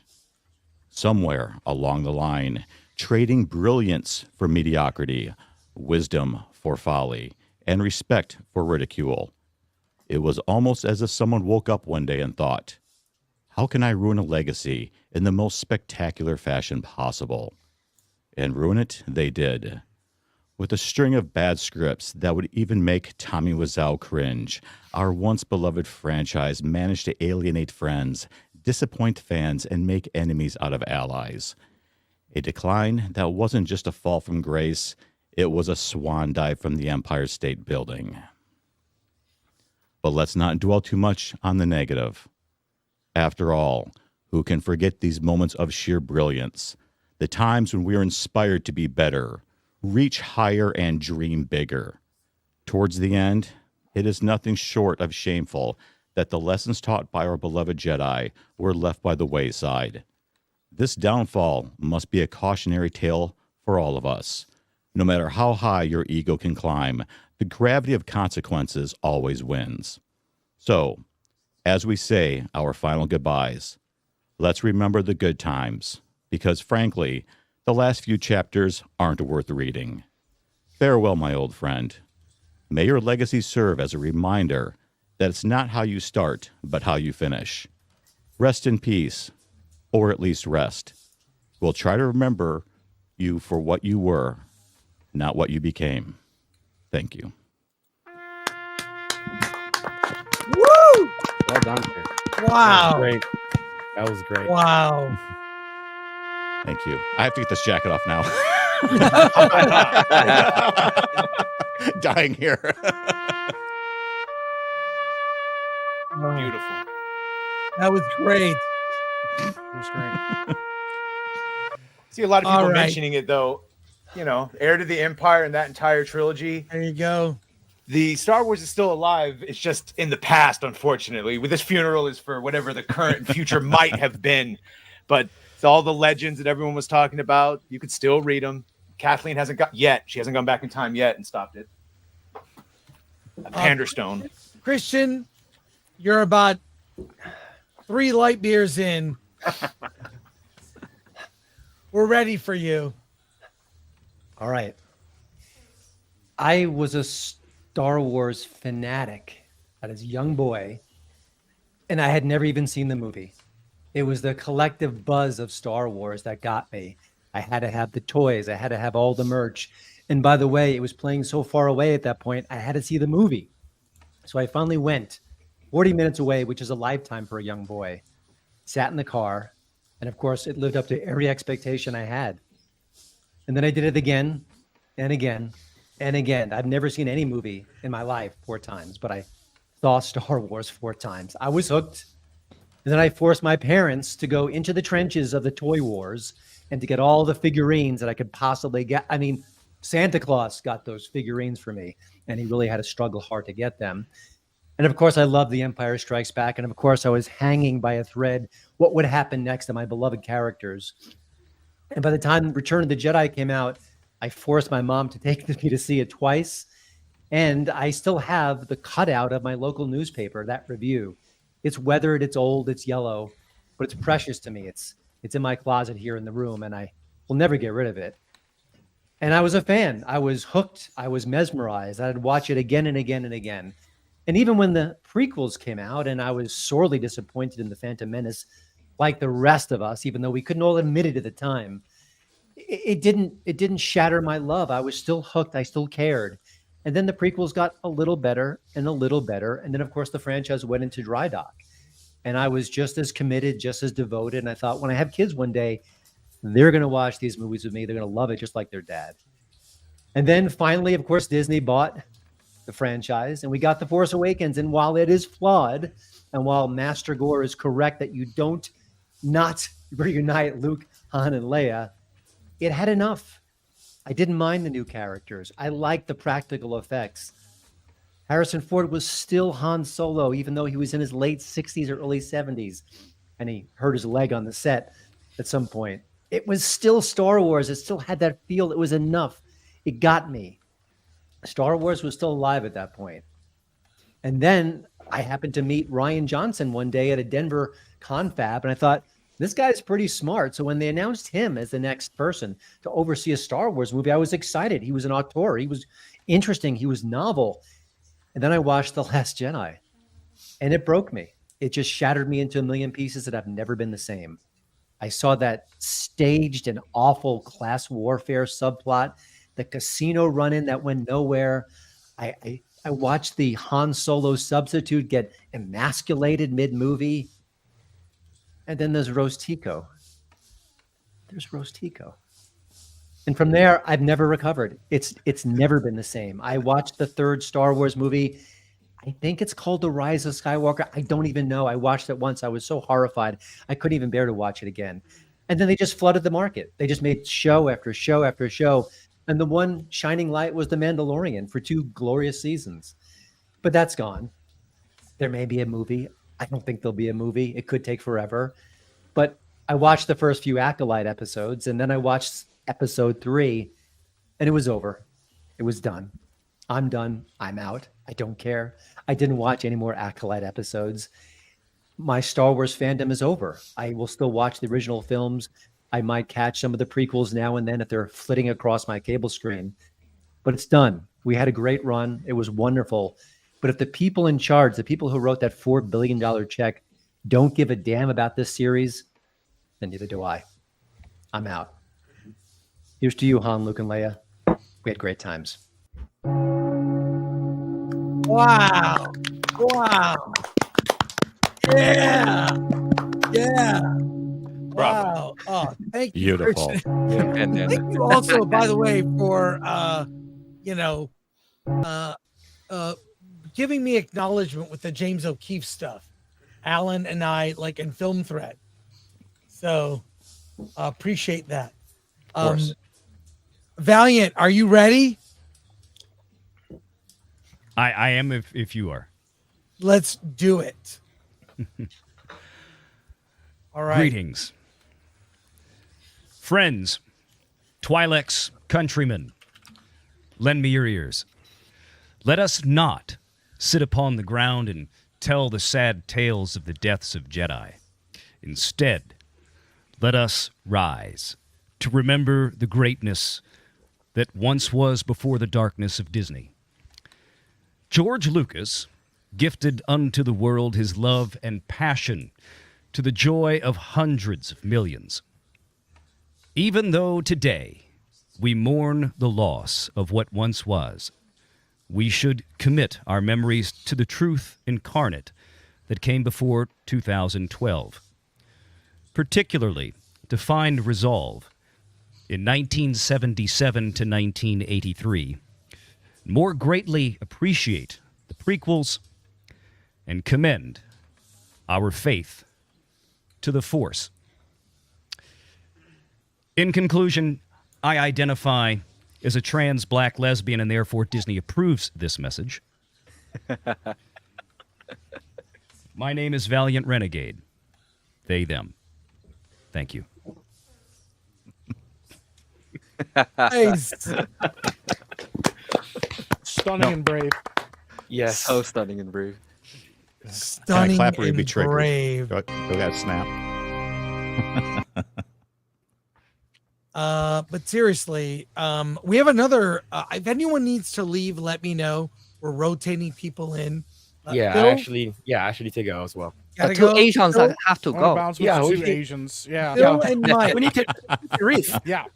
And the Asian person right here, too. Okay. Wait. Oh, This Kangmin, you one's gonna go stay, too? though. Yeah, I gotta go. Okay. All right. Well, to the three of you, Kangmin, Epic Mike, Phil, Project Eggroll, plug what you need to plug before you got to leave. Real quick, Plug. I'll let you go first. Kangmin, go first. I'll go first. Kangmin. You just Kangmin J Lee on all channels, and I'll be posting content soon. I've been just yapping away on Twitter because I've been sick with the flu the past 2 weeks, but I'm better now. So Thank you, Kangmin. Always great to talk to you. Go ahead, Phil. Take care, Phil. Yeah, and you can follow me at Project Eggroll. We go live every Saturday. But if you want to follow me personally, follow me at Mr. Phillip Chan. I'm on X and on YouTube. But thank you so much for having me. Film Threat, Chris, thank you so much for the invite. It was good getting to chat with everyone. Thank you so much. Take care, Phil. And Mike. Yeah, you can catch me over on YouTube at Epic Mike. I stream pretty much every day. I'll probably be streaming after this stream is over. Playing some Metal Gear Solid. You can also catch me over on X. I'll get in firefights on that app every day. And then keep your eye on Epicverse Studios.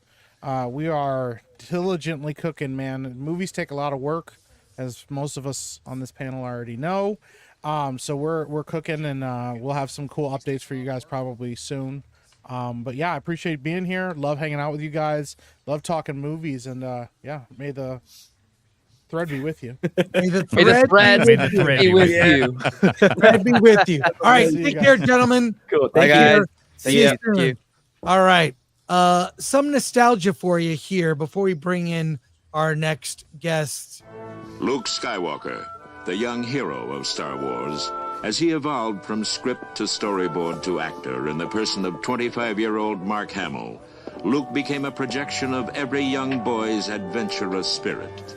The best thing about this whole film has been the kids, because they think they know me now. And since my character in the film appeals to them, they feel very safe with me. They feel like, well, I could do that.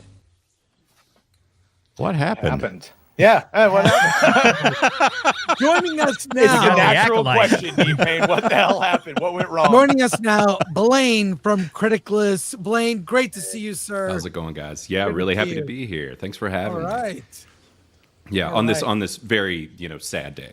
That is. On this very sad day Yeah. at this fake YouTube funeral. The thread welcomes for a franchise. you. Yes. Right. Oh. But I mean, I got this idea, but it really like took off. Like it did feel like Alan and I talked about episode 8 of The Acolyte last night. And after it was done, both of us were sad. Sad, not because it was over. It was such an unsatisfying ending. But at what like that this is the state of modern Star Wars. So Yeah, I struggled. I couldn't even. I had to stop. I'm 2 episodes behind. I literally hit a point where I was like, if I do anymore, I might like actively just explode. Like I just can't. I can't do it anymore. I actually hate watched She-Hulk. It was so bad. I couldn't hate watch The Acolyte after episode 3. I just couldn't. I had way more fun with She-Hulk and making fun of that. Well, you know why? Absolutely. Because when you watch She-Hulk, it's not destroying anything you grew up with. It's just Right. a crappy, stupid, terrible show. Yeah. What you're watching with The Acolyte is a middle finger to your childhood. Imposter syndromes can't really give you middle fingers to anything and make it stick. That's the best benefit of Disney Star Wars is they're imposters. It's not the real thing. You know it. We know it. Everyone in the chat knows it. And that's why it's literally got only 20% of the audience retained from The Mandalorian. Yep. I do love how the media is trying to defend it. Oh no, you're wrong for disliking it, and it's much better. You just don't understand Star Wars. That's why you're not getting The Acolyte. I mean, those stories make me want to vomit. Oh, the You're not a bots are real out fan. there on X like Yeah. crazy with that last night. They were everywhere. Oh, you just don't understand it. You're not smart I saw- enough to understand I it. saw Like, them on no, your- I'm too smart to replying to like you. it. Yeah. Yeah, I saw those threads. joining us also is, of course, EBN Echo Based Network. Nick from EBN is here. Hey, Nick. Good to see you. What's going on, fellas? What a sad, sad day this is. The funeral Nick looks of like Star a Wars. Secret Service agent with the earphones in there. Yeah. Yeah, well, that's Did what I was kind of going for. Okay. Did Coach go AWOL? Competent, though.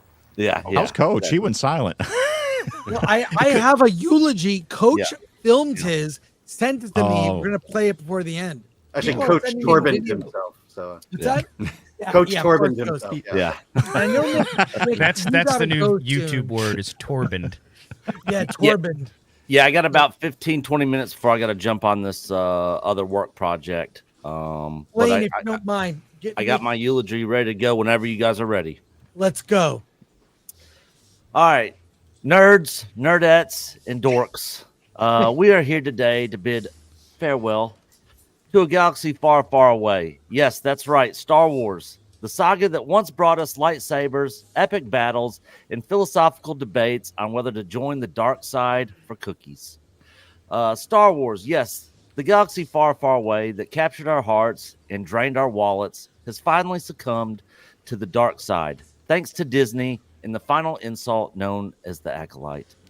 Star Wars was born in 1977, and like any newborn, it screamed its way into our lives with laser blasters and space battles. We were hooked. Who knew that a bunch of puppets, some questionable dialogue, and a golden droid with an anxiety disorder could bring so much joy? We had lightsabers, epic duels, and enough family drama to make a soap opera blush.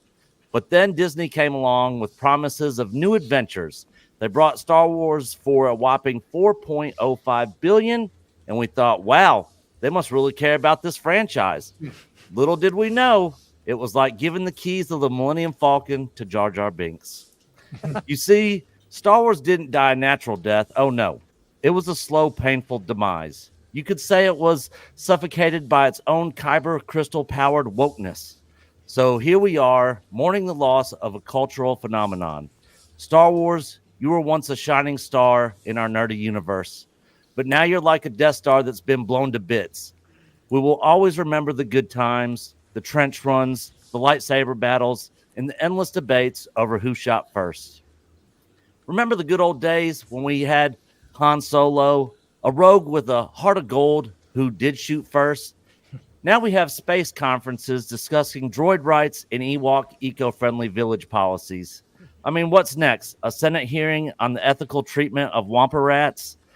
The sequels arrived, and we all had that moment where we thought, this isn't the Star Wars I remember. It was like seeing your childhood pet replaced with a very enthusiastic but totally untrained puppy.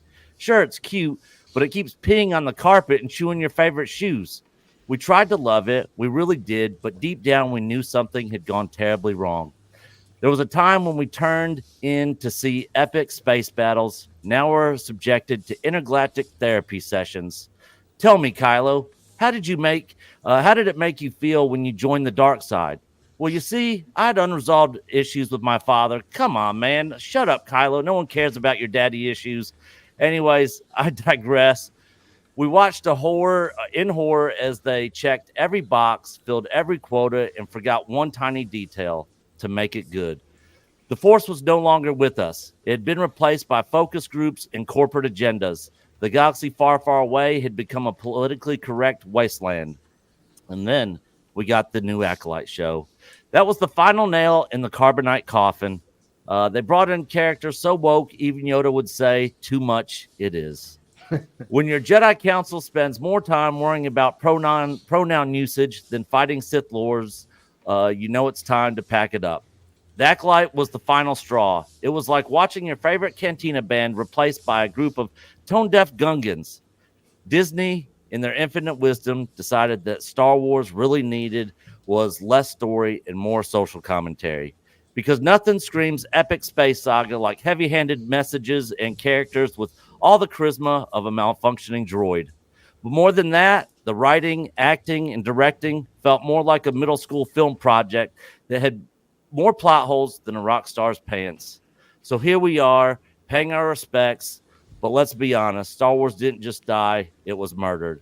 And as we lay this once great saga to rest, let's pour one out for the heroes who went down with it. Luke, Leia, Han, and even you, Jar Jar. You were annoying, but at least you weren't preachy. May the Force rest in peace. Amen.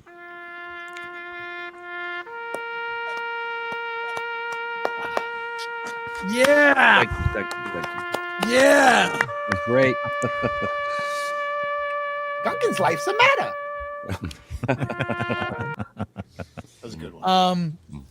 Wow. It's we've really gotten everything from like really funny, like eulogies to ones that are really heartfelt. and I think it's why these streams are so successful is we are right now doing a form of group therapy. Yeah. This really is a form to the people in the chat too. Shout out to the people in chat. It's a little group therapy to be doing this. You know, it's kind of sad. It's a reminder that we weren't really betrayed by the franchise. We were betrayed by the people that kidnapped it. And that's kind of what you have to kind of reconcile with. And as soon as you can come to terms with that, which is going to be difficult, especially for those that are still drinking the Kool-Aid and thinking that this is just as legitimate Star Wars as anything else, and the same thing with all the other franchises that have been hijacked since. As soon as they come to realize that, they'll be able to heal and think and act more appropriately than what we've seen in recent years. But yeah, no, this is great. This is what things like these are for. To remind us why we love it, to remind us how it went bad, and to share our thoughts with everyone out there that is suspecting the same thing. It's not necessarily affirmation. It's just like, hey, just as much as just how we're brought together by our love for Star Wars, we also now are further strengthened by our disdain for how corporations have treated it. Christian, you need to go. So you want to say goodbye, plug your website and everything? Yeah, just one quick comment too. I went to art school a million years ago, and I remember there were two kinds of students. There were the students who thought their didn't stink, and then there were other students who really were self-reflective and were critical of their own work, and those were the best students. And I feel like the Star Wars teams today, the creative talents, they think their stuff doesn't stink, and let me tell you, it does stink. And it's sad that it's gone this far, but that's where we are. My podcast is the Hollywood in Toto podcast. I am new to YouTube. I am starting cranking out videos in addition to all the other work that I do. So if you enjoy content like this, if you enjoy kind of a right-leaning perspective on pop culture, I hope you'll visit it and give a subscription. I'm not going to say subscribe because everyone says that, but check it out. And I love everything you guys do at Film Threat. Keep up the great work. You are, independent journalists are where it's at right now. The corporate media just doesn't do anything. We have to rise up and make a stand. Absolutely. And I think this is exactly what we're doing right now. So thank you all. And I love the show. May the thread be with you, Christian. Thank you so much. Thread be with you. Take care. Take care, buddy. Awesome. Hey, Blaine. Yes, sir. Do you have something for us? I do. And I took an interesting approach with this. Now, I know a lot of people use ChatGPT. I've been traveling the West Coast for the past little bit, which I told you about. And so I actually got one of our Criticless users, who's one of our prolific reviewers and writers on the site, to put me together something, and I added a little bit to it. And so I had a little bit of help on this one for sure. Let's hear it. Not such a long time ago, in a galaxy very, very near, there existed a beautiful mythology named Star Wars. It had timeless, universal themes of good versus evil, courage, sacrifice, redemption, love, the price of liberty, the importance of hard work, the corrupting nature of power, and being a part of something larger and more important than yourself. It was a story that transcended national, ethnic, linguistic, racial, sexual, and religious boundaries, speaking to people of all backgrounds, all over the world. For decades, it connected generations like no other. Parents, children, grandparents, siblings. It brought people together. Like the Force itself, it had a unifying power. But that Star Wars is dead. Star Wars today is a monstrous, demonic entity grotesquely wearing the skin of classic Star Wars. Yes, Star Wars is dead, not by accident, but because it was intentionally murdered by people who hated everything it stood for. Instead of timeless, universal themes, it is now tied to particular current-day ideologies rather than good versus evil. It's about moral relativism. It's about narcissistic self-love, not about love for others or sacrifice for something bigger than oneself. Hard work is unnecessary. Real heroes are just born great at everything and don't need to try. Power is not corrupting. It's the only thing that matters. Worst of all, something that used to unify and strengthen is now to divide and conquer. No wonder they seek to demonize the Jedi. The current Star Wars management identify more as the Sith.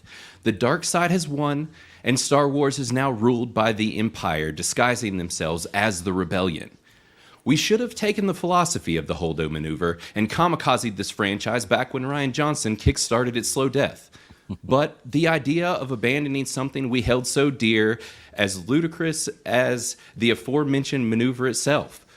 We knew there was a disturbance in the Force, but nothing could have prepared us for the planet-sized Death Star that the Sith Lords engaged. Let us remember the beautiful entity Star Wars used to be and do our best to ignore the abomination it has become. Even Darth Vader could be redeemed, but it's too late to save Star Wars now. All we can do is mourn our loss. Ladies and gentlemen, the Force is no longer with us. Wow. There we go. Yeah. Yeah. Thank you, thank you. Yeah, it's, I mean, you mentioned the show. I really think I checked out a long time ago, but Acolyte was beyond the pale for anything that I've seen. I mean, I don't know, Nick, Valiant, I know you guys have thoughts on this knee pain for sure. Like, this is, I talk to Badger and Alan and Script all the time, but you guys, I don't get to talk to you guys as much. It's a sense of sadness. It really is a sense of loss, like a funeral. Yeah. Yeah. Knee pain could speak on this aspect of it a little bit, but I have no idea how this got approved or greenlit. I mean, as soon as somebody read this thing, it should have went straight in the trash and been like, we're not spending money on this crap. It doesn't make any sense. I don't know why this or how this got greenlit at all. Well, This 6 is out by, of the 8 story group members are women. well, there's part of the reason right there. Well, remember, they didn't have an idea for a show and then go find a showrunner.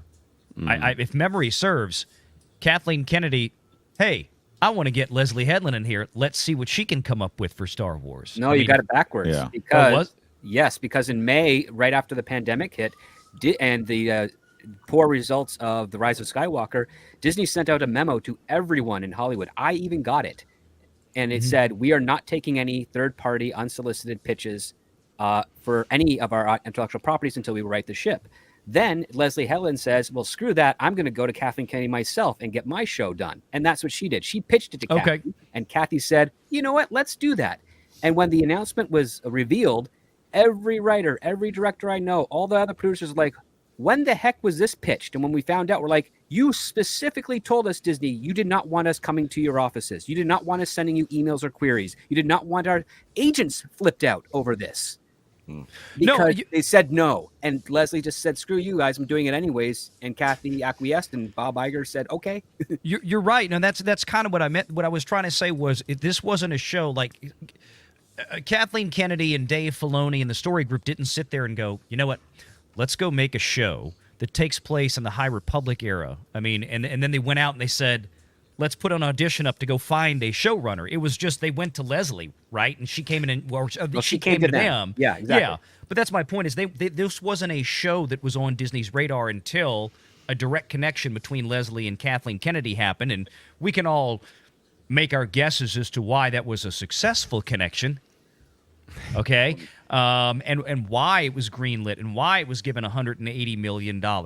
Probably 5-10% of the show was spent on food and lodging over there in the UK for 6-7 months, but who knows? Well, if they're doing it cheaply, it would have been about 5 or 10%. But something tells me they went to the most luxurious stuff out there because how else can you get a price tag that high?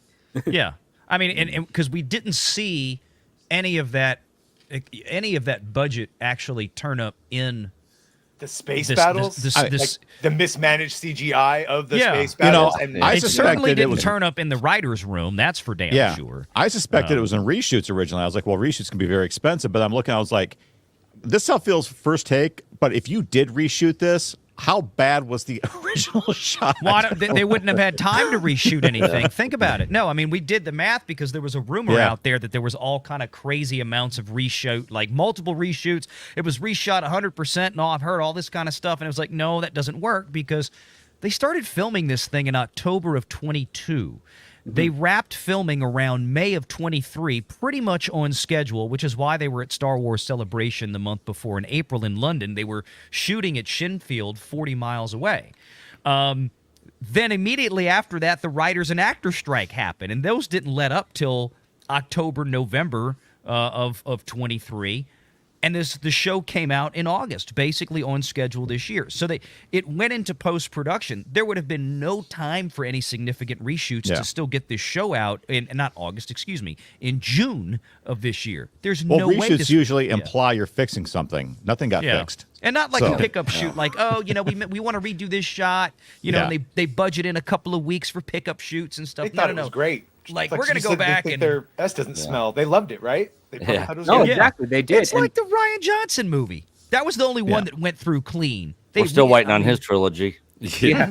Well, here's the thing. What if every single cast and crew member got their own personalized private jet to fly to every location they went to? That could actually rack up into a couple, tens of millions of dollars. Because where did this money go? Not on the screen.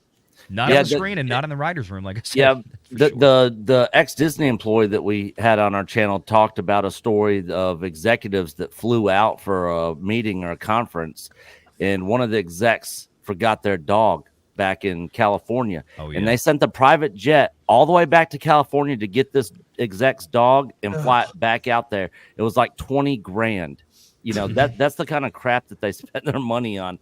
But Script Doctor might be able to confirm this or not, but wasn't the story of Leslie Headland going to KK? She pitched her a story and she said, all right, good, you wrote a Star Wars story, now go write me a Leslie Headland story, and that was the Acolyte. Well, yeah, she pitched the Acolyte more of a Star Wars centric story, and then Kathleen Kennedy said, can you make it more personal? And we've seen with that last episode how she made it more personal. Geez, Leslie Headland, who has been free of Mr.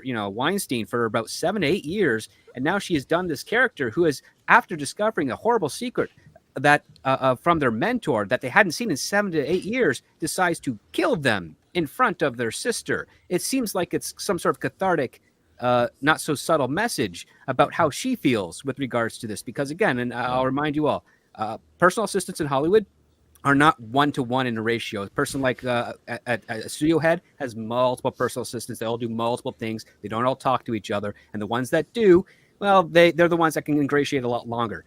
And for the people that are wondering, well, who complained much? Well, guess what? A lot of those women didn't complain because they thought that was the deal. And then the some that did, that'd be Gwyneth Paltrow and Rose McGowan. Well, Brad Pitt broke Weinstein's nose. That's why it's crooked. And Robert Rodriguez, severed ties with him. So, even though it was kind of an open secret, the level of abuse, the level of controversy around it has been always obfuscated. And there's always a chance that even though she was definitely, shoulder to shoulder with him for a lot of things, she may not have been that close in that regard.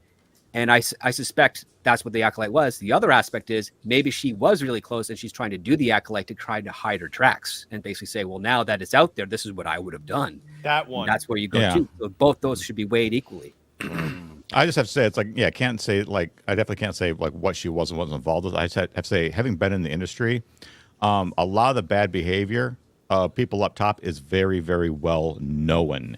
Mm-hmm. I mean, John Lasseter, everyone's mad he left Pixar for, touching girls. However, I will say, against John Lasseter, there was a move that women in the Bay Area, not Pixar, the Bay Area, knew of a move called the Lasseter, which meant when he came in the room, if you were wearing a skirt, you crossed your legs, you put like your books, your laptop over your knees to help keep his hands off your legs.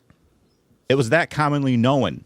Wow. And people are just kind of like, oh, people like, I know, I won't say who it is. I know a very, very big director and producer, very neurotic. He came in to do an art review.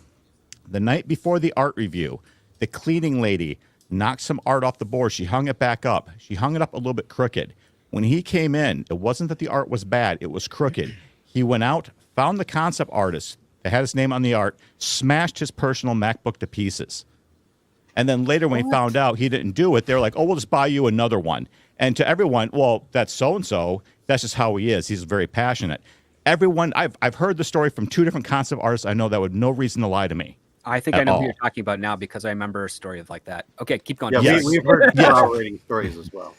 Yes. So another director liked to bring his dog to dailies, his big dogs. And what he would do in the dailies room, he would schedule dailies during lunch. And his dogs would go around. He'd have everyone bring their lunch to say it's a working session. If his dogs went up to you and ate your food, if you tried to push his dogs away, you were fired. This is acceptable behavior in this industry. Everyone knew it. Wow. So you can't tell me that maybe she wasn't involved, maybe she didn't arrange things, but to say that she was completely oblivious, I have a hard time buying that. Oh no, I don't think she was oblivious. I think she knew that they were going there for sex. I think the context as to the details of it are probably what she know, because again, I knew actors who they'd be like, "Oh, I'm going over to the Weinstein Company," and all I would say is, "Well, if they ask you to do something you're uncomfortable with, just don't do it, and come to me. I'll back you up, and come to other people. I'll back them up." And I filed police reports on behalf, and I've been there to co-sign those things. But guess what? The cops don't do anything. Unfortunately, they don't, because that's the way that power is wielded. I always found it curious. All these interviews the power she's done, is so nobody's great asked that anything. the power is so great for them that it's not really as forceful as you'd expect it to be. Basically, they can, if you say no to them, they don't care. Go away. They'll find someone else just as beautiful, just as enticing to come in to fill your spot. That's part of the power that they have. So that's when I learned really quick, especially from my female friends that were actors and writers. They could say no, it wouldn't even hurt their career. They could just walk away and be fine. But if they did something and committed to it and then screwed around even further, tried to blackmail, that's when they would be banished. And that's why you have to understand with that corner of it. And I experienced it far more on the smaller independent side of things, where there's more desperate people wanting to break in than I have on the higher tier. On the higher tier, it's like 1 out of 10. Down in the independent sphere, unfortunately, it's like 9 out of 10. It's really just mixed, because again, the more vulnerable people are, they're so desperate to have their fame and money and all the attention and big roles, they will sacrifice their own integrity and soul to get there. And there are plenty of people that will take advantage of that. Once you get up to a higher echelon, they don't care. They just want to make money, have a little bit of power. And if you say no, it doesn't matter. Someone else will fill in that spot, and you can work your way up in other ways. That's just we have a special guest waiting in the background, but we also have breaking news. Star Wars lies dead. How did it die? Let's take a look.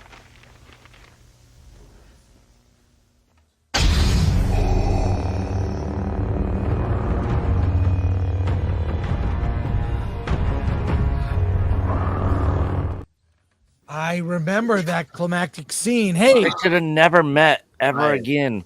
And then Obi-Wan runs away like a bitch. Welcome to Endymion from EndymionTv. Great to be on another stream with you. Yeah, it's been a while. Been a while, dude. I really enjoy your commentary on Flashcast and seeing you pop up on other streams. Star Wars is dead. Yes, it is.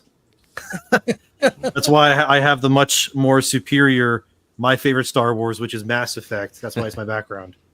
There you go. I got Final Fantasy VII behind me. I love that game too. But Mass Effect, this is my Star Wars. Fun fact, Mass Effect was supposed to be a Star Wars property, but apparently Lucasfilm didn't want it. So it became its own thing. So too bad, I guess. Yeah. Or maybe a good thing for us. Really cool aliens. Now, do you have a eulogy for us? Yeah, I did write one. Oh, okay. Yeah, here we go. Let's hear it. It's not that long, but it goes, I remember watching Star Wars with my uncle, who took me to see the prequels when I was a little kid. They were fun to see. They shaped my view on geek culture in a positive way. When I stayed at my grandparents, they had the old VHS copies of Star Wars. I had no idea what it was because I was a kid, but the covers intrigued me. I remember Darth Vader intimidating me and Luke giving me hope. I also remember seeing The Last Jedi at a pre-screening with my sister, where we sat eager to see what adventure awaited us. I remember when Luke grabbed the long, fat titty of an alien anteater cowfish thing and squeezed it, and then blue milk came out, and then he drank it. My sister and I turned to each other without knowing what the other would say, and we both said, "What the hell is going on?" That movie ruined my perception of Star Wars, and it never got better. There were moments of hope, like Mando getting saved by Luke, or when Taika Waititi's robot character blew himself up, which was great because Taika Waititi is annoying. But the Acolyte and all the rest proved to me that this isn't Star Wars anymore, and I am not the target audience no longer. I feel nothing but apathy for this franchise, and for the first time in a long time, I now know what it feels like I know how it feels to feel nothing when I see a lightsaber on screen. Star Wars is dead to me, and I'm at peace with it. It's okay, because Mass Effect is the better version of Star Wars anyways. Thank you. Nice. Yeah. Nice. I mean, disavow last statement, but clap for the eulogy. I will die on that hill. What you saw the finale last night. Yeah. Unfortunately, Unfortunately. want to offer thoughts? Like, I bring it back to that because it's literally the worst Star Wars I've ever seen. In fact, it isn't even Star Wars in name only. Yeah, so I took my girlfriend, her friend, and my mom out to dinner. We came back. My girlfriend has not watched any of the Acolytes. Her friend was visiting. She also does not watch the Acolytes. Good for but her. I had to watch the finale, of course, because of these kinds of streams and stuff. So I told them, sorry, I have to watch the Acolyte, even though you're in the room with me. So we're watching it, and their reaction to it kind of validated my hate for it so much, because even they were like, wow, this is really bad. The only part they liked was Khamir, or the stranger, because they said he was hot. Besides that, everything else they hated. They thought everything was horrible. I remember their reaction when Khamir and Soul are jumping off that like little kind of bridge area, and it's like Crouching Tiger, Hidden Dragon in like midair, and they were like, this is horrible. I was like, I know. But for me, the worst part was when I saw Darth Plagueis, because that confirmed to me that that's what they were going for all along. And that makes everything so much worse, in my opinion. So didn't you and I talk about that a few weeks ago, Endymion, when you were on my show? We were talking about the whole Plagueis issue. I think like by episode 3, you and I were like, yeah, we could see where this one's going. Yeah, it was me, you, and Alan, and I think a few other guys. Yeah, and Alan was there. We were all just, we're like, this is going to connect to Plagueis, and they're going to ruin it. And then there he is. He's just randomly sitting in a cave. And I think Star Wars Theory pointed out that Plagueis canonically, he's like a teenager. He's like He should be 18 10 years right old. now. Yeah, it should, like it should be Venomous or Tenebris or one of those other. That's a bit. Yeah, no, it's all. Tenebris was this massive. I mean, he'd be old. You know what? You bring that up. There was something else, Endymion, you and I and Alan talked about that night, and I think again the next week, or maybe the week after. We were positing that one of these characters would wind up being Plagueis, and they actually brought Plagueis in as a separate character. But there's something else about the end of the show, 2 things actually that still bug me. Unless I missed it, you guys fill me in, truly, because it was hard to follow that show last night. Did they explain where Khamir came from to meet May originally? I know we all know he was Vanestra Rose Padawan that she laser whipped. We could all see that. They never explained that. If you asked me to write it, I would say he felt the Force Virgins, went to the planet looking for it, and found May alone. But other than that, they do not explain it. Bullshit. Okay, whatever. They don't explain Now, it. the other question I have is, what the hell happened to Coral? Because she wasn't among the dead. Mother. The other mother, and she disapparated. She pieced out like a Death Eater in last week's episode on that flashback. She turned into her own black cloud of dust and disappeared, and then the Wookiee Leslie went fighting hinted. him. She said based on her species, which original would have been Iridonia. She's an Iridonian, but they changed that. So now if you're Zabrak, you're from Dathomir. So she basically hinted that we'll see her again in another season with Dathomir. She's going to be Darth Maul's sisters. mom. We talked about probably, that too. Yeah, We talked about that too. And I said she could have wound up being Darth Maul's mom or some stupid shit. I just couldn't believe that, like, when it ended, that, like, I thought, like, the Acolyte was supposed to be this self-contained 8-episode thing, beginning, middle, end, that's it. But as I'm watching the finale, again, with not knowing anything, of course, I'm like, they're not tying up anything. Like, I thought, Khamir was going to die because he technically can't be alive if Plagueis and Tenebris, and then that leads to, Sidious, which obviously Darth Vader, and da-da-da-da-da. So I was like, well, he can't be alive then. He has to die in this episode. But no, he survives. And then Osha's the Acolyte, and they wipe May's brain for some reason, which is another thing. So like, when it ended, I was like, Obliviate. They revened. Yeah, it ended, and I went like, oh no, they want a season 2 of this. Like, I don't know if Disney does, but Leslie Headland set it up that way. Mm-hmm. And I'm looking at it and going, I don't think anyone wants, like, the only people that would realistically want an Acolyte season 2 would be people just to make content on it, which, that's really the only reason why the show exists at this point. And Raylos. That's who it was made for. Yeah. I just don't understand, like, because Khamir doesn't make any sense. He can't exist. yeah, I will admit though, at the very least, I thought Plagueis looked cool. Like they got his design, he looked nice, but it doesn't make any sense that he's just like this hermit that's living in the walls the entire time. Yeah, he was just creeping in the cave the whole time. It's supposed to be a tomb, but It's I don't know not what they were a going great for. character introduction for such a pivotal character. Yeah. Like introduce him with a line of dialogue or a moment. I mean, look at the way that Darth Maul was introduced even in episode 1. Oh, he was such a badass. He's a badass, and it's short. What was Maul's screen time in episode 1? 9 minutes or so, something like that. Yeah, 9 minutes. Maybe. Yeah. And we still reference that character. Everything on every level is so amateur and fanfic or acolyte. It really is the end of this franchise. Yeah, it's like Gary from Neurotic said, this is Star Wars, Disney Star Wars in its final form. Very feminized, it's ballless, it's uninteresting, asks no good questions. It's just a husk. It's someone wearing a Star Wars skin, not even real Star Wars. Yeah, they went Super Saiyan 3 of level bad on this show of the Acolyte.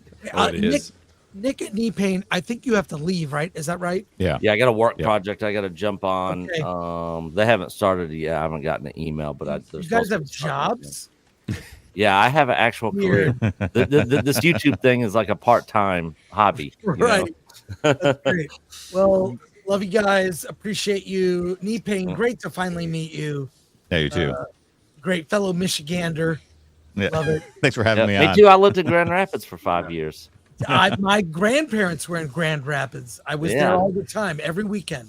Yeah, I was just 2 years ago for the 4th. I was up at the dunes on the Lake Michigan side. I'll be in Michigan in August to visit family.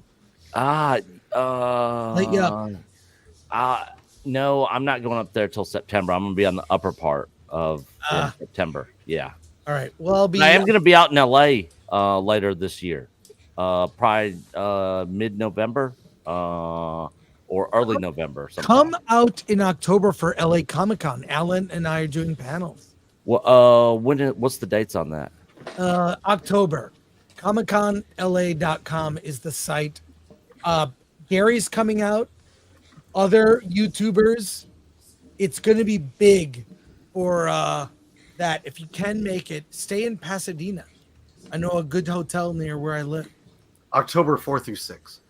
I was going to say it's the same weekend as your ICC. Yeah, we'll be at our meetup in Nashville that same weekend. Won't be as good. Yeah, probably not. Yeah. Yeah, but I'll get out there. I'll let you guys know when I make it out there, and we'll all hang out. Great. Echo Base Network, Knee Pain. Subscribe to their channels. Awesome. Good men. We need more good men these days. And appreciate you both. Relatively good. Yeah. Yeah. All right, guys. Yep. Thanks for the invite. It was a pleasure being here. I'll talk to you guys soon. Fred be with you. See you again. Bye, guys. Bye. Fred be with you. All right. See ya. forgot Anyone about else Fred. need to go? We're riding out. I think Anna, that Star Wars girl, is coming. We have other guests showing up.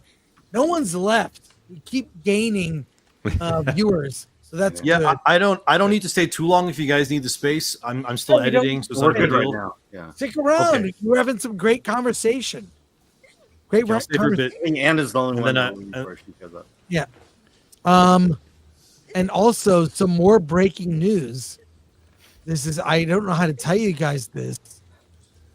Here we go. Star Wars lies dead. How did it die? Let's take a look. I want to ask you both because this is, I would say, arguably the gayest Star Wars, I think, by a considerable margin. And are you excited about that? Are you Not the bracing gayest yourself? Star Wars. Not the. It's pretty gay. Let's be honest.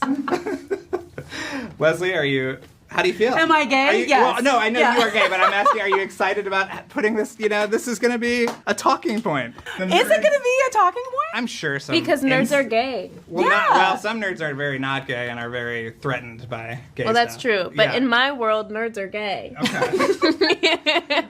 Was this the fun element of it? No, I don't think so. And yet people have told me that it's the gayest Star Wars, and I frankly. You're offended? Into it. No. I think that Star Wars is so gay already. Okay. I mean, have you seen the fits?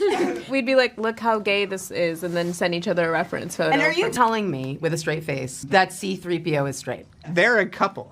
That's what I think. But this is more outward. I think it's canon that R2-D2 is a lesbian. Oh, Ooh. interesting. Yeah. Huh. Ask Filoni. Okay. Ask Filoni. Can you imagine?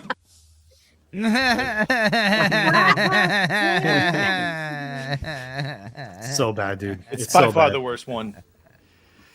So bad. Pretty bad. You know, Indy, you were saying earlier, you were talking about your wife watching the show. My wife did a very similar thing, and she actually came through the room and stopped while it was on television. She didn't know what I was watching, and she was in there for a couple minutes, and she was like, what is this? This is the lamest shit I've ever seen in my life.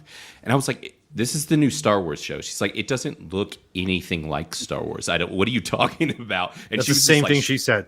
The Right. same thing. She was like, this looks cheap. Right. And I was like, I Yes. know. I was like, Right. can you imagine this is $180 million, the thousands of dollars per minute that this technically is like, budget wise, I guess you could say. And like, it doesn't look like it. It looks like garbage. And right. I just, like I said, the only thing I'm looking forward now in terms of Star Wars, I guess, is the third game from Respawn Entertainment, the Jedi Order games. Oh, but you saw what happened to them, right? And who took over and like who left, and that game's probably gonna get Yeah, so like the third game I'm really interested in because there's really good revelations at the end of the second one. That's the only thing. Like everything else you ask me, like what am I excited for? Nothing. I mean, Andor what's the name of that season character? 2, maybe. I got grilled by Mauler and Critical Drinker when I told them that I tried watching Andor the first time and I like kind of fell asleep. I couldn't get through it, and I told did them the same thing. it's because I have a chimpanzee brain, so I just it's not enough like action happening, so my brain just starts to fall I was apart bored during and the needs action, stimulation. to be fair, so I don't know if that would have helped you, dude. Yeah, I don't know. I If mean, if you don't like Cassian, you won't like the show. I think it was indeed proven medically that Andor does induce narcolepsy. So yeah, it just I think that I was got to a clinically part proven. where The only he's in thing like about he's in like a camp or something, and then I stopped watching. So I don't know. Yeah. The only thing that it may have going for it is the fact that Tony Gilroy can look at the first season and say, here are where the weaknesses were. We need to fix those and make and no make it, Alan Tudyk. Make it better. Right. Again, this is Disney. And I'm pretty sure there's a committee behind him telling him what to write. And It's that story group. That's a lot of what this with Acolyte. It's that goddamn story group and the dinosaurs and diversity written twice on the thing. They're the ones that suggest. Leslie doesn't know about cortosis or Plagueis or any of these people. That's Pablo and that writers group that suggests things like this. Well, the other thing is Andor is devoid of the Jedi, of religion. Right. And so that's what makes it a very different story than the other Well, ones. see, I like that. I like the idea of like not doing the Jedi. I think that's totally fine. I mean, they're coming out with that Star Wars Outlaws game, which apparently is very rough shape, and I don't think it's going to review well or anything. But just the idea that it's like a game not with Jedi, I'm like, yeah, I can get behind that. I would love a show with like a actual scoundrel who's a main character that isn't insufferable, And I'm not saying Han Solo, like someone new. There was this one game. True, yeah. There was this one game they were making. It got canceled a long time ago. It was called Star Wars 1313. We talked about it. Grummz was on earlier, and they mentioned it. Yeah, yeah. That's kind of more like that's what I would have wanted as a show. I would have been like, that would have been really cool. But it's just the fact that like when you look at it, really like besides I think the Jedi Order games, like every single other thing that has been made post Disney, I guess Andor as well. Technically, a lot of it has just been female led, and it just feels like it's now being done deliberately. I guess you could say also like the Boba Fett show, but I just don't feel like that show exists because it's horrible. It just wasn't good. Even like Mando became the Bo-Katan show, and now like I don't care anymore about Mando. I don't really care about what's his name, Grogu, none of it. So I'm not really excited for really anything Star Wars, to be honest with you. Even Lord of the Rings is cooked too. Like there's so many things that I'm just like what do I realistically? The only funeral we have for franchises. Yeah, it's just like, what do I have to look forward to in terms of like a Western, like I guess way. The only thing that comes to mind that I'm actually kind of genuinely interested in watching is Wolverine and Deadpool, and that's about it. Right. And everything else, I'm like, I can either rent it or I can just never see it, and I really don't care. I guess House of the Dragon's good. I'm watching that. That's good. Mm-hmm. But that's about it. You know, there's nothing really being made in the West lately that is, you know, it's all just either really bad or it's just barely passable, and that's about it. And House of the Dragon feels like cheating too, because it's like we know it's sort of like a one-off. It's got its little conclusion. The book is the book. They're going to do that. It's going to go away, and we'll be right back where we were. Exactly. Yeah. Really I mean, they're also enjoy it, but absolutely. Yeah, they're doing another Game of Thrones thing. Sorry, I know it's Star Wars, but Duncan, they're doing another Game Yeah. of Thrones show called Duncan Egg. Night of the Seven Kingdoms, I think it's called. So that's happening too. And like with Star Wars, I mean, what do we have? We have Ahsoka season 2, I assume, happening. There's Skeleton Crew, right? What's the deal with that? Oh yeah, oh my God, Jude Law, that's right. Yeah, Jude Law, yeah. We all forgot forget that about exists. Yeah. Wait, guys. That's the Shocking problem. Everybody's Badger. gonna forget when it comes Yes, out. I feel Kathleen Kennedy. I feel seen actually. Not Kathleen again. Kennedy for 10. Script Doctor equals incel. Angry Badger incel. Valiant incel. Yeah. Monsignor incel. EndymionTv incel. My God, it's so easy. I don't Yeah. associate with these white people. Wow. Yeah. No, you're white. Kathy, No, I got all it. the Count money as us, you spend- sorry. Kathy, for all the money you spend on Disney Star Wars, all you could give us was $10. Really? Yeah. I'm gonna go. Didn't she talk just to my sell her girlfriend like about that right California home for millions? Come on. The one in Southern California. Oh, Yeah. sorry, she has more than one, of course. My bad. Yeah. Sorry. Well, she lives So on the dumb. north side where Lucasfilm is actually in San Francisco. So they still have their Northern California home. And I think she had 2 down around the Los Angeles area. She sold one of them. I think she still has the other one. So Must yeah. be nice. Well, now. That's not including the ones that are under Frank Marshall's name either. That's right. Pays Well, big to look. ruin Star Wars, I guess. I don't want everything to be doom and gloom. Would you like to see some memories? We scoured the internet and found Did you say some memories or member berries? yeah, either memories. Tango. Some rare Star Wars clips I want to share that I don't know. Let's just watch some of these.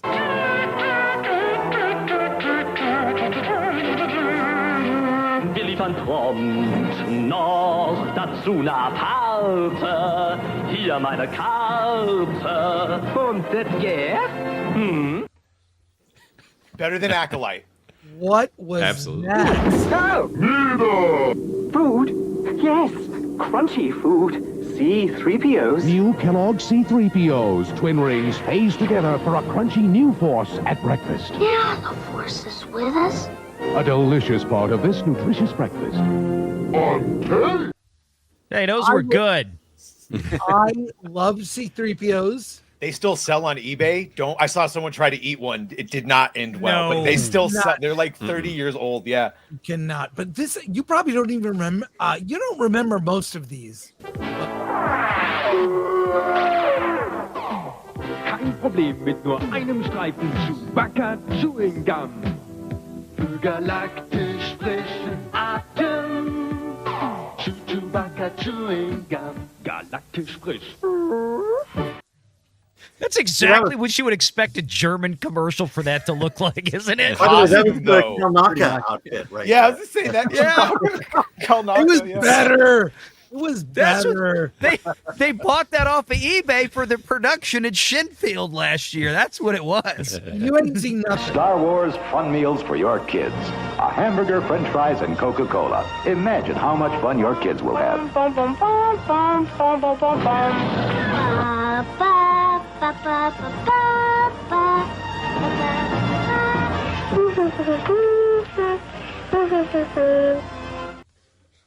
Okay, Can I just get the 75-cent kids meals again? I don't need the rest of it. Just give me the 75 cents. By the back. way, that commercial showed it is a girl's brand. There you go. That's it. Everyone. Watch it, Tonton. Gotcha. Tauntaun comes with an open belly rescue feature. You'll be okay, Luke, as soon as I chase away that thing. Baba! We've already hit the air with 2 stellar promotions.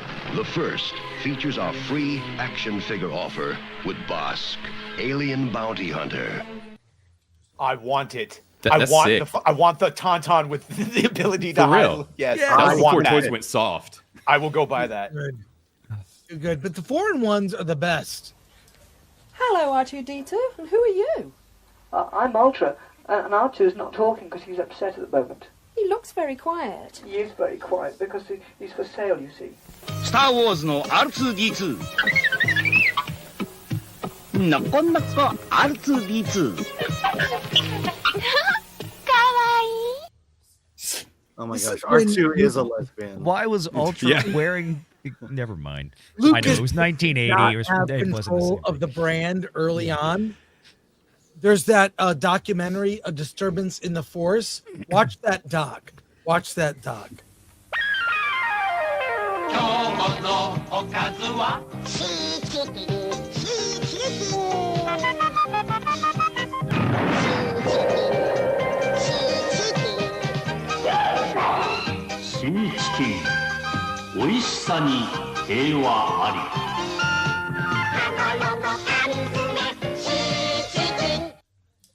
Wow. They were gay. They were gay. I support that Wow. word. Thank Absolutely. God it wasn't a hentai video back then.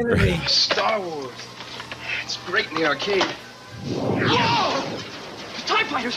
Fireballs! Coming right at me! Watch the laser towers. Aim for the tops. Pick them the cannons. Use the force. They're coming too fast! It's Ray! It's Ray! My shields are gone! Alright! I'm going in! How Holy much coke crap, did that guy's guy acting. do? That dude got into character for that. He had been running lines Well, before that kung thing. fu fighting powder, I think maybe. I pumped a lot of quarters into that game. Joining us on the show now, Derek Anderson, the DA. How you doing, man? Hey, what's going on, fellas? How's everybody doing on this dark occasion? It feels Good like. for a funeral. I mean, Did you watch The Acolyte last night? Oh, I absolutely watched The Acolyte last night. Yeah, Can we this is not? an appropriate event for what I just watched. 1000%. Yeah. Whew, man. How is it now that you've had some distance? Do you have any additional thoughts? Do you have a eulogy? Maybe I do have a eulogy. I do have a would you like- eulogy. Okay, well, let's get to Yes. your eulogy, and we'll talk about it on the back end. What would you Absolutely. like? What would you like to share your truth? Share your truth. Dearly beloved, my name is Derek Anderson, the DA, and I'm here to give my final respects to a once great franchise, Star Wars. And actually, Star Wars, you were more than a franchise. You were more than a series of characters, stories, and events. You were more than disputed canon, George Lucas's wonky dialogue, pew-pew sounds, lightsaber battles, and the epic score of John Williams. You were a companion. You were the escape from a bad day at school. You were an escape from an argument with my parents or my brothers. You were, on my darkest days of my youth, the light that I looked forward to the most. Whenever I was in need for happiness, joy, or a reminder of something good in this world, all I had to do was return to the galaxy far, far away. And it never seemed far away, though, because you brought so many people together, united as one, as Star Wars fans. You weren't just my companion, you were the companion of so many people. You were the center of many long-lasting friendships that I formed. No one ever understood why we were so close either. No one could figure it out. Hell, I can hardly explain it myself. And I guess there's something about seeing the journey of Han, Luke, and Leia over the years that spoke to me in a way that I may never fully understand. But as I grew older, as we all grew older, all we wished is to return to the days of living room battles with my brothers. He was the Empire, I was the Rebellion. Hanging out on the playground with my friends, pretending to be Han Solo, never got to be Luke Skywalker. But those days are gone. Star Wars is now a corpse rotting in the dungeon of a castle owned by a guy named Bob Iger. He stole you from us, locked you up, and left you in the hands of a despicable, evil, untalented warden, that wench, Kathleen. She never fed you, she never nourished you, never cared for you as we did. She instead used you for her own evil purposes. Yes, sadly, incompetence, woke ideology, hatred of men, and just plain bad storytelling finally finished you for good. I thought we had more time. But after The Acolyte, the worst piece of excrement ever produced by Lucasfilm, we finally have to admit Star Wars as a franchise is gone. Sleep well, my friend. Sleep well. Amazing Maze will sing your song. The Jedi who stood tall. But 4 billion coins, Bob did us wrong. And Kathleen deceived us all. Amen. Oof. Yeah. Yeah. Man. Wow. He was possessed by the thread on that one. Yeah, he was. Oof. I don't know how to tell you guys this, but here we go, Badger. Oh, Kathleen Kennedy for 10. The Acolyte is perfectly written. Only mindless children don't get it. All of you man babies can't hope to understand Leslie and me. Valiant equals incel. Just I called saw him out. another one from her too against Wait, DA. another one? Yeah, I didn't like it one bit. Kathleen Kennedy for another 10. Derek is an incel, so his opinion doesn't matter. Just saying, Alan is my boo. He belongs to me. Yes, I said I'd marry you. What's going on, Alan? I said I'd marry you. So. That's Make great. a bad choice, Alan. No, let's just say everyone here said that they were going to marry her. So. We want to inherit the. All right, this final episode. Where does this put the franchise? What is the next series? It's Andor. Skeleton Crew, I think. Skeleton Crew. Oh, is it Skeleton Crew? Yeah. Which Forgetting. here the premise is stupid. It's a kids' afternoon special, right? Isn't it Jude Law? Or... Yeah. Yes. Yeah. Isn't he playing a former Jedi? Like, I believe so. With force sensitive kids that, like, I always assumed he stole away with make all the jokes that he stole away with Padawans during Order 66 and they're hiding. They're supposed to be somewhere, I think, in the Outer Rim or the unknown regions they get thrown into somehow or another, and they got to make... It's another show where you got the older guy with a bunch of kids. Yeah. So an older guy trying to stalk a bunch of kids, kind of like what we just got with Soul. I don't know what's going on at Disney, but... Osha.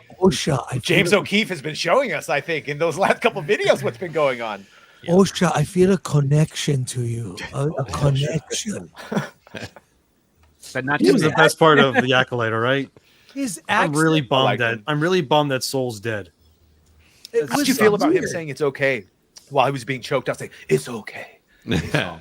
If I'm Yeah, Legion that's J, the I'm worst. glad I died in that last episode because they can't call me back for season 2 of this shit. For real. Oh, yeah. He He's wanted to die. He wanted to die. But the whole thing of him, choke me, Osha. Right? I like it. What the She was holding out her hand like this for a while, and it was like, I was like, okay, I'm literally choking. I'm okay. There was so much sexual innuendo thrown into the show, which I don't know how else to read it when you've got like a practical nude scene in one episode where we've got like, hey, let me sexually arouse you to the dark side of the Force. Because, you know, like Leslie said, she thought one of the coolest lines ever in Star Wars was that Anakin was seduced by the dark side of the Force. So she literally made that a reality in that episode. And then we get 2 episodes of Pip blasting Osha in the face with his Every time it happened. stuff. Every time. I was like, please. What clip I that. loved about it was that Kathleen Kennedy told Leslie, you know, write what you know, and then she writes a man with power telling a young girl to join him in the water, It's like, oh, didn't you used to work for Harvey Weinstein? That's interesting. Oh yeah, that's most of these scenes were crafted on Harvey's casting couch. I love the fact that when May controls Pip, his eyes go from blue to red because May's evil. They're just like, just it's shows just you how like the forward. lightsaber at the end, Endymion. Yeah. By the way, their lightsabers look horrible. I know they switched to using basically regular lightsabers that glow up, but my God, they don't even try anymore. Nope, Yeah, those they are- look those are completely fake. It was my biggest done turn off. sabers, whereas beforehand there was just a metal rod into a really well-crafted hilt. Oh, they don't even would do photo it rotoscoping of and anything. Overwards. Yeah.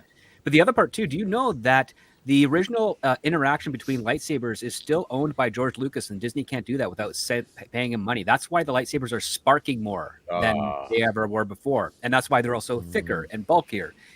Because they don't want to do the post effects of digitally adding on the light reflection on the on each actor when they're striking. They want to use them in camera. Lucas did that once for episode 2, only on the close-up shots where lightsabers weren't actually striking, because he's realized, oh, if I try to use the same technology in the wide shot, it's going to look bad. So I might as well just do it for the close-ups, and then do the traditional stuff for the wides. So at least we can actually have some good fights, and it feels consistent with what he's done. Disney, they just don't care. They're cheaping out. Yeah. The only good fight that didn't look horrible with the new lightsabers has been Hayden Christensen when he was swinging around. That's just because his natural skill was able to compensate for the shitty, big, bulky, heavy electronics on the inside lightsaber. Yeah.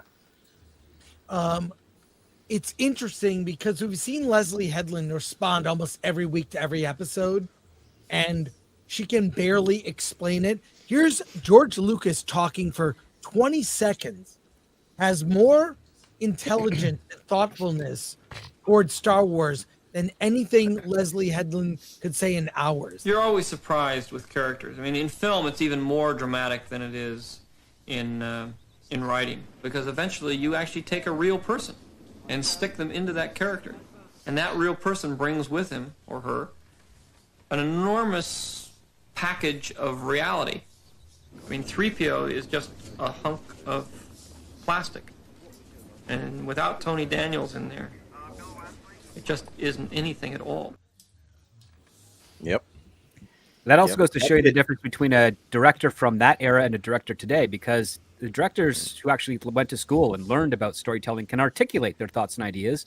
And someone like Leslie Headland and J.J. Abrams, they don't talk about their ideas or what they're trying to get with film. They're talking about just selling the concept itself. It's all material. No one talks about the craft. They talk about, the big idea. That's kind of how I noticed it too. It's the same thing with a lot of games too. A lot of these franchises are just getting hijacked by activists to use them as vehicles in order to spread some kind of messaging. It's the exact same thing with games, TV, movies, and Star Wars is no different. And in my opinion, I honestly couldn't believe how incompetent Acolyte was, considering.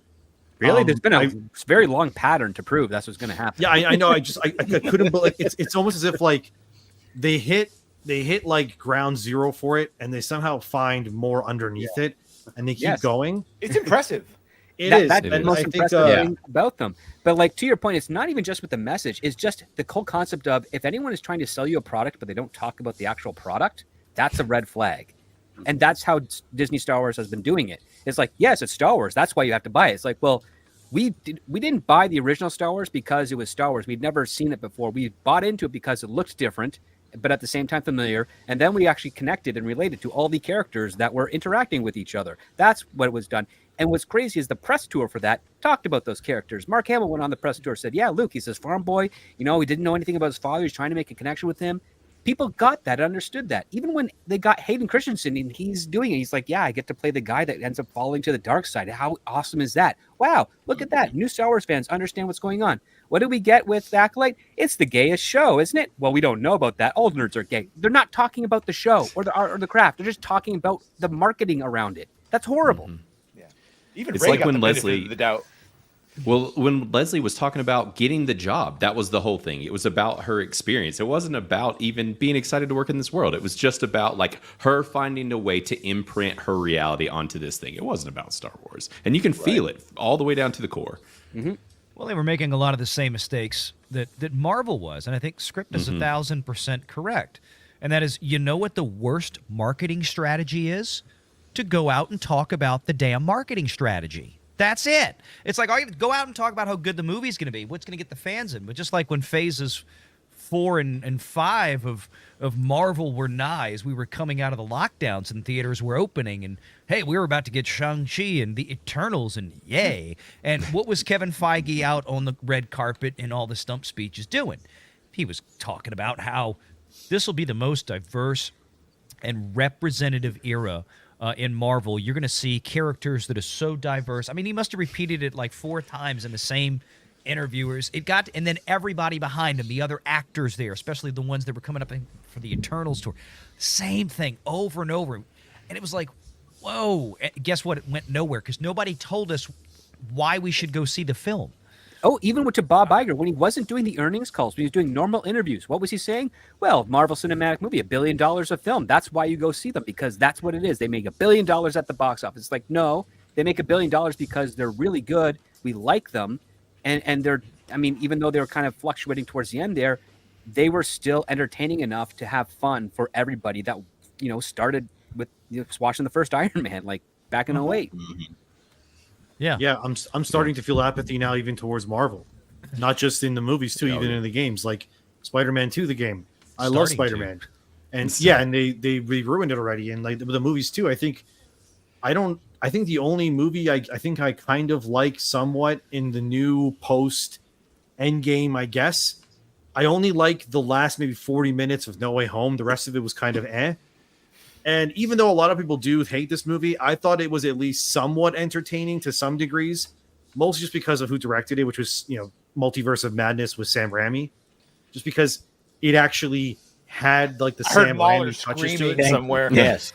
Yeah, I know. I get shit all the time for having a thing for Doctor Strange and the Multiverse of Madness, but I'm a Sam Raimi fan, and that's why I enjoy it. I can watch exactly. Yeah, it's watchable. I can enjoy it, even though I know there's a lot of problems with the storytelling in that. It's the not real perfect issue whatsoever. No, not at all. Go watch Drag Me to Hell instead. Way better.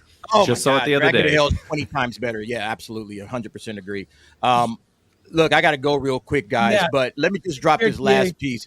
They have taken franchises that they don't understand. They don't understand why these franchises are popular. Star Wars, the brand, it sells itself. Marvel, it'll just sell itself. I don't have to put any thought, any interest. I don't have to build it. I don't have to do anything with it. They don't have to do what George Lucas did or what Stan Lee did or with any of these great creators. We saw it with Rings of Power. We could just take J.R.R. Tolkien and we can just throw it out. Hey, it's Lord of the Rings. Aren't you guys excited? Let's go ahead and, watch. You guys get excited. And when it's getting downvotes and it's getting trashed on social media and everybody's laughing at it, then that's when it must be racism because we push DEI through this whole thing. So it must be racism. It must be something else. It's not us.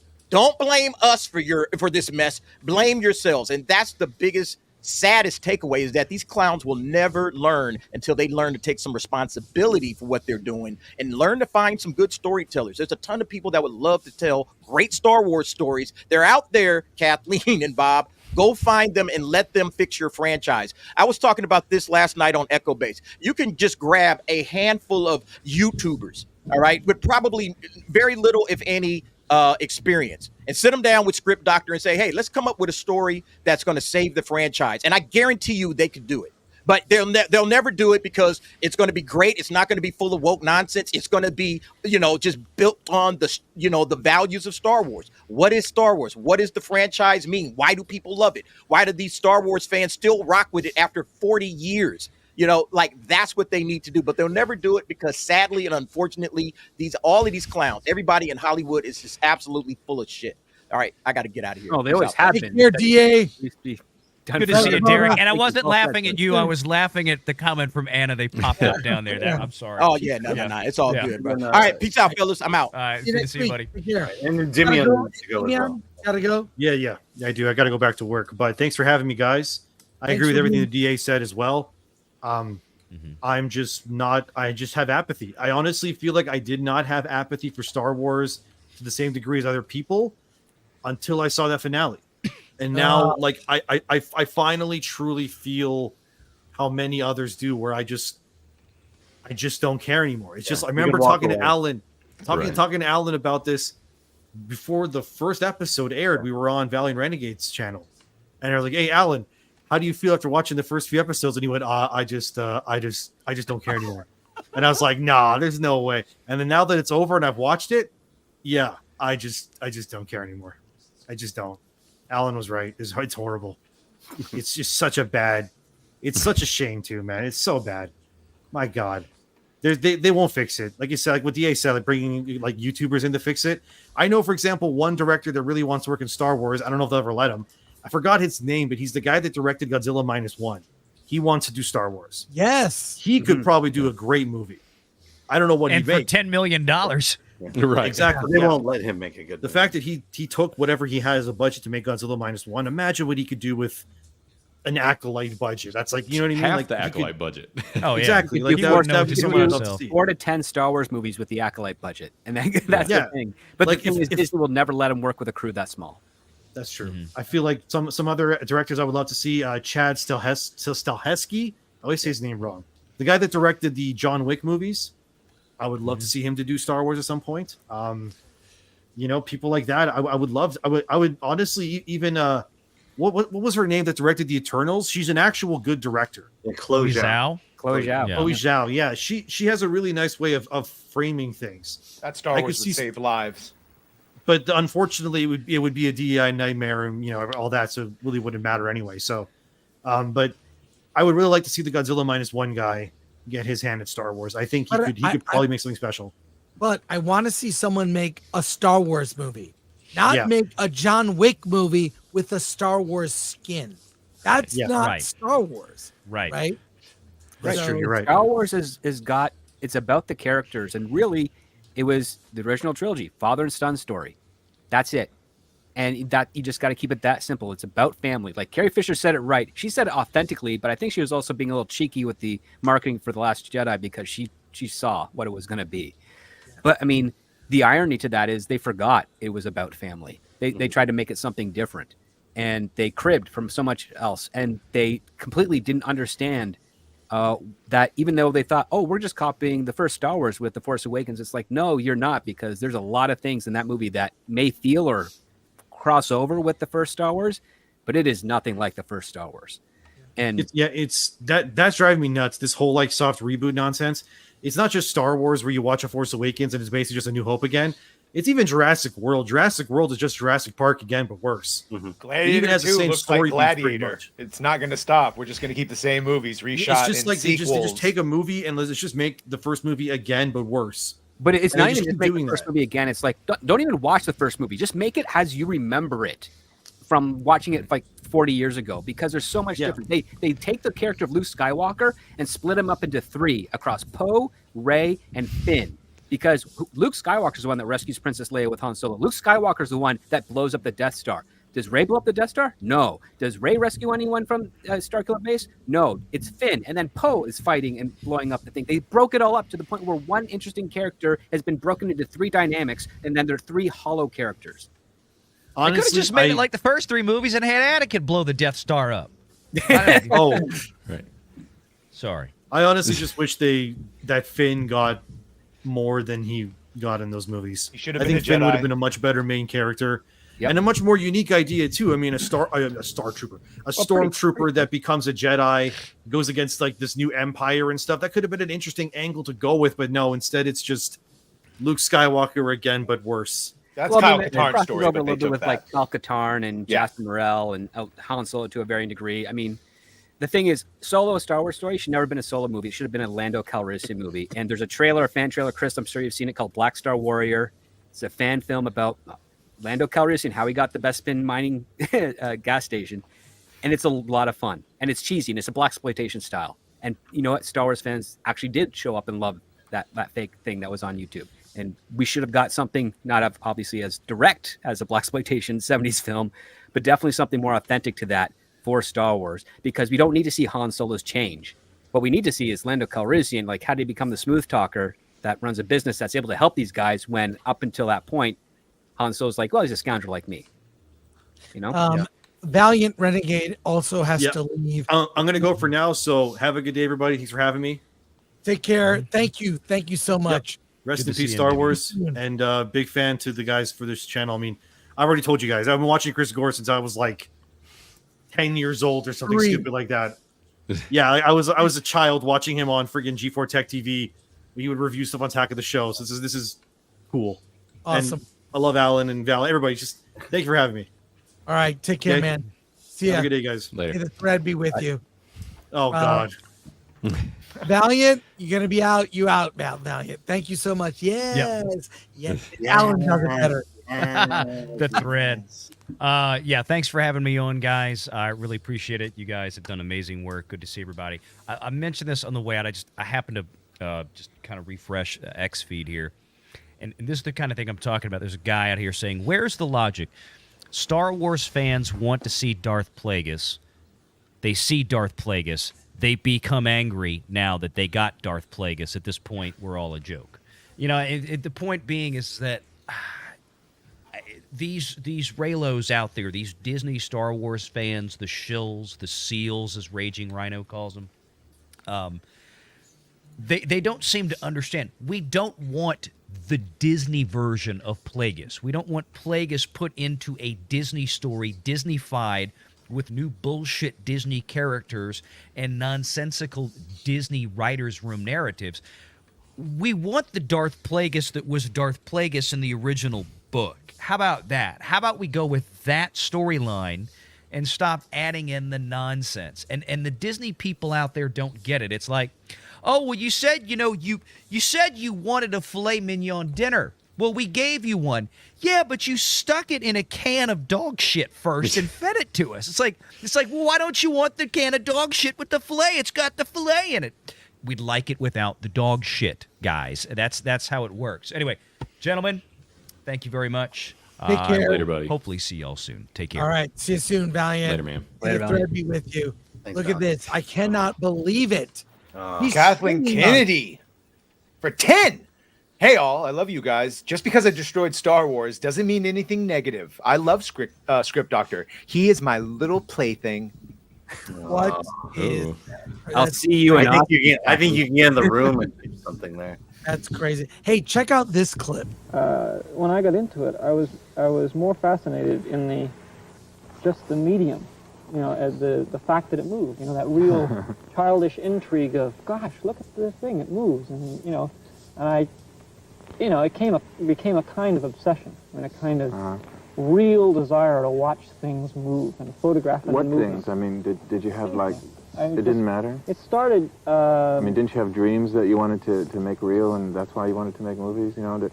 One gets the image of a filmmaker having these, making a film just so he can realize his fantasies or something. Well, I don't know. I got into it. I mean, I think of myself as a filmmaker, and I got into an argument once at a film conference with George Cukor, who really doesn't like the word filmmaker. I mean, he likens it to toy maker, and I think that's a real nice thing. I like being thought of as a toy maker that makes films. Wow. So much changed over the years. Right. Anna, that Star Wars girl, will join us shortly, but we have a lot of super chats. Anyone else needs to go, let me know. But let's get through these, and then, We also have chat eulogies. I just want to make sure we get Yes. Yeah, I do Yeah, have to but- hop, guys. Sorry. Gotta hop. Okay, I've been Blaine. ordered by the boss to go. All right. Visit criticless.com. Get your account. It's an amazing website. It's like a better version of Rotten Tomatoes. That's a great way to put it. Rotten Tomatoes with social and like not lame, but yes. Right. Yeah, exactly. Definitely hop on. Alan's been whipping out some reviews on there. He put some great stuff for us. Right. So yeah, definitely hop on there. There's a lot of cool folks, and just come say hi. And I'll be your MySpace Tom, but just your Criticless Blaine. I'll be your first friend, and come join us. All right. Take So, care, thanks Blaine. for having Thanks me, guys. for joining us. All right. Yeah. Take care. Absolutely. See you Later. soon. All right. Let's go. David R. for 10. 45 years ago today, my folks took us kids to the drive-in to watch the original Star Wars to celebrate my 3rd birthday. To this day, I still remember my awe as I watched Leia's ship soar overhead. And by sore, it really hurt. Yeah. Thank you, David. Will Yum for $2 for Beardo's situation disability. That was fun. The chat off was fun. Beardo is... It's like meeting my counterpart. We should point at each other. Critic Box for 2. Kathleen Kennedy just gave birth to a Xeno baby. Gatekeeper for 20. OT fan. Accepted the prequels. Sequels killed Star Wars for me, especially The Last Jedi. The Acolyte destroyed my memory of the original trilogy. Can't remember the face of what I loved anymore. I don't think I could even watch the original trilogy at this point. Thanks, Gatekeeper. Oliver Laveri Farag for 10. I prefer to remember Star Wars not as something that is clumsy or random, but a more elegant franchise for a more civilized age. It was a good friend, too. May the Force be with you always. Glenwood Reed for 10. 1977. Yep. Nice. Sorry. Nerdy Neo for $4.99. At D-Day Cobra's request, Beardo was supposed to ask Chris to play G&G's video, The Saga Ends. Very fitting video for the funeral of Star Wars. So The Saga Ends. Great Dead Pulio becomes a YouTube member. Greggy Gilgan for 5. Anyone else laugh out loud when May told Pip to brace herself? I did too, because that's not her droid. That's supposed to be Osha that has that connection. And that she, yeah. It's also a droid that's in her pocket. That she, yeah. I suspected this was coming. Great Dead Pulio for 10. As the great god emperor of the Latinx nation and Badger's favorite Latinx, on behalf of the great Latinx nation, we give our condolences to the true Star Wars fans. Thank you, God Emperor. Thank you. Mark Beeman for 50. I remember seeing Star Wars in 1977 at a drive-in. I was 8 years old and couldn't believe what I was seeing. All those moments will be lost in time like tears in rain. Time to die. Remember drive-ins? I think that's our second Hey, they're reference. still around. You get some good deals. Justin Martins for 10. Hey, Chris. Looking forward to the RIP Star Wars commemorative iPad lesbian headlamp edition. Release date? Working on it. Next time I get hacked. We'll do that. Thank you, Justin. Raging Rhino for Raging $30.99. Rhino. Shout out. I am so sorry I couldn't make it. Star Wars means so much to me and so many others. It's a sad time to be a Star Wars fan. Disney can keep effing it up. RIP Disney Star Wars. We've got real Star Wars to keep us going. Long live, I'm assuming that means, George Lucas, Star Wars, and the EU. Yeah, shout out, cheers, heart. Yeah. Thank you, Ryu Raging for 2. Rhino. Ryu for 2. May the Force flow within all of us. Super Grova for 5. To all who saw Star Wars in the theater and spent time arguing over who gets to be Luke and Vader, put a hooah in the chat and hit the like. May the Force be with you. Graph Web for 2. In the name of all that is holy, hashtag cancel Disney Plus. Oh, is that how that goes? Well, I already gave him one sing. I can't give him 2 singings every time. Come on. Snoram Alaru for 20. You can like or dislike as much Disney Star Wars as you like. The treatment of fans has been abhorrent. That's why I won't miss Disney Star Wars. Hail to the era before the dark times, before Disney Star Wars. Oh, Kathleen's back. She's like a bad tick. Kathleen Kennedy for 10. This is all beautiful and all, but when is my little Valiant going to submit to me? I need him. Bow to me, my little boy. Pass along the message. Thanks, Kathleen. Israel R for 20. Real Star Wars lives in our hearts and memories. I will continue to watch OG, play the games, read the books, but after The Acolyte, it's clear that Star Wars is dead as an IP. Hashtag RIP Star Wars. God bless. Thank you. Larry Bard for 5. Star Wars, always in my life. Love the prequels as much as the original trilogy. Grew up with them. The Force Awakens scarred me. Never watched any more Disney Star Wars. Would agree, Larry. Mr. Insanity loves me, let me tell you. Mr. Insanity for $4.99. How Acolyte got doubled the budget of Kenobi is mind-blowing.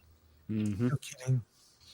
Septo Micron for 10. The galaxy far, far away has crossed the cosmic horizon. Although I watched the red shift fade until I wasn't sure it was even still there, I will always remember those stars at their brightest. The Force will be with you always. Frozen Bill Killer for $19.99. Thanks to all who contributed to this. think it was perfectly timed. Up until the Acolyte, some of us still had hope for possible resuscitation, but now we all know that it's over and we can get some closure. Drake Timbershaft for 5. KK. Ha ha ha! I ruined Boba Fett and Obi-Wan Kenobi. Fett and Kenobi. Revan, run! Run! Dear God, yes. Revan and Kyle Katarn, I'm so afraid for. Common People for 5. Father Christopher and Pope Ing are giving me impure thoughts. As you should. Super Grover becomes a YouTube member. Dragonwise for 199. Thank you for this. Y'all are awesome. Hail Badger. Hail Dragon. Hail Badger. Yes, thank you.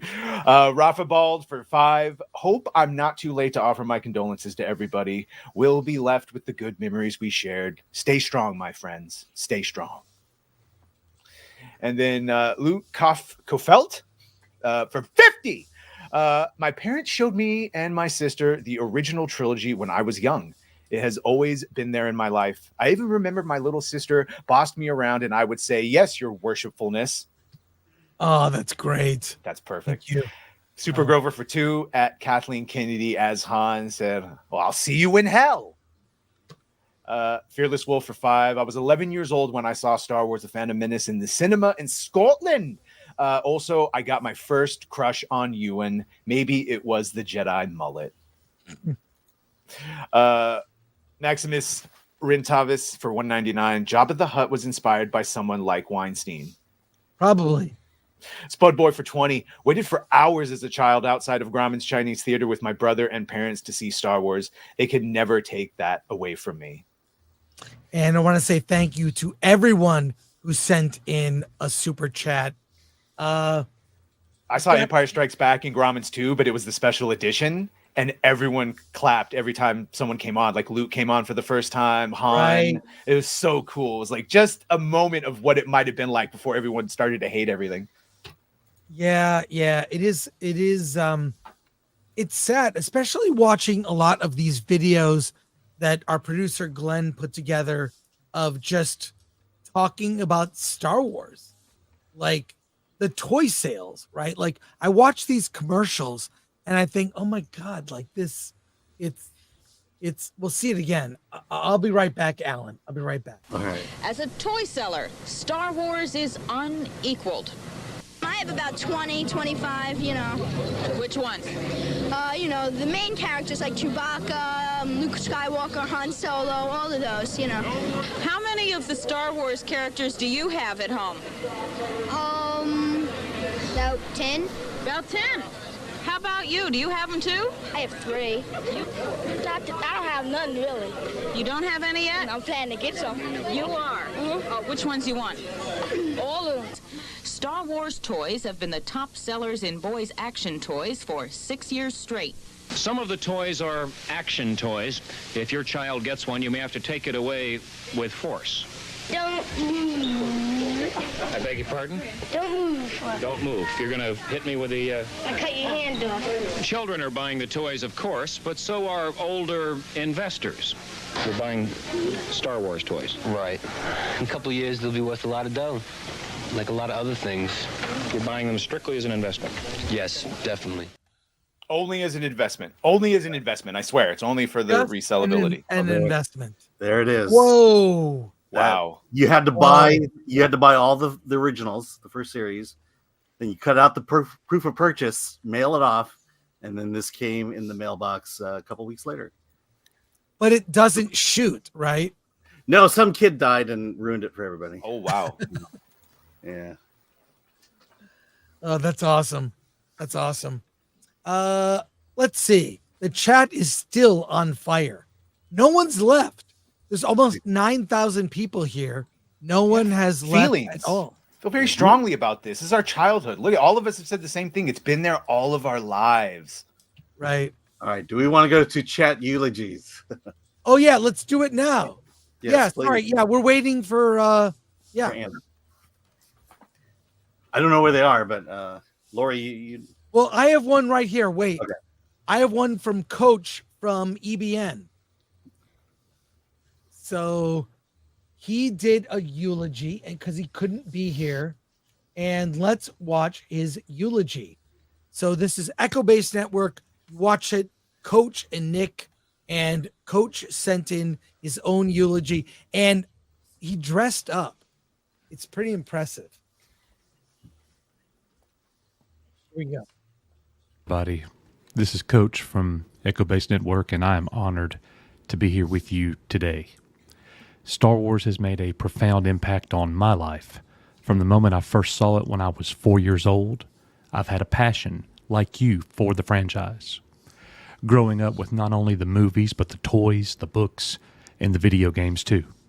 But we gather here today with heavy hearts to mourn the passing of a once unstoppable force. Born from the mind of George Lucas, Star Wars wasn't just a story, it was a universe. It was a flickering hope in a cynical age, a call to adventure for the young, a reminder of the timeless struggle between good and evil. We met farm boy Luke Skywalker, dreamt of wielding lightsabers with him, ran around our backyards with toy X-Wings pretending to be Luke. And we cheered as he faced down the tyrannical empire. We felt the wisdom of Obi-Wan Kenobi, the power of Darth Vader's rage, and the unwavering loyalty of Han Solo. But with all things, change came. Star Wars was acquired by a new power, a corporation fueled not by the Force, but first by profit, and then agenda. The stories that flowed forth became muddled. The characters, one-dimensional echoes of their former selves. The Force, once a mysterious energy field, was reduced to a plot device, and now a witch's coven plaything. We saw the Skywalker saga, the heart and soul of Star Wars, twisted and cheapened. New heroes were thrust upon us, lacking the depth and struggle that make Luke, Leia, and Han so relatable. The lightsabers, once symbols of elegance and power, became toys in the hands of the inexperienced. We've seen levels of apathy from the fan base that were at one time inconceivable. It truly is a dark day, a dark moment, as we reflect on what Star Wars became. And that is why the abomination of Star Wars under the Walt Disney Company must never be called Star Wars. Star Wars, my friends, was the golden age, the age of George Lucas, the age of good versus evil, and good, old-fashioned storytelling. To conclude my eulogy, George Lucas once said, "There are a lot of negative influences out there. I wanted to create a positive influence, something that would say, hey, there's hope. George, you did it better than anyone else, and we will always be grateful. May the Force be with you, always." That's beautiful. Well said. Did you see what Kathleen said? Even she liked it. Yeah, really? Yes. Yes, you see her for 10. Oh, wait. Okay, let's go to it. Yeah. Kathleen Kennedy. It's Coach. I mean, what do you do? Kathleen Kennedy for 10. Not going to lie. I love this man. I think we're luring her away from the dark side. And we do have a lot of, you know what I'd like to do, Atomic Glory? We will take, people did written eulogies. They did video eulogies. Let's take that document, put it in the description.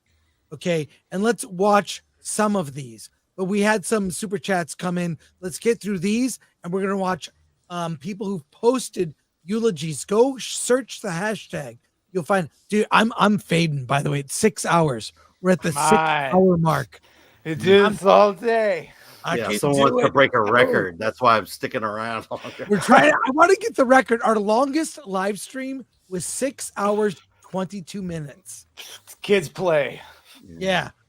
So let's go. Let's just say there was a slap that extended that one out. Oh, I know what you're talking about. Yes.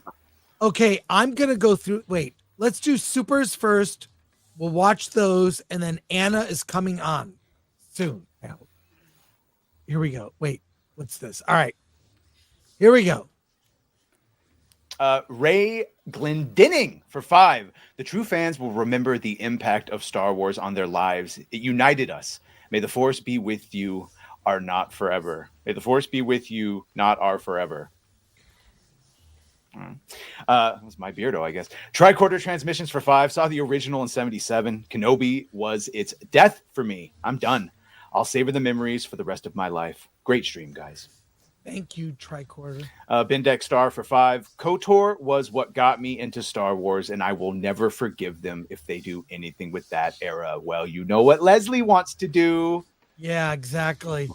Jonathan for 5. Bought my funeral shirt today. This franchise meant so much to me and all of us, and Disney killed it. Anyone still excited for Babylon or Balon? Oh, Balon Skull. Yeah, and Thrawn. God bless. Yeah, Balin from the Acolyte. Or Ahsoka. Carlos Rue for 2. Audio Star Wars. Until the day we meet again. Joiger for 10. Things can still get worse. Kathleen could hire Zack Snyder next. Doesn't She already hired him like a decade ago. Yeah, I was saying, does she have? He has like 8 more parts of Rebel Moon to release because they didn't want that. Right. Yes. And you know what? They were right to turn it away.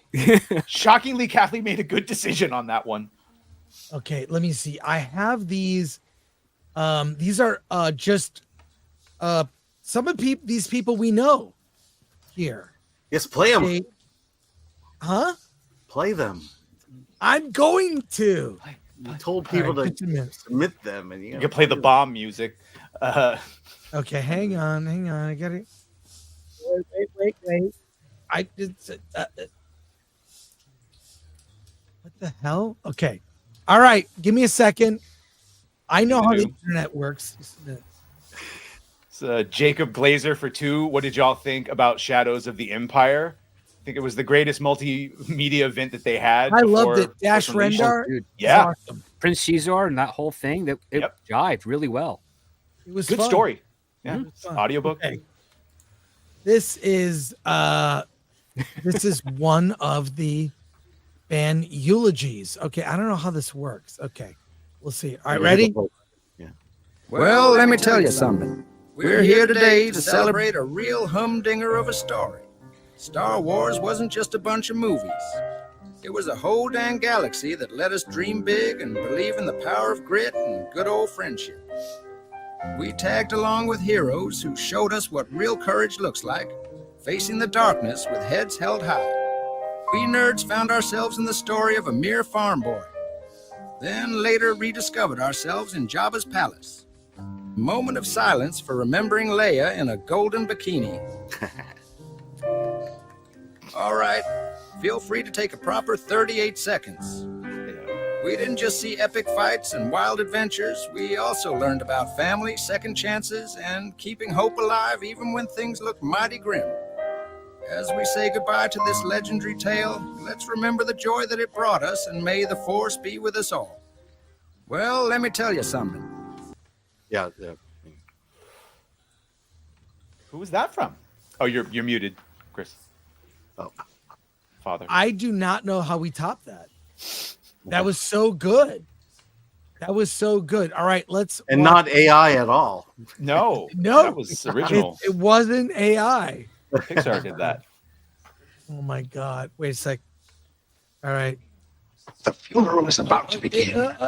I got it. Alan, stick with me. This. Okay.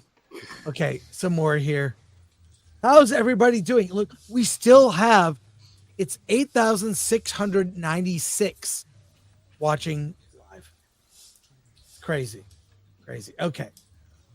Here we go. Okay. 59 seconds. The funeral is about. Share the Thank screen. you all for being here today. I am Jeff from the Sons and Shadows podcast. Oh, shout out to Sons and Shadows. Yeah. All for being here today. I am Jeff from the Sons and Shadows podcast with a special little eulogy for Star Wars. Thank you so much for all the memories. I grew up with you. I wore a stormtrooper costume when I was a little kid, and you've given me so many wonderful memories until you didn't. But I appreciate you for all that you did for me and my life growing up as a science fiction fan. And I just want to say thank you for the good memories. And once you got turned over to Disney, it was a very sad day. We had to put you on life support, and it was good. It was real, but it wasn't real good. And when you die, you think you go to heaven. You come to us. Thank you, everybody. Have a good one. Let's party! Woo!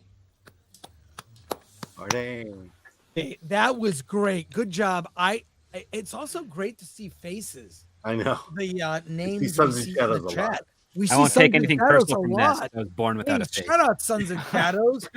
You're awesome.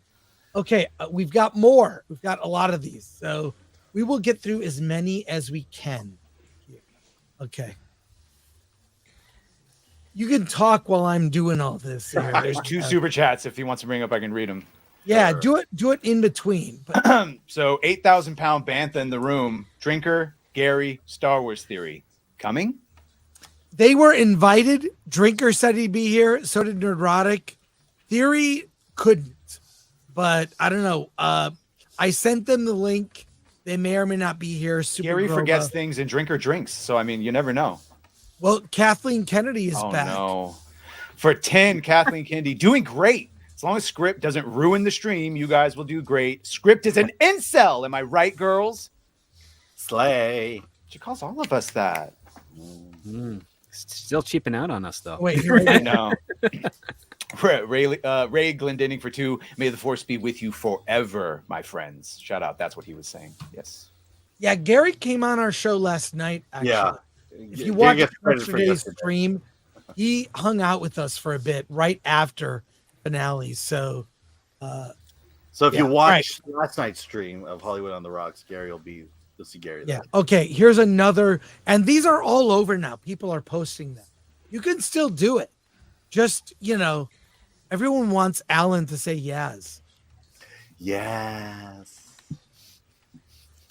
The patriarchy. Yes. God. Yeah. All right. I don't know what this is. Let's check. Yes. Okay. That really did dunk. That is truly Star Wars. Because it's not Star Wars no more. No. That she's the first one to use the Force choke. A little quiet. You have volume on that? Remember when Luke said, "Now my father truly is." Yeah, that's how we feel about Star Wars right now. Why you keep doing this to us? Oh, sorry, Chris. You're muted. We've got links to all of these. Yeah. In the description. You can unmute me when I come back. Just mute and unmute. Well, you stopped suddenly. Let's just say that. That's exactly. Yeah. It's like we're driving in a car together. It's a long road trip. All right. Wait, a couple more here. I know there are more on the internet, but these are the ones we collected. And people did written eulogies. Hello from Canada. Thank you. Hang on.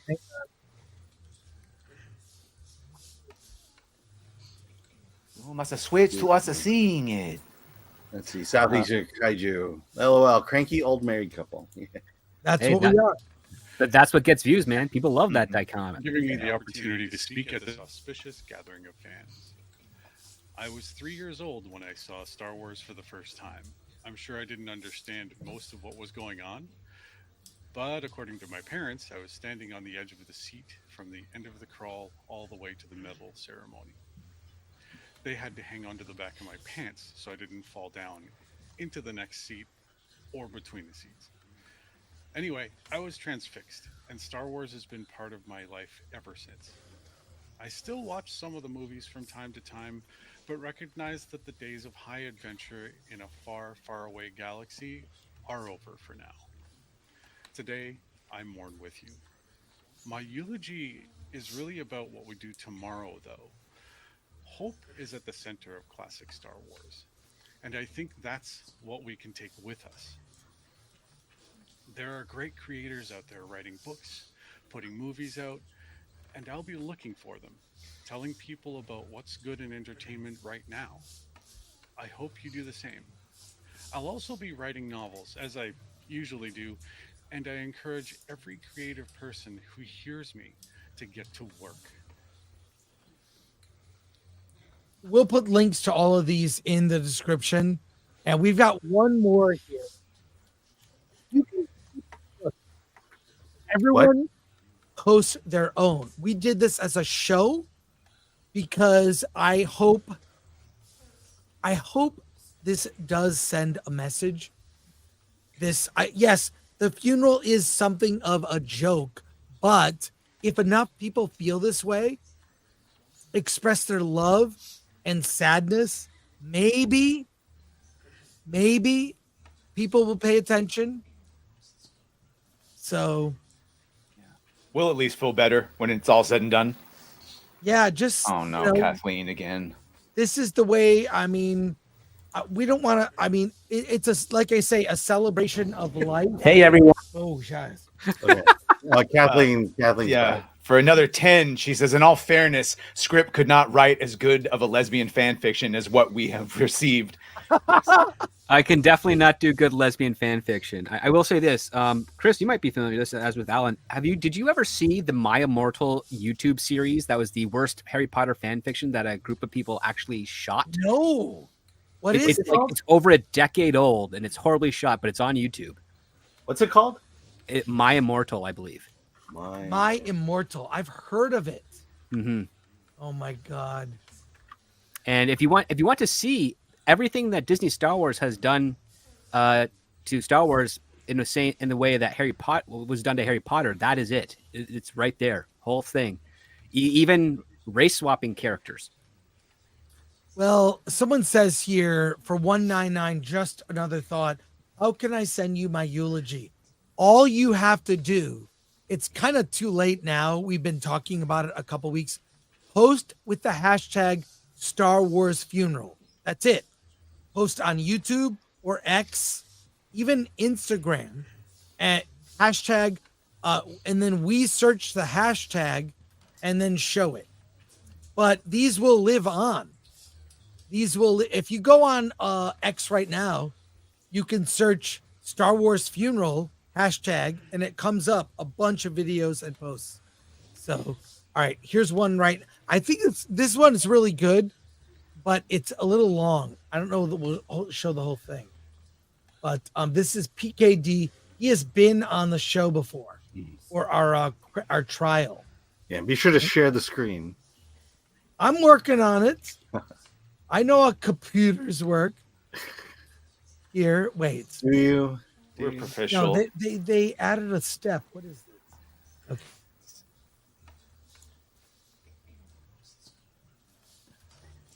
Hey everyone, it's Journey with PKD coming back at you with another video. But today, folks, it's a somber one. For today is officially Star Wars Funeral Day, where the folks over at Film Threat, Chris and Alan, are gathering fans from around the world for all of us to collectively express our condolences, offer our sympathies for the death of one of the greatest film franchises the world has ever known, Star Wars. If you ask me, why is this important? What do you mean death? What do you mean funeral? Well, I would say, what makes something alive? And when it comes to Star Wars, what makes it alive, I think, and George Lucas said this himself, it's the mythos itself.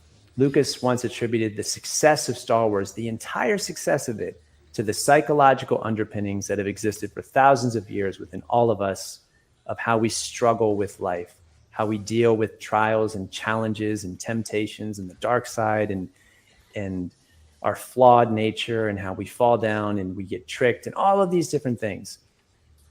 Lucas also said he wanted Star Wars to be a vehicle for kids to learn how to become better adults. And that's so important to know. It's not just lightsaber scenes and fancy battle sequences and these things. That's fun, but that's not the essence of what makes Star Wars Star Wars. If we need any more contrast of that, we only need to look at the last 10 years of what we've been given.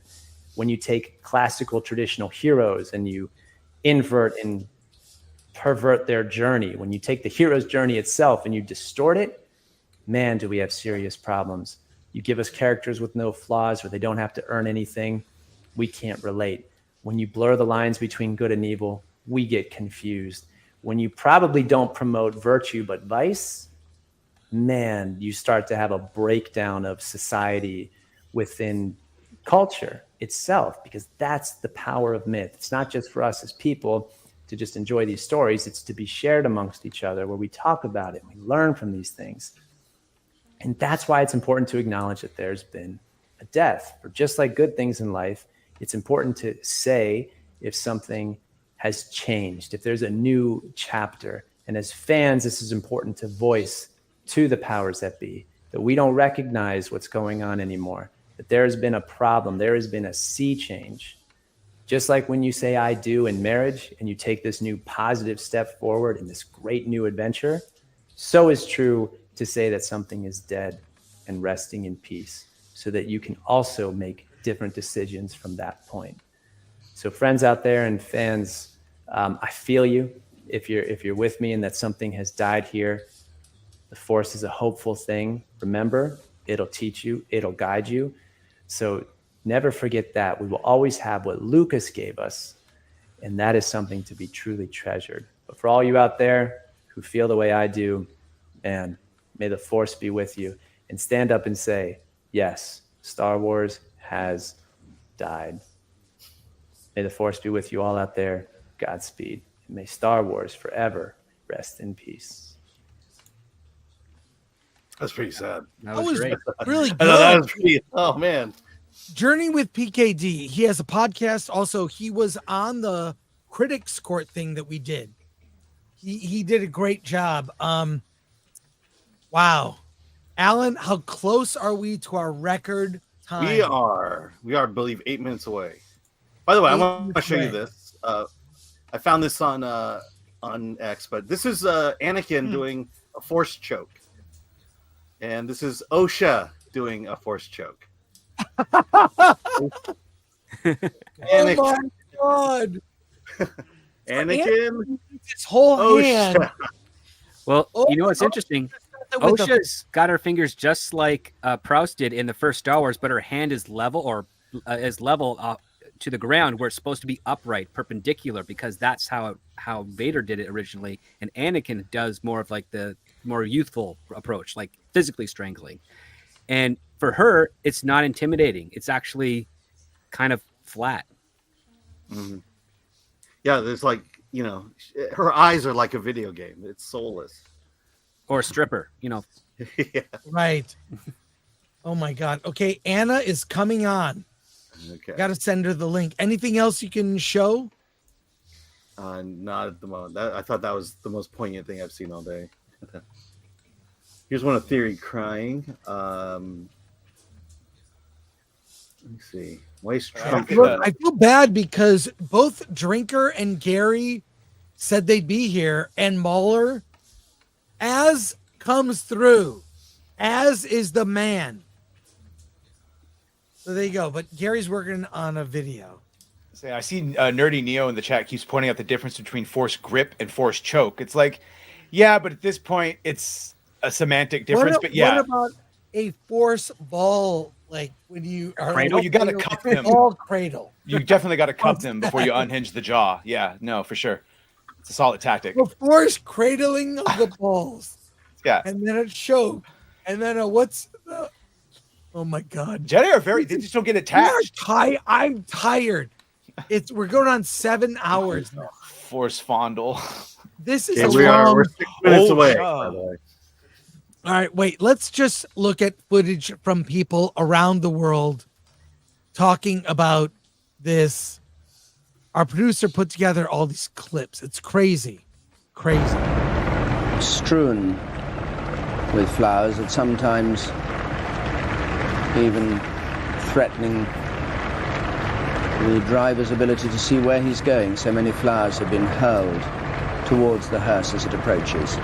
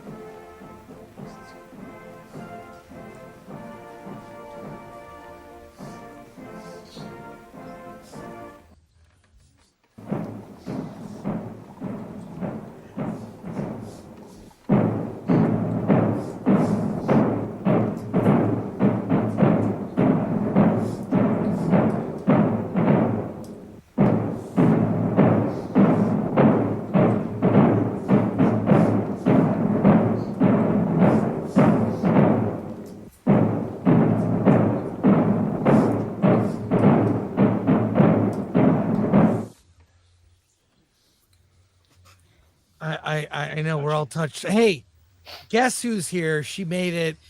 Anna, that Star Wars girl. Hello. How are you, Anna?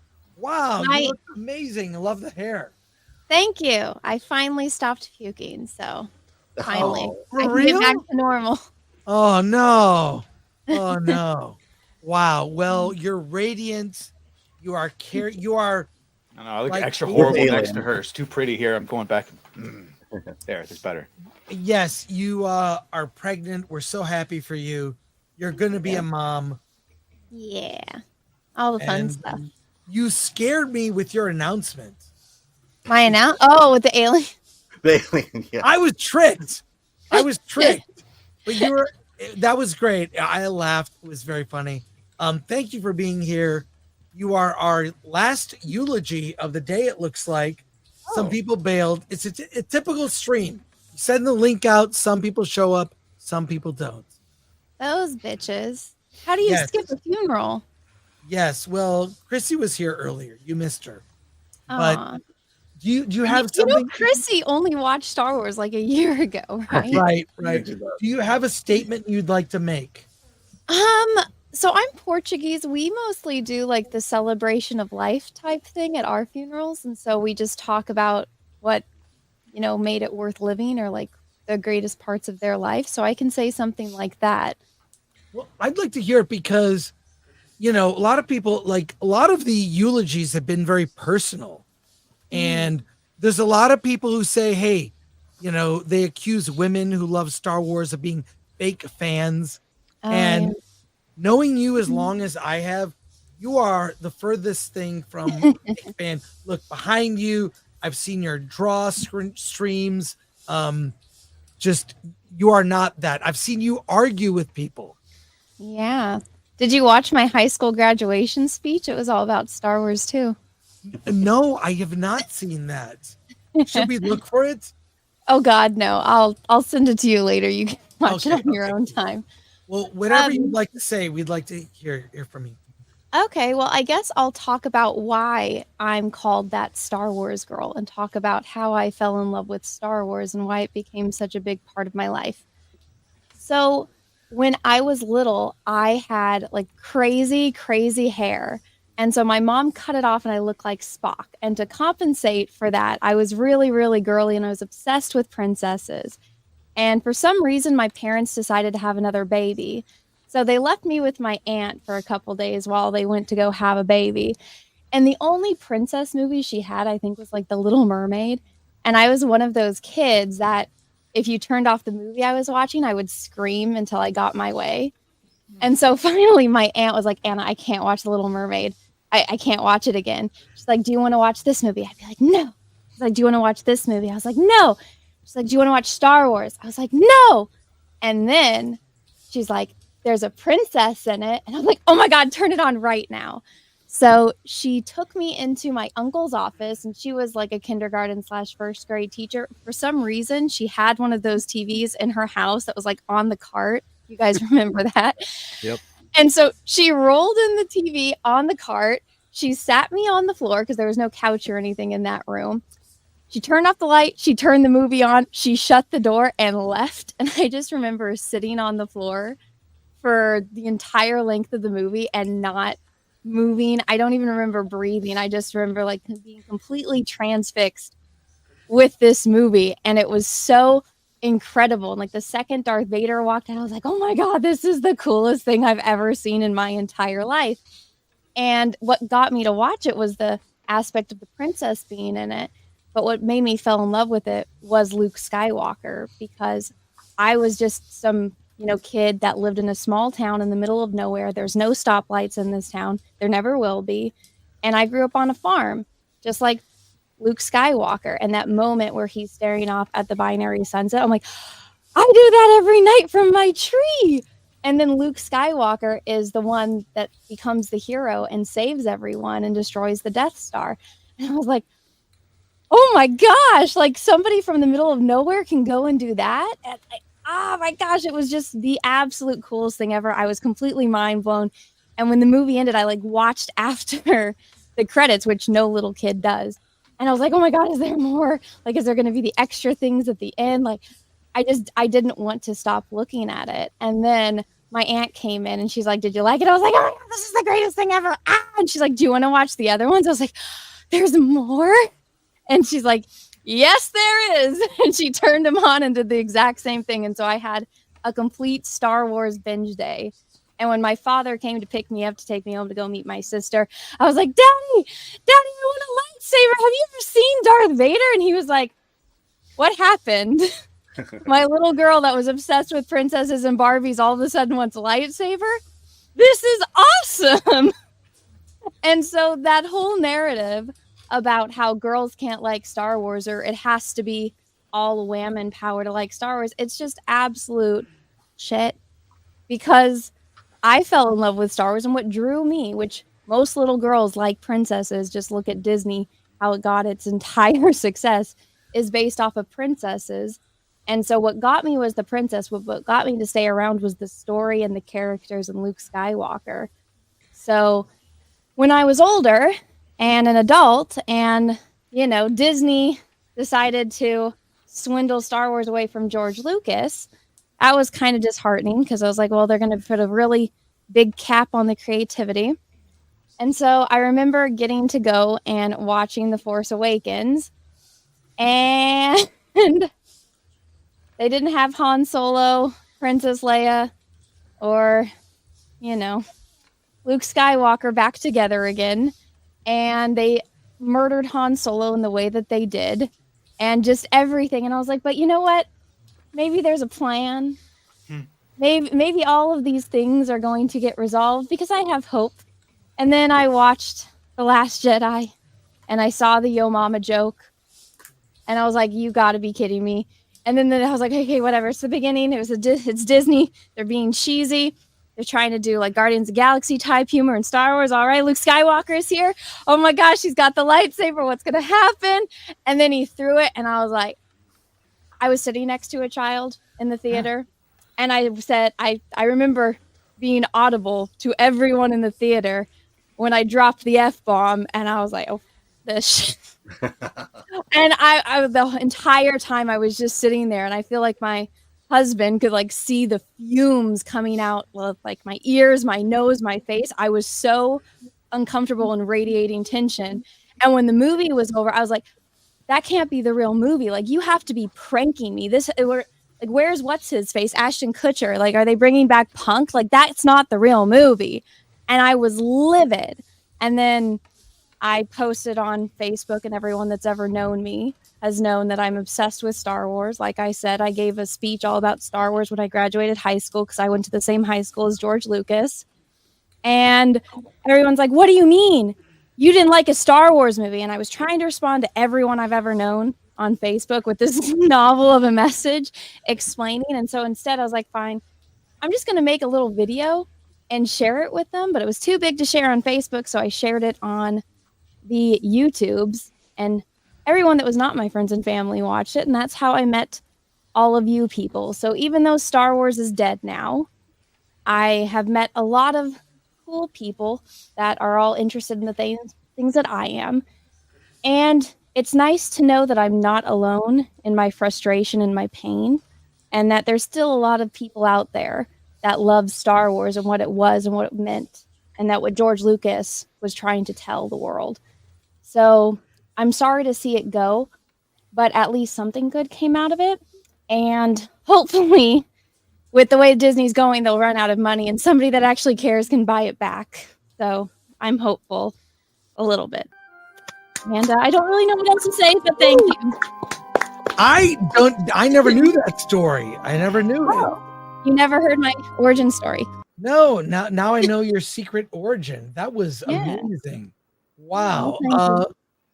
That was great. And people were posting in the chat, this is the best closer, because you're our last eulogy for the day. And we have the line. What's that? This is our longest stream ever. Officially our longest live stream ever. And we still have a bunch of super chats. If you want to stick around, you don't have to necessarily, but yeah, I got like 5 minutes, but if you're still doing it when I come back, I'll pop back. Well, you got to go. Okay. Yeah. I got 5 minutes. Yeah, but yeah, we've been at this since 1 in the afternoon. Yeah. So, it's Oh, been by the fun. way, Kathleen Kennedy has a message for you. You should have two, I think. One of them, Kathleen Kennedy for 10. I don't understand. Why don't you hate women, Anna? And then I hate Kathleen certain Kennedy women. again. Yeah. Kathleen Kennedy for 5. Star Wars girl is a disgusting incel. No offense. I'm pregnant. Kathleen doesn't want to upset her. Yes, I'm an incel. I'm growing a human currently. Oh my God. What kind of human? A boy. Yay. Oh, real All right. incel. I got what I wanted. All right, now, Congratulations. do you have names? Are you You should. I'm not going to tell the world my No, baby no, name. but you will announce with a video where you trick us. You know what? Anakin. I think okay. So you know how boys name their boys after them? I offered my husband, I was like, do you want to name him like after you? And he's like, no, not really. That's not his thing. And I was like, okay, perfect. 'Cause I've always wanted to have boys and I want to name them after me. Now listen to these two boy names that have my name in it. Okay. Anakin and Indiana. Ooh, Named the dog Indiana. Indiana. Yeah, no, Anakin's Like Indiana. Yes. So I want two boys and I want them to be named Anakin and Indiana. And he said no. Oh. Well, there I you go. know. Well, So I'm those are good letting- nicknames. Yes, they are. I'm letting him pick the first one, so maybe the second one I'll get my name. So Yeah, you should have them close together so they're Mhm. friends and can play together and all that, share clothes. I'm gonna see how painful this is before I do that. Yeah, well, I watched Chrissy Mayr did her like birth story. I'm not doing that. Right. It sounded crazy. Crazy. I just found out how expensive it is to have a baby in the state of California, even with insurance. It would be free if I crossed the border, but I did not. I was born here and I pay taxes, so it is astronomically high. And I was like, I think I can suck it up and just have it in my bathtub. Like I'm at that point now, so Wow. I might be doing it just because I'm not paying that bill. Interesting. Yeah. It costs you money to give birth, but it's free to do the other. It's free if I came from Mexico here and gave birth. Oh, that's true. Actually, if it'd be free if I- you gave yeah. birth in Canada too. We cover that. I refuse to acknowledge that place as a country, so I will not be going there.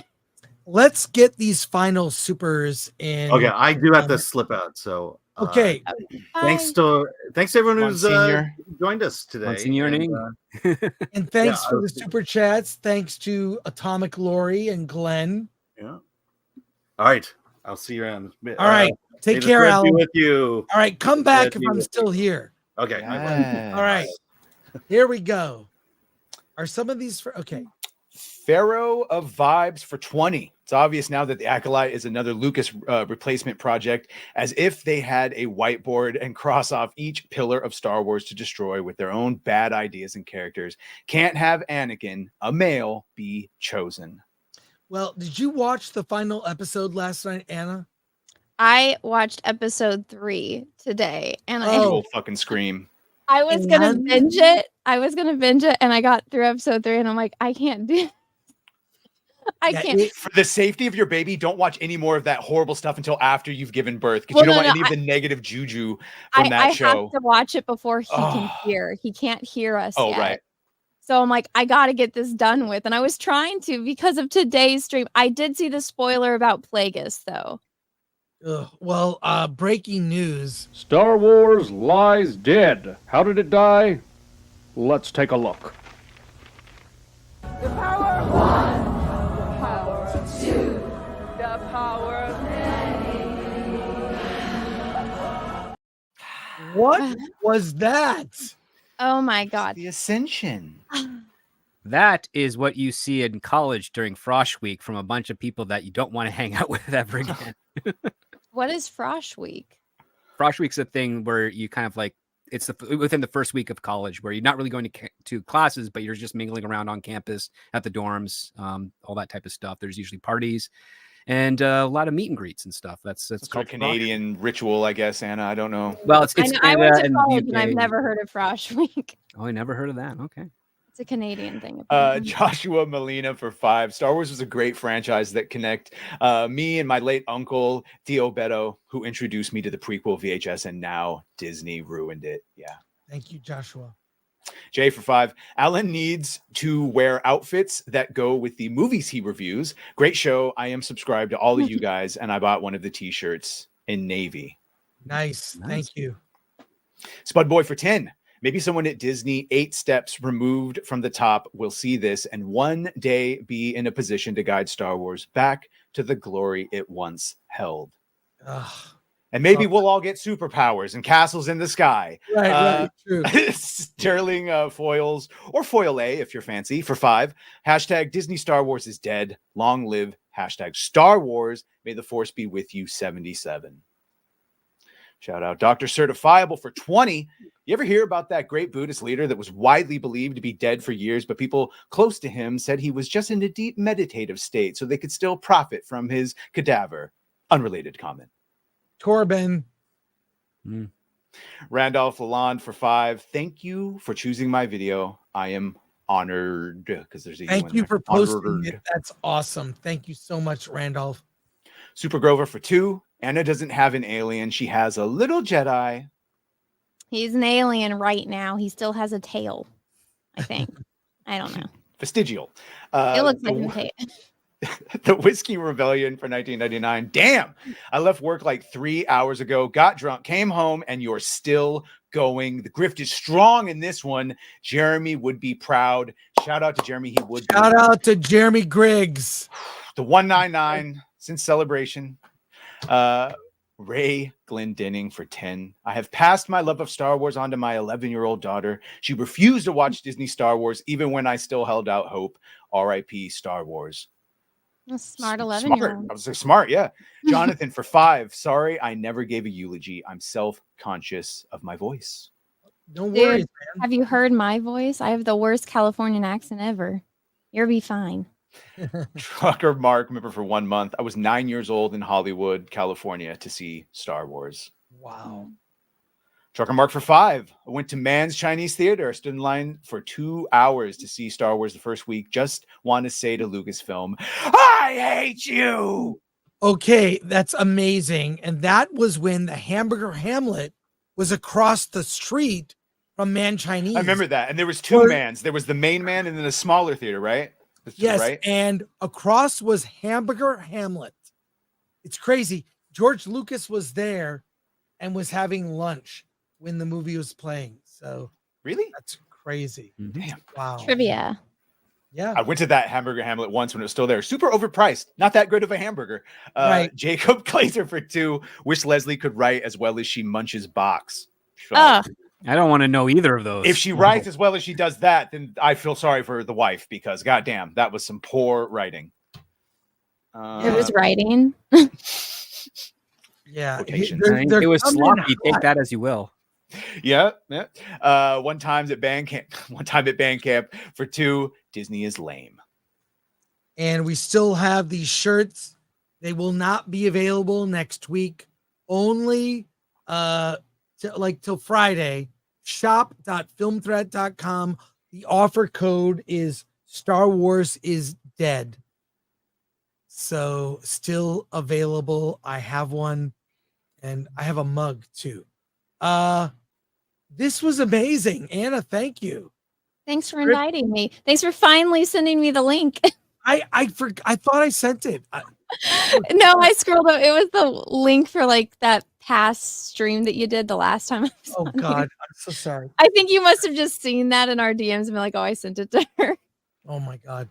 But thank you so much, Script. Always love having you. I always love being here with you guys. As I said before, I've been reading Film Threat since I came to Hollywood because I'd always Oh my God, the magazines and even some of the old ones that are just printed on Xeroxes. Like I've been doing Film Threat since before Anna was born. I think before all of you were born. I was born in 84, so I think 85. Yeah. No, 85 is when I started it. So Script got you, but yeah. Oh I my was not goodness. alive. Yes, you definitely. My parents had not met each other yet. Yeah, and you're not going to Comic-Con in San Diego. Somebody has offered me a badge. I had mine revoked. So I don't know. I'm up in the air about it just because I would have to come by myself, and I haven't driven that long by myself in this condition. I'm feeling better, but I don't know. Well, let me know if you go down there. I'll be there. Are you okay to go to a con? Of course I am. Look at me. I'm a priest. I know, but I mean, after the stroke and everything, are you going to be okay? Well, the only thing that's affected is my voice when I get tired. But everything else, I'm fine. Look at me. Yeah. Virile. So, what we are going to close out with some videos while I wait for Alan to go back. I have some videos I did not get to play, and I want to share them. But I want to thank everyone here just for coming on the show. Badger, thank you so much, dude. I'm going to see you in San Diego, right? Yeah, I will be there. Yeah. All right, I will see you in San Diego. Well, I'll see you Monday before then, but then yes, I will see you at the meetup for sure. Yes. I'll see you there. We've got we'll just do this. Say real quick, I never actually gave my eulogy, but that's because I knew we were going to be hearing people all day. I just want to say it's because to me, Star Wars, no, don't make me full screen. To me, Star Wars is still the expanded universe. I still love and cherish this. All this was a funeral for Disney Star Wars. So yes. I to me, it has just cemented that, the IP is dead going forward, but it is alive and well in the past. We got everything up until Disney took over. We got Star Wars Legacies with Cade Skywalker, if you want, after Luke Skywalker. And we got 30,000 years worth of expanded universe, literally, of stories. So Star Wars is alive and well, but Disney Star Wars is dead. And that's what this funeral was for. And may Disney Star Wars not rest in peace, but screaming in chaos. Well, I can't wait to see you in person in San Diego. I'll Absolutely. be there. Yeah, man. Be there. And So- everyone that shows up there, it's going to be great. Yeah, it will be awesome. Thank you, everyone. The chat, you were amazing. We had over 8,000 people watching the whole time. This is a record for us. Our longest live stream. Trucker Mark for 2. I just ordered a shirt. So there you go. You're Thank you, like Mark. 20 minutes away from 7 hours. You should just keep going. Should I keep going? I can hang in 20 minutes if you can. It's up to you, man. Oh my God. Well, I got to take a break to go to the bathroom. Great. I can talk to Anna about Captain Marvel, because that's what got me to her channel and this whole. Do I really have to talk about? No, you don't. I was just going to thank you for making that video. Do it. No, because Go it's to the my bathroom, origin. Chris. All right. Go pee. Oh, Go okay. pee. I'll do that. You guys talk amongst yourselves. Yeah, no, Anna, you made a basically like you're not a horrible person if you don't like Captain Marvel. I'm a girl and I don't like Captain Marvel either. And it was the first one I saw. I was like, oh look! I showed all my friends like, look, see, we're not, because it was the first time we had really been attacked for not liking because it was a girl. Well, Ray sort of, but yeah. And so your voice was a welcome one. Aw, I'm sure thank Kathleen you. won't like that, but Yeah, no, I don't think they like me very much. Nobody No, at but- Disney likes anybody. I mean, they That's- never have, never will. you can really tell that in their products. That's the one thing I think everyone has noticed is just how much it feels like they hate you when it comes out with a new Acolyte, all of them. It used to be a silent hate, and then the media got involved and said, no, let's talk about how much they hate you, but we'll use it with our voice instead of theirs, just to give you some logical separation. But, I mean, the actions of such a company, which, again, I've always been very resistant of any company that likes to advertise and promote children's entertainment and the safety of children, because that is really just saying, hey, guess what? We care so much about children. Why don't you come by here if you really like children? Because we'll accept you. And no, I don't dig that. I don't dig that one bit. And that's why I went to Warner Brothers for cartoons, because they never cared or advertised about that. They said, hey, here's this cartoon, a Bugs Bunny blowing up Elmer Fudd. Sure, you don't think it's appropriate for kids, but kids love it, and so do the parents. Yeah, I think it was fine of Disney advertising for kids and a safe space for kids when it wasn't the wrong people behind the scenes. It was something pure in like the 90s and early 2000s. That definitely changed, and now we see it in a lot of their. Shout out to James O'Keefe and Film Threat for those D-files and the Disney tapes, because yeah, it's pretty not okay when you actually hear what's going on behind the scenes over there. But at least we have the past. We have said Legends, which they're going to keep stealing from. Yeah, remember, legends don't matter. They don't exist, but they're going to steal from it occasionally So when we'll they take all need the it. best ones. Yeah. Take all the Oh best my ones, gosh. ignore the How new ones. bothered were you when you saw Plagueis? Okay, so I was like, in part, I was relieved. Like, okay, so at least he's still there. But then I was terrified because I realized, oh shit, they're really going to step all over it. And she said she wants to do that in the interview, by the way. She was like, if I ever get more, I want to go all over it. I can't remember who was on earlier. I was listening while I was editing something, and he said something about if they do that show, they're gonna make Plagueis and Sidious like gay for each other. And Beardo was saying that earlier. Okay. Well, so I disagree because they're not going to want to put that much money into CGI. I think what it's going to be is they're going to show Sidious as like gay, and then Plagueis will kill his gay lover, which will make Sidious kill him in his sleep. I think that if they did that, that's what would happen, because they'll probably have Plagueis like barely in the show. They'll just trample everywhere they can. Well, that's a character that George Lucas created that was, mentioned, and then they have the book for it. It's a character that everybody likes. And it's I think consistently, when someone says, what's the best EU book, most people will say that Plagueis novel. And that's the one, of course, they're going to take. And then they'll go for Knights of the Old Republic, and they'll just go systematically, star system by star system, until every beloved property has been taken. Well, it's so dumb. It's like, you guys want money? Okay, who looks like Revan? Oh, is that guy called Keanu? Oh my God, he'd make $1 billion. How much do you think people would freak the F out if they had Keanu as Revan? And yeah, you can make him younger, right? Like, I know he's too old now, but de-age him a little bit. He still looks great for his age. You could do KOTOR 1 and 2, and then, you can do KOTOR and then have KOTOR 2 be like a spinoff, or you could just make the movies with Keanu. They could do everything. They have Sam Witwer. They could do Force Unleashed. They could do an entire series of his Secret Apprentice. They could do everything, and they choose not to. Well, they will be doing none of that. Yeah, you know why? It's because it's men, and they're fake geek girls, so they don't know anything about it.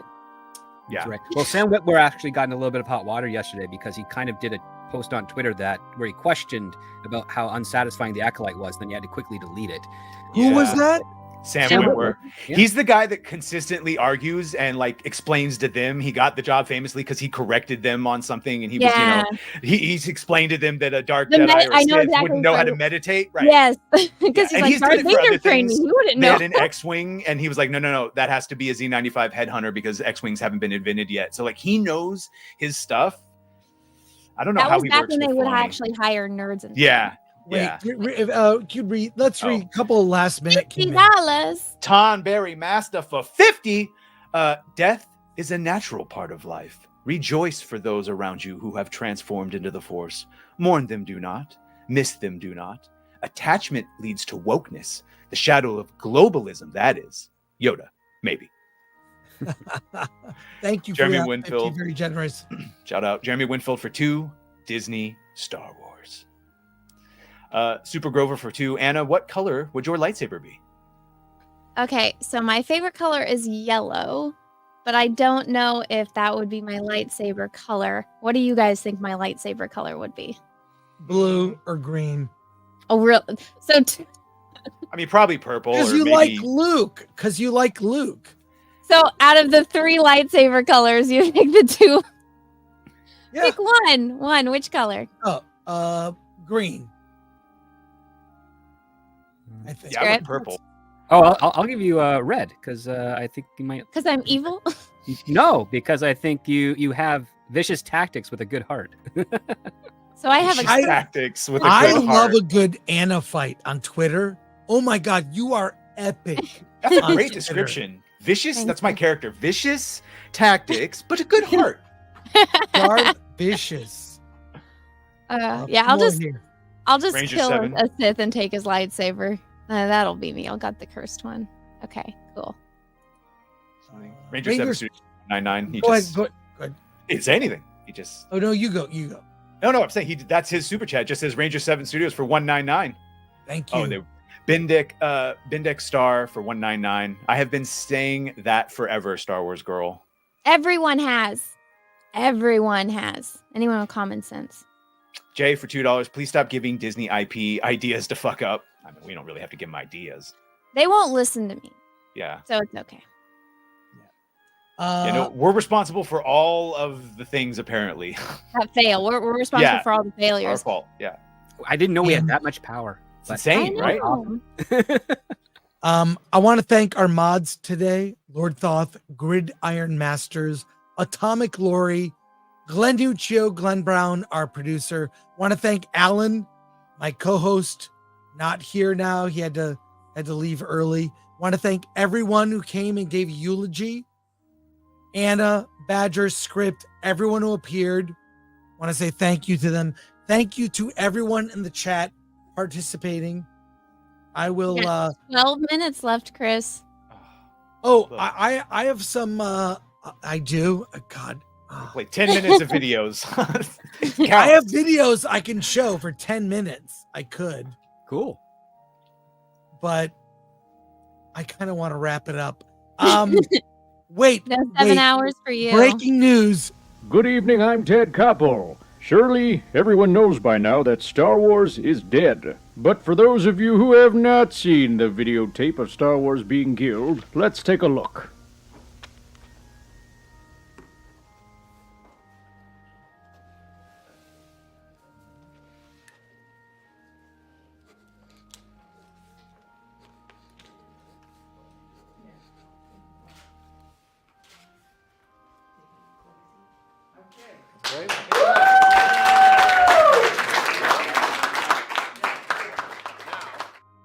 It's really hard to watch that. Every time it's just as hard.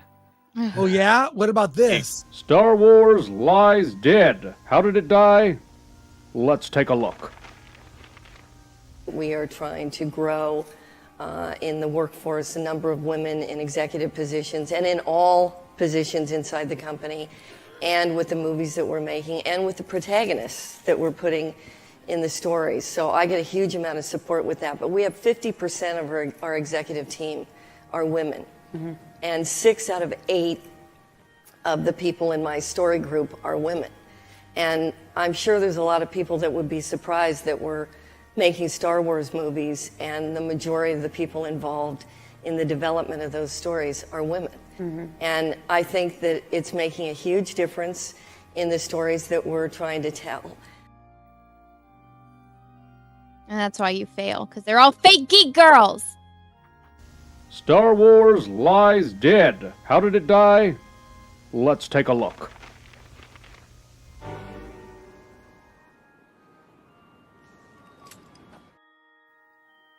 I hate watching that scene. Is that traumatic or what? Oh my God. We are going to leave it there. Wait. Oh, Dragon Wise for $1.99. Sorry. My lightsaber would be orange. Okay. Ranger 7 Studios for $10.99. I was almost 2 when I saw Star Wars at the drive-in. I remember playing on the playground in my feety PJs before the movie. That was my first childhood memory. Wow. Wow, that's awesome. Thank you. All right, we are going to leave it there. I'll be 9 minutes. 9 minutes, Chris. Guys, keep sending Chris super chats so he can't end the stream. That is true. If you keep sending super chats, I have to keep reading them. Thus, he can't end the stream. Sorry.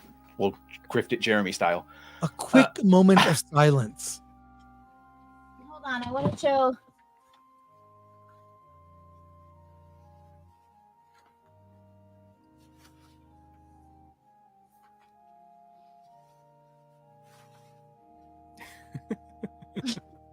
Oh, my goodness.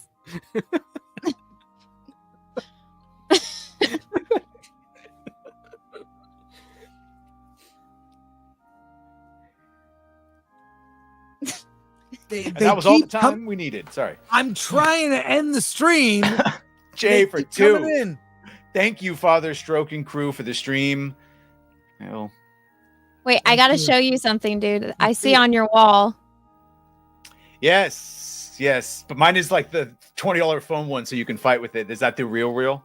I have the foam one too, but this had to be a real one because I love that. Yes. Is that? It's the Atlantean sword from Conan. Yep. Wow. I've seen him on eBay. Anna knows the riddle of steel, clearly. Ah. Shout out. Oh, that was a Toxic Boy brand. I don't know why you would like that, Anna. By the way, that movie holds up. I saw it. It really holds up well. It holds up. Oh, yeah. Oh man. Oh my God. That's what's up. Krizik for 10. Hold the line, Gore. Use my battle meditation to get us through this. Skiz Spidback Esquire for member for 4 months. Good gig tonight, everybody. Trucker Mark for 2. 8 minutes. Yeah, 7 now. Yeah. Woodymon for 2. Don't drop the soap and don't drop the stream. Dragon Wise for 199. Thank you for this group therapy session. Hail. Oh no. It's a flood. Super Grova for 2. I'm paying for your time, Chris. We want this. Oh, 7 hours. Here we come. Yes. Skiz Spitback Esquire gifted 5 film threat memberships. Let's go. Chris, how would you ever survive EFAP if you can't make it 7 hours? Waller's laughing at you. I don't like long streams. I'm just like, I'm a 2 hours in, I'm out, I'm good. That's a show. Ray Glendenning. Oh, wait, we go back to Ray Glendenning. You didn't read it. Go back to yeah. Use the force for 2. There we go. That's 2 pounds. Yes. Sure. Darius White for 5. 5 more minutes, Frank. Don't be a quitter like Jake Skywalker. Oh, film there. We got a Rumble Rant. Visitor 22 for 10. Enough of this dirge. Break out the booze. All hail Star Wars. The hell with Disney. Dr. Certifiable for 2. Filibuster. Well, I'll show the intro again we showed at the top, which is you got to see it. Go, baby. One more. Okay, I'll watch it. Krizik for 10. Do you see that? Yeah, Mahler will laugh forever at you if you do not hold this line. You will be Schlurpo. One never goes full Schlurpo. Yeah, no, don't go full Schlurpo. Ranger 7 Studios has become a member. Shout out. Dave DeGit for 10. I remember seeing stars in 1977 at the ripe old age of 16. I remember those few hours even now. Star Wars was a ray of light and hope back then. Yeah, George talked about that because Vietnam and all that fun stuff. Shadow Cyan for 499. Mahler laughs in 24-hour stream.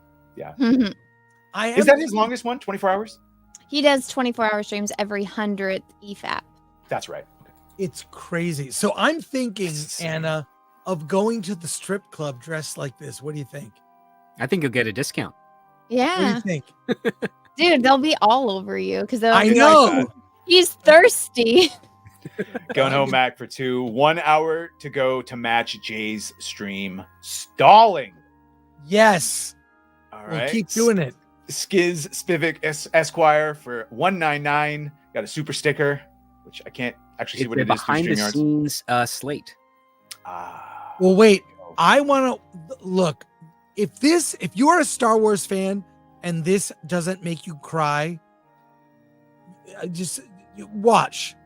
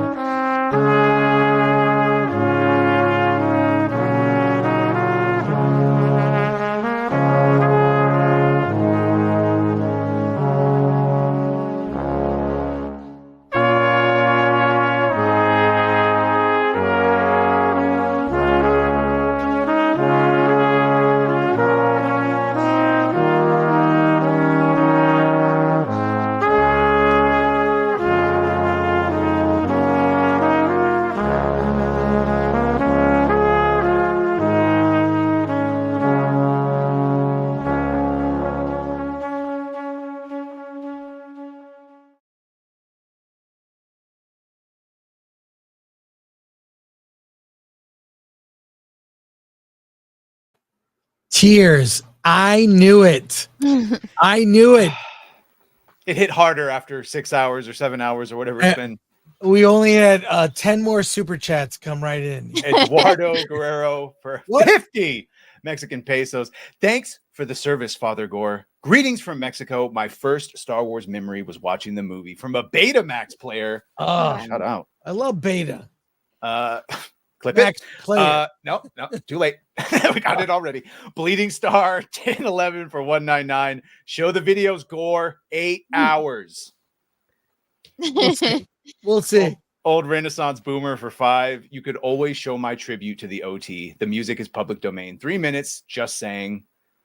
Well, Alan is coming back, so I'm sticking around. Grizzick for 10. Gore, I believe in 1. I believe in 2. And I believe not in the many, but the power of you. Yeah. Never back down. Never back down. All right, we're doing it. Dude, we're going live.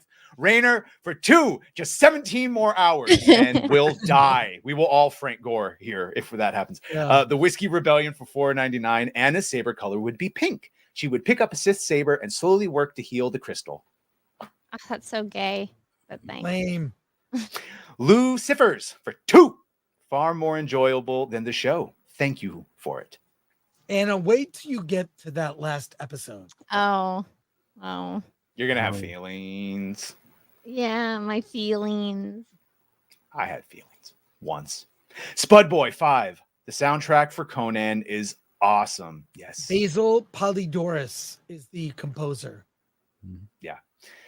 When everyone freaked out at Gladiator 2 with the rap music, and I was like, I remember the first Gladiator when it had the Conan music and what an effect that had on me. Yeah. We don't have Skiz, contracts anymore, sadly. Yeah. Skiz Spivak Esquire for another 2. It's 11 p.m. here, Chris. I'm with y'all. Yeah, hell yeah.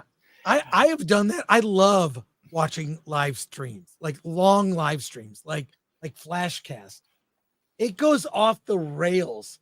Flashcast always goes off the rails. It's nuts.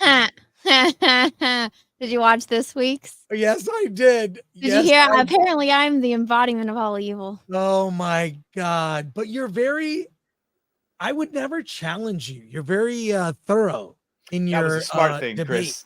Never challenge her. No, just you and Brittany Venti. So the two of you are like, I would never cross paths.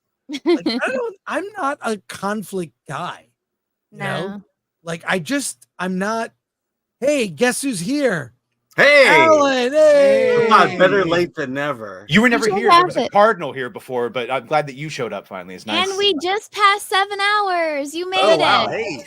I mean, Yes. 7 hours. And the super chat's still coming still in. rolling in. Oh So here's my God. Star Wars eulogy. This is insane, folks. Okay, Dave T. Git for 10. Today's Disney Star Wars is nothing but a hive of filthiness and lawlessness. Ray Glendening for £2. Congrats on your first 7-hour live stream. Achievement unlocked. Yes. Hell yeah, thank you. Zach up to graph for 2. Wait, Lando was black? Also, thanks, Father Frank. You're welcome. Thanato Foric for 5. Can we hear Chris and Alan do the twin flame again? No. I think we can do it. I don't know. It's that delay. I still have yet to watch the video. Twin flame. Twin flame. Twin flame. Alan, go. I'm trying to find the lyrics.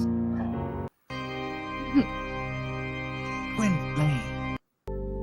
Was that the Phantom of the I say, Opera? was you fan of the operating us right now? Was it? Let me see. I am a twin flame. Twin flame. I do not want to torture you, but thank you for that. Yeah, it was pretty horrible the first time. Bobby Fett for 5. Do or do not. There is no try. Angry Badger, Script Doctor, Star Wars Girl, Alan, Chris. Thank you. And thank you. Or what is it? What is it? Yeah. This What the gayest was Star Wars. that? Not the gayest Star Wars. It's them exalting in the fun of like how pissed off they knew we all were.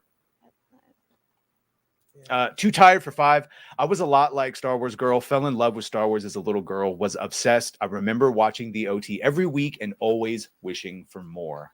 And we never got it. Krizik for 20. You did it, Chris. We joke around a lot, and you know I love you like an older brother. Now go get some rest, and don't forget to talk about the survey that KK sent me for the Academy Arts and Science. Academy of Arts and Sciences. That's right. Oh, yeah. I remember that. You have to get to that. Did I fill that one out? Super Grova for 2. 7-hour stream, Star Warsing out, 77. Fitting. Thanks, Chris. Thank you, Super Grova. Trucker Mark for 5. Goodbye, Chewie. Goodbye, old Ben. Goodbye, Luke, Leia, Han. Fucker's trying to get me to cry. Verita Nuda for 5. Between the time when the oceans drank Atlantis and the rise of the sons of Aras, there was an age undreamed of. Hyborian age. Fletcher Williams, I Suck at Games channel, member for 9 months. Wow, amazing funeral. Vamos, Twin Flames. Vamos. Flames. Thank you, Fletcher. Patrick Lemire for 199. What happens if ACO season 2 comes out? Well, we'll do another funeral. Yeah. We'll all slowly lose brain cells and We'll do a 24 hours. We did the trial. Anna was at the trial. Yes. We They did won. court, and you kicked ass. And yeah, we'll do something. So we did a trial. We did a funeral. What else could we do, Alan? Technically a memorial. Impeachment. We need to impeach Star Wars. Yes, impeach. Impeach Kathleen. We could do impeachment of Kathleen Kennedy by the people of. Yeah, it won't happen. She's got too much power. She owns the Senate. We could do a pride party or a. No, every party is pride if you do it right, bigot. I know. By the way, I've been sitting here. I have this top. It's a priest outfit. My bottoms are shorts. Oh my God. Flag shorts. Well, my thing didn't breathe at all, and so I'm sweating. Oh, I'm dying. Yeah, for 6.5 hours. Oh no. Yeah, I don't have anything black I can wear, so I just this is kind of dark. Well, it's funeral light. Yeah, I gotta do my eulogy. I'm on Tatooine. I am really sweating over here. Roasting in that suit, huh? I know. Last one here. Last one. For now, and more super chats. Anastasius for 2. Star Wars, so long, and thanks for all the fishes. Or fish. Nice Hitchhiker's Guide reference. Love A that movie book. they could never make. Well, they tried. It was okay. I mean, the radio series. You can't. The beat radio series is, and there was the British show. Which Yeah, was the British show was okay. Miniseries, which is okay, but the radio series was where it was at. Yeah. Yeah. And then the books. But, Well, I'm just gonna All take right. my real Star Wars. Yes. Go read some of that, some Heir to the Empire, a little bit of Last Command, and all the things going on. We'll just take the real Star Wars right here. Goodbye, Disney. Want to say thank you to everyone in the chat. We will do fun things like this. We are doing a trial this fall. The trial is back. It'll be shorter. It'll be Star Trek trial. Oh, Or- can I Star show Trek. you? I know you're trying to. Can I show you something fun about? Star Yes, Wars? let's do Okay. it. Okay, this will entertain you. It's not painful or sad. No, take me off full screen. I'm going to share a video with you. Okay. Okay, share my screen. Okay, how do I do that? Oh wait, let me there it make. Hold on, let me make sure audio is on, real fast. Okay, here we go. All right, I'm gonna play a video for you guys. You ready? Yep. Who's that? I don't know. Very pretty, but I don't know. I can't get it. It's Beyonce. Oh, that's Beyonce? What's his name? Garavik, Ensign Garavik from the episode Obsession. Yes. Yeah, you look like him too. Oh, that's a quarterback, isn't it? Which quarterback? It's probably not a quarterback. It's Chris Pratt. Yeah, wasn't he in Moneyball? To Bring, played by Arlene Martell. How do you know that? She was also in 2 Twilight Zone episodes. A pretty lady, but I don't know who this pretty lady is. Singer Ariana Grande. Oh, wow, I've never even heard of her. Okay. Miramani. Sabrina Sharf is the actress's name, playing Miramani. Like an athlete too. Damn. What sport? Well, I guess I want to say football, but I'm getting a feeling I'm wrong. That's Drake, the rapper. Drake, the rapper. All right, I've never heard of him. Sorry, Drake. How do you think you did? I aced it. I thought you all would appreciate that. Oh, Alan always kicks himself. I didn't kick. Who was that? Who was that guy? He looked like John Saxon, but John Saxon's been Random dad. dead for a few years. That's not John Saxon. Yeah. Some random dad that some kid posted. Last minute chats that came in. Weston for Robin for 20. RIP Star Wars. We will forever remember this tragic day. Disney destroyed $1 billion IP. Oh, they've destroyed a few. Let's Jay for 2. Yeah. Nice of you to return, Alan. Somehow Alan returned. Dragonwise 199 Rogue Squadron on N64 is the GOAT. I love that game. Super Mario, the NC. Oh, it was great. X-Wing, TIE Fighter, all those. Yeah, I played X-Wing X-Wing on my PC at the time. Yeah, I had the collector's edition along with TIE Fighter, X-Wing Alliance. Those were great games. Rogue I can actually Squadron. still play X-Wing Alliance on this new PC. Still compatible with it. It's amazing. Yeah. And my Xbox has a Pod Racer on it, which I played a lot. Ooh, Pod Racer. Yeah. All right. Run before they throw more money at us. Now, that is going to wrap it up. We're wrapping it up. Unless you So- guys send more super chats, then he can't. No. Okay. We're ending it. So if Oh, I any can't kid do my wins- eulogy. I've been sitting here for all this time Oh. and I don't get to do my eulogy. Just do it, Alan. Yeah, do it now. Let's go, Alan. All right. So, you know how I feel about horror films and scary movies. When I was 10, I thought Star Wars was a scary movie. And my older brother just learned to drive. It was the summer. And my dad says, you need to get out of this house. And my brother said, I'll take you to see Star Wars. And I said, I don't want to see Star Wars. My dad goes, you're going to go see Star Wars. Went to Star Wars and changed my life. Never in my life had I ever seen a movie like this. Just from the beginning, the crawl, the Star Destroyer, Princess Leia's ship, robots for crying out loud. Then you had all these dogfights, the Force, laser, it's just like changed my life. And that was the property that turned me into the collector. And so you saw I had bought the original series of action figures. I bought the Star Wars giant size comic book. Had the first 2 sets of Star Wars bubblegum cards. Of course, I was a kid, and so I destroyed them all, but I had them. I was a collector, and that started my collection. And then just, at this time of cinema history, I lived in South Bay of LA near San Pedro. There's only one theater showing Star Wars, and that was in Gardena and Lawndale out that way. And you could only see it at that one theater. And I will tell you, when I saw Return of the Jedi, we went on Memorial Day weekend. You had to get in line, and then as they would play the movie, they would empty the theater, and then you would go in. We cycled 3 times before we actually finally got to go in. That was Star Wars to me. I will always love Star Wars. And I just remember the slow decay, the slow degradation of Star Wars when Disney took it over, and just ended here. Episode 3, it was like, I'm done. It can't be. And so Disney has successfully taken all the things I love, Disney, the Muppets, Marvel Comics, and Star Wars. They bought them and they killed them. And I am an empty shell of a man. Oh, thank you. Thank you, Kathleen Kennedy. Thank you, Bob Iger. Everything I loved, you took. I wish I could hug you, man. I'm sorry about that.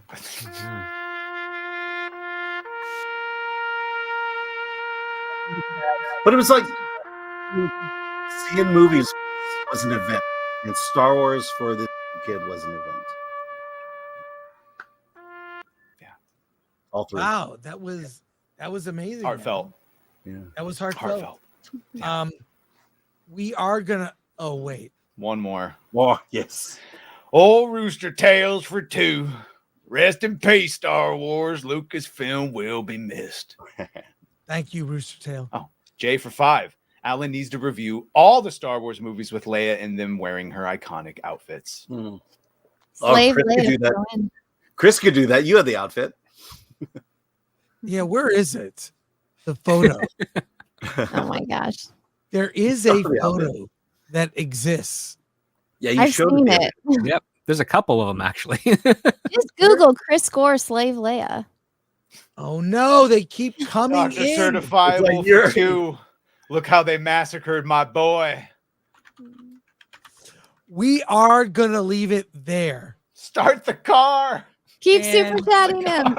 We will be back on Friday. We have movies to review. Next week, San Diego Comic-Con versus on Monday. And Alan and I are seeing Deadpool and Wolverine.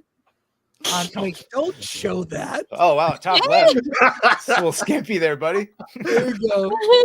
There are You're better kind of ones. white for being from California. You should go to the beach more, Chris. I gotta get some sun. Gun Wait. home back for 2. Well- Stop reading super chats. I can't. It's in my contract. But we will leave it there. Next week, Deadpool and Wolverine. We're seeing it 20. on Monday. God, Fights for 20. You can't Listen, see your Alan, face. thanks for a wonderful show. thank you for sticking around. Oh my God, I'm so tired. I have not eaten. I'll go home, Forrest. Next week, Deadpool and Wolverine. Monday, a late night stream with Alan and I. We'll discuss it on Tuesday, and we're at Comic-Con next week. Right, Alan? Yes. Anna, you're not going to be there, or you're going to be there? I might. One of my friends offered me a ticket, and one of my other friends will be there with Keanu Reeves, and I really want to meet him, so I might go for that. You want to meet him? I have met him. I have Well, met aren't him. you cool? Yeah, I have not met him. I He have was not working- either. He was. I was working. I for need him to bless my baby bump. Yes. I was working for G4. I did the junket for the movie Waking Life, and Richard Linklater was there, and he because I know Richard, he introduced me to Keanu, and then told Keanu all about Film Threat magazine, and he was one of the nicest celebrities I ever met. Period. Which is not a shock. Even back then, he was nice. Yeah. Yeah. Oh my God. Skeleton voice actor for 5. Forgive me, Father, for I have donated. Oh God. Okay. We're leaving it there. Thank you so much. I'll tell you this. Maybe we should just do funerals. Question for the Just chat. 8-hour stream. Who's- 7-hour Hey, stream. What no, franchise wait. is on life support right now? No. All What of them. other franchises should we do a funeral for? I mean, Lord of the Star Rings Trek. has to be there, right? Post in the chat right now. Star Trek, Lord of the Rings. Doctor No. Who. Doctor Who, yeah. Oh, Oh wow, Doctor Who. All right. Simpsons. The Simpsons. Terminator, those are all good ones. And Oh, Trials, Indiana too. Jones. Marvel. We haven't even touched Marvel. DC. Yeah. Oh, jury's still out right now, I guess. With These are all good ideas. We'll do a poll on our tab. So Bendick my Star for God. 199. Talk to him about Revan. Ah, that'll be cool. Yeah. You're trying to extend the stream, but thank you for that. Thank you for that. All right. We are going to wrap it up. I want to say thank you to everyone. The chat, especially people who super chatted. My God. Kidding. You guys are doing this to me. You guys are doing this to me. Yeah, they're giving you money to extend the stream. But thank you so much. We will be back with another funeral. And everyone, may the force be with you. Everyone, wait. The power of one. Power of, Power one, of two. two. Power Power of of many.